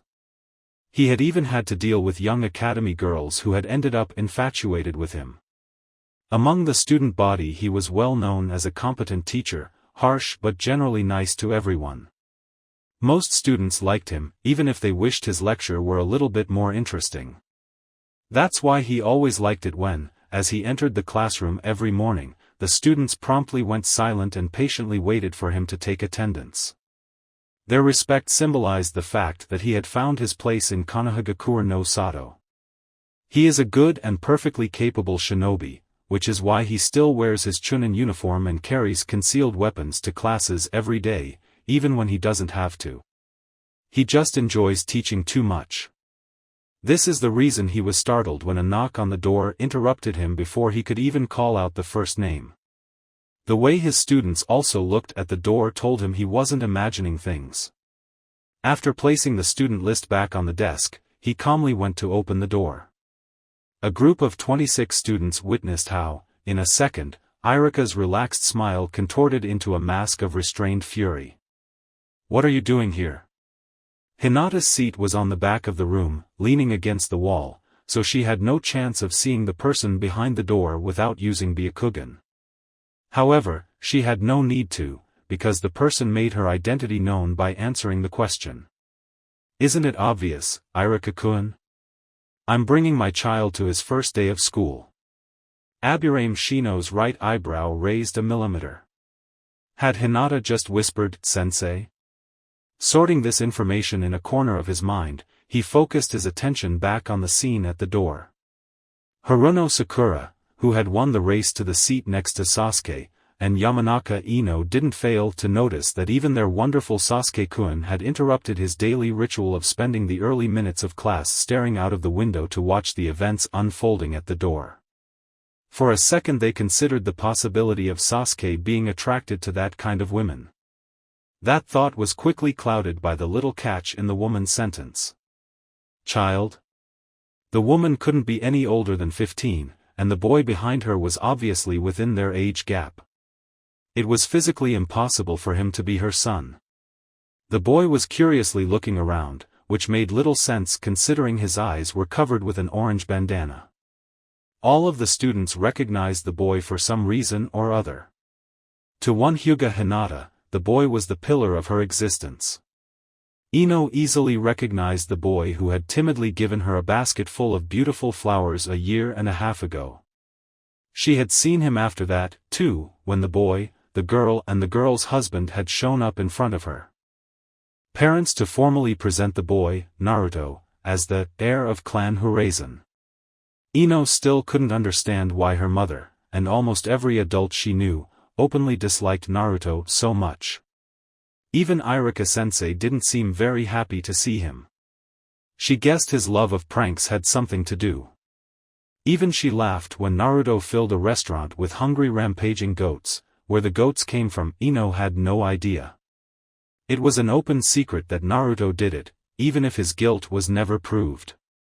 What few people knew was that the restaurant owner had denied admission to Naruto and his family 3 days before the prank. What only Hokage and the ANBU knew was that the only reason Naruto was never interrogated about this incident, and pretty much any incident he is a suspect of, was because he somehow managed to evade any number of ninja policemen and ANBU sent after him. Ino, on her part, had absolutely no reason to dislike the boy. He had yet to pull a prank on her flower shop, after all. On the other side, there were those who recognized the blonde as the one their parents had actually encouraged to bully. They had been wondering where he had gone, none of them knew where he lived, and they hadn't seen him roaming aimlessly around the parks like he used to do until 2 years ago or so. Of course, there were those who bullied young Naruto out of personal choice, not because their parents encouraged them to. There were also those who recognized him because they were victims of one of his pranks, including those whose authorship remains unstated, like Inuzuka Kiba, who grimly remembered the time Naruto, because it just had to be Naruto, released dozens of stray cats in Inuzuka grounds, sending their trained dogs into a frenzy. It had taken them 4 full days to find them all. Like Ino, others like Nara Shikamaru, Akimichi Chuji and Aburame Shino remembered Naruto from the day he was formally introduced to their respective clans as the heir of Urazen. The former two also remembered a fairly short encounter on a certain rooftop. And, of course, there was Sasuke. Naruto's gaze lingered on the back of the room for a second, just long enough for Hinata and only Hinata to realize Naruto had noticed her. The simple smile that adorned his face after he resumed his exploration of the rest of the room was enough to make her feel butterflies in her stomach. Saya, too, took a long look at Naruto's new classmates before settling on looking at Iruka. Her eyes, too, lingered an instant longer on Hinata than on anyone else. While this escaped everyone, what didn't escape Shino was the unusual flicker in the otherwise blank pupil-less eyes of normally shy and quiet Hyuga Hinata to his right. Saya also suppressed a shudder at the sight of a certain mane of long pink hair. Here are the admission papers. I'm sure everything's in order. Of course everything was in order. Naruto's admission was authorized by the Hokage himself. HNN. This was Iruka's only response after shooting a glance at the official stamp on the paper that authorized the admission of one Urazen Uzumaki Naruto. Despite Naruto's lack of interest, Shiki and Saya had insisted he kept the Uzumaki name. Only after the secrets of his true family were unveiled would he understand why. Saya bent her legs to lower herself to Naruto's level. Alright, Naruto, you know what to do. Naruto smiled, but Saya noticed it wasn't the usual Naruto smile. He was obviously a bit nervous. The feel of her adoptive mother's lips on his forehead prompted a bright blush, a sheepish smile and a particularly unrestrained snicker from somewhere in the classroom. This only made Naruto more embarrassed, of course, but Saya was quick to correct this. There's nothing to be ashamed of, especially when the person that is snickering at you comes from a family where their way to display affection is by sniffing each other's ass, right, Inuzuka-kun? Oh, that shut Kiba up all right. It also made Ino snicker, Sakura blush and wonder and Hinata smile in appreciation of her sensei and wish she were a bit more like her. Nobody noticed Sasuke was struggling to keep a straight face. Naruto actually voiced Sakura's thoughts. Do they really do that? Saya smiled in her usual gentle way. You know, I have absolutely no idea. Alright, your first homework for today is finding out. Naruto nodded. He liked homework, at least when it was assigned by his parents. Alright. We don't. They don't. Saya declared matter-of-factly. Well, Naruto, seems like Inuzuka-kun finished your homework for you. Yay. Iruka wouldn't take any more of, well, that. Alright, kid, take a seat. Saya's eyes narrowed a bit. Kid? She got no response from the teacher. Naruto looked at Saya as if unsure of what to do. Isn't he supposed to, introduce himself or something? He can do that later. Now I'd like to get my class started. Saya and Iruka stared at each other for the good part of a minute. The tension was almost palpable. Sayaka-chan? The woman relaxed and looked down at her beloved child. Do as your sensei says, Naruto. Don't forget to eat your lunch and don't be late for dinner. Yes. Naruto had decided on a seat since he first scanned the classroom. Without hesitating or skipping a step, Naruto made his way to the back of the classroom, leaving many to wonder just how did he move so fluidly with his eyes covered like that. It was even worse for those who knew Naruto was blind. Then again, it wasn't such a complicated trip to the back of the classroom, so most of them attributed it to good balance. They still wondered what the deal was with the blindfolded blonde, though. Will you accompany me to the door, Iruka-kun? The teacher caught the hint and followed Saya to the door. Once she made it outside, when she was sure she was out of the visual field of the students, she turned to face Iruka with the fiercest expression she could muster. The surprise attack caught the scarred man unaware and at her mercy. Look, boy, I don't give a damn about you. You can hate me and my husband all you want, if that makes you feel better. But if I get even the slightest hint of you being unfair to my child for being either the Nine-Tails vessel or the heir of Horizon, I swear by the Shinigami that watches me that I will make you pay. Understood? Saya only got a door slammed on her face. The bell marked the end of morning classes. It was time for lunch. Naruto let go a long, quiet sigh. He was anything but tired. He was bored. I guess I can't expect it to be like lessons at home, right? He had only nodded to his neighbor when he sat down. He guessed it was a good time as any for a proper greeting. We didn't really talk last time we met, Aburame-san. Shino turned his head to face Naruto. No, we didn't. Indeed, the adults did all of the talking the day Naruto was presented to the clan of insect users. Naruto grinned. Well then, nice to meet, cha. Horizon na, Uzumaki Naruto. The boy in shades nodded.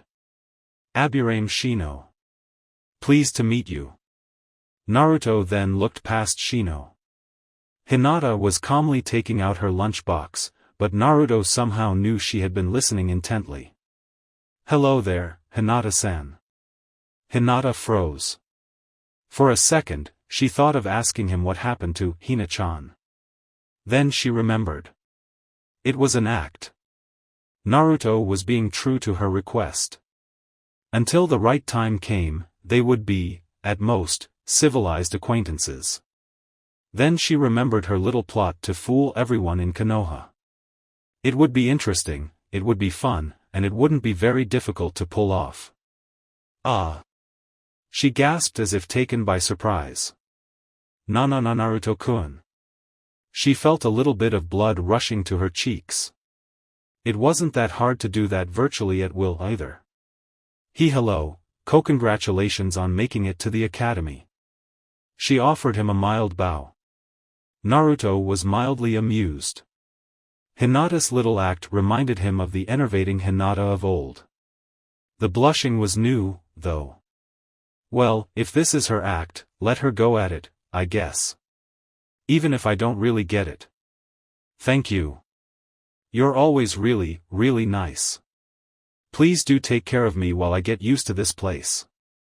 Naruto spoke calmly and courteously, as it was expected when addressing the future leader of the closest thing to a noble clan Konoha had. He even got off his seat to bow properly. Hinata, in her mind, was all smiles. Naruto-kun was such a sweetheart. The faster they got into their roles, the better. Naruto would be the average nice guy with a terrible handicap he had struggled to overcome, and Hinata. Naruto-kun. Her voice gradually changed into a pitiful squeak. Her face took an awfully reddish tone which forced her to lower her face to conceal it from view. She completed her award-winning performance by pushing the tips of her index fingers together in a gesture that screamed shy and cute. Please take care of me, too. Yep, she was the awfully shy romantic who had the biggest crush on him. Her head still hanging low, she triggered her bloodline limit. For months before she had learned to activate it without hand seals, and she had to thank her father for insisting on her developing this skill. It allowed her to see that the other girls in the classroom, who were clearly listening in the entire conversation, obviously swallowed her little overacting. Perfect. Turning back to look at Naruto, summoning her best dreamy eyes in the process, she noticed her dear blonde seemed to be focused on something else. Or rather, someone else. Uchiha Sasuke seemed to not be interested in having lunch, staring at the world beyond the window as he was. Naruto had never asked her about Sasuke, but she had still commented on the raven-haired boy a few times. Sasuke had remained quiet and distant, not much different from how it was before the massacre. He was obviously not interested in making friends, either, focusing on nothing but being at the top of the class. In fact, compared to everyone else, except possibly herself, but Hinata didn't flaunt her taijutsu abilities in the academy, Sasuke was on a level of his own. Shino, can I call you Shino? The boy of Aburame nodded. Great. Shino, Hinata-san, check this out. You're gonna love it. Before either could even think of asking, Naruto was already making hand seals. The motion caught the attention of the few who had been looking in the right direction. Futon, Kitsune ko no jutsu. The heir of Urazen whispered before stealthily sneaking out of his seat. By the time he reached Sasuke's row, everyone in the classroom but the aforementioned Uchiha was watching him, waiting for whatever it was the blind kid intended to do. Sasuke was obviously lost in his little world. Naruto's superb stealth easily allowed him to get right behind Sasuke and remain unnoticed. Kiba subtly, so as to not catch Sasuke's attention, held Sakura before she thought of warning her crush. Chuji was chewing down potato chips as if there were no tomorrow. Shikamaru's attention drifted between Naruto and his best friend's impossibly fast food-consuming rate. Naruto inhaled, and spoke with a voice that was not his. Foolish little brother. While Naruto's words in a perfect imitation of Itachi's voice courtesy of his original voice-changing jutsu made little sense to the aspiring shinobi and kunoichi, Sasuke's reaction made it blatantly obvious that Naruto knew precisely what he was doing. Less than a second after Naruto spoke, a hyperventilating Sasuke was 2 rows away in a half-assed taijutsu stance staring at Naruto as if the blonde had sprouted ears, claws, fangs and 9 tails. Naruto was just laughing his ass off. Ahahaha. Oh, man, can't believe you jumped like that. Kami, I wish I could see your face. Aha-ak. Ahahaha. Man. Sasuke looked at Naruto and didn't look at him. His mind was still trying to cope with the fact that Itachi was not there to finish the job. It was just Naruto, just one annoying blonde, just Naruto, not Itachi, everything's okay. The speechless class stared at both the prankster and victim, unsure of exactly what they were looking at. It would take a while for most of them to fully understand Naruto's little stunt and Sasuke's reaction. Naruto-kun, that was mean. Shino heard Hinata mutter. A single leap allowed Naruto to close the gap between him and Sasuke. The two were crouched on an empty table. Name's Naruto. The blindfolded boy extended a hand. Horizon Uzumaki Naruto. And in a lower tone. Pleased to meet you, bastard. Sasuke stared at the offered hand. If the old Sasuke ever wants to play, or train, he knows where I live. He looked up at Naruto's face. The boy who had just played the meanest prank ever was smiling as if all were right with the world. Ino shot an odd glance at Hinata, who was actually swooning. Who would have thought 8-year-olds could swoon? Sakura wanted to ask Sasuke if everything was okay, but for some reason she just couldn't open her mouth. Had Kiba been a few years older, and Sakura, too, he would have realized he was copping a feel and leered like a total pervert. You. Sasuke grabbed Naruto's hand. The blonde's smile grew impossibly bigger. You. Naruto gasped as he found himself being pulled forwards by Sasuke's hand. You. Rotten blind bastard. Naruto leaned to the left just in time to dodge Sasuke's fist before it impacted his face. He immediately jumped away to safe ground. Can't hit what you can't catch, Sasuke. Timmy. Naruto found the reversal of roles amusing. Dobe. He taunted before leaping out of the window, Sasuke in close pursuit. Naruto's laughter and Sasuke's screams of fury mixed with frustration would be heard all over Konoha. Thank you for watching. I hope you enjoyed it. Make sure to like and subscribe, and don't forget to share this video with your friends. Guys, make sure to help the author by visiting the link in the description. This is Fox Sage, and I'm signing off.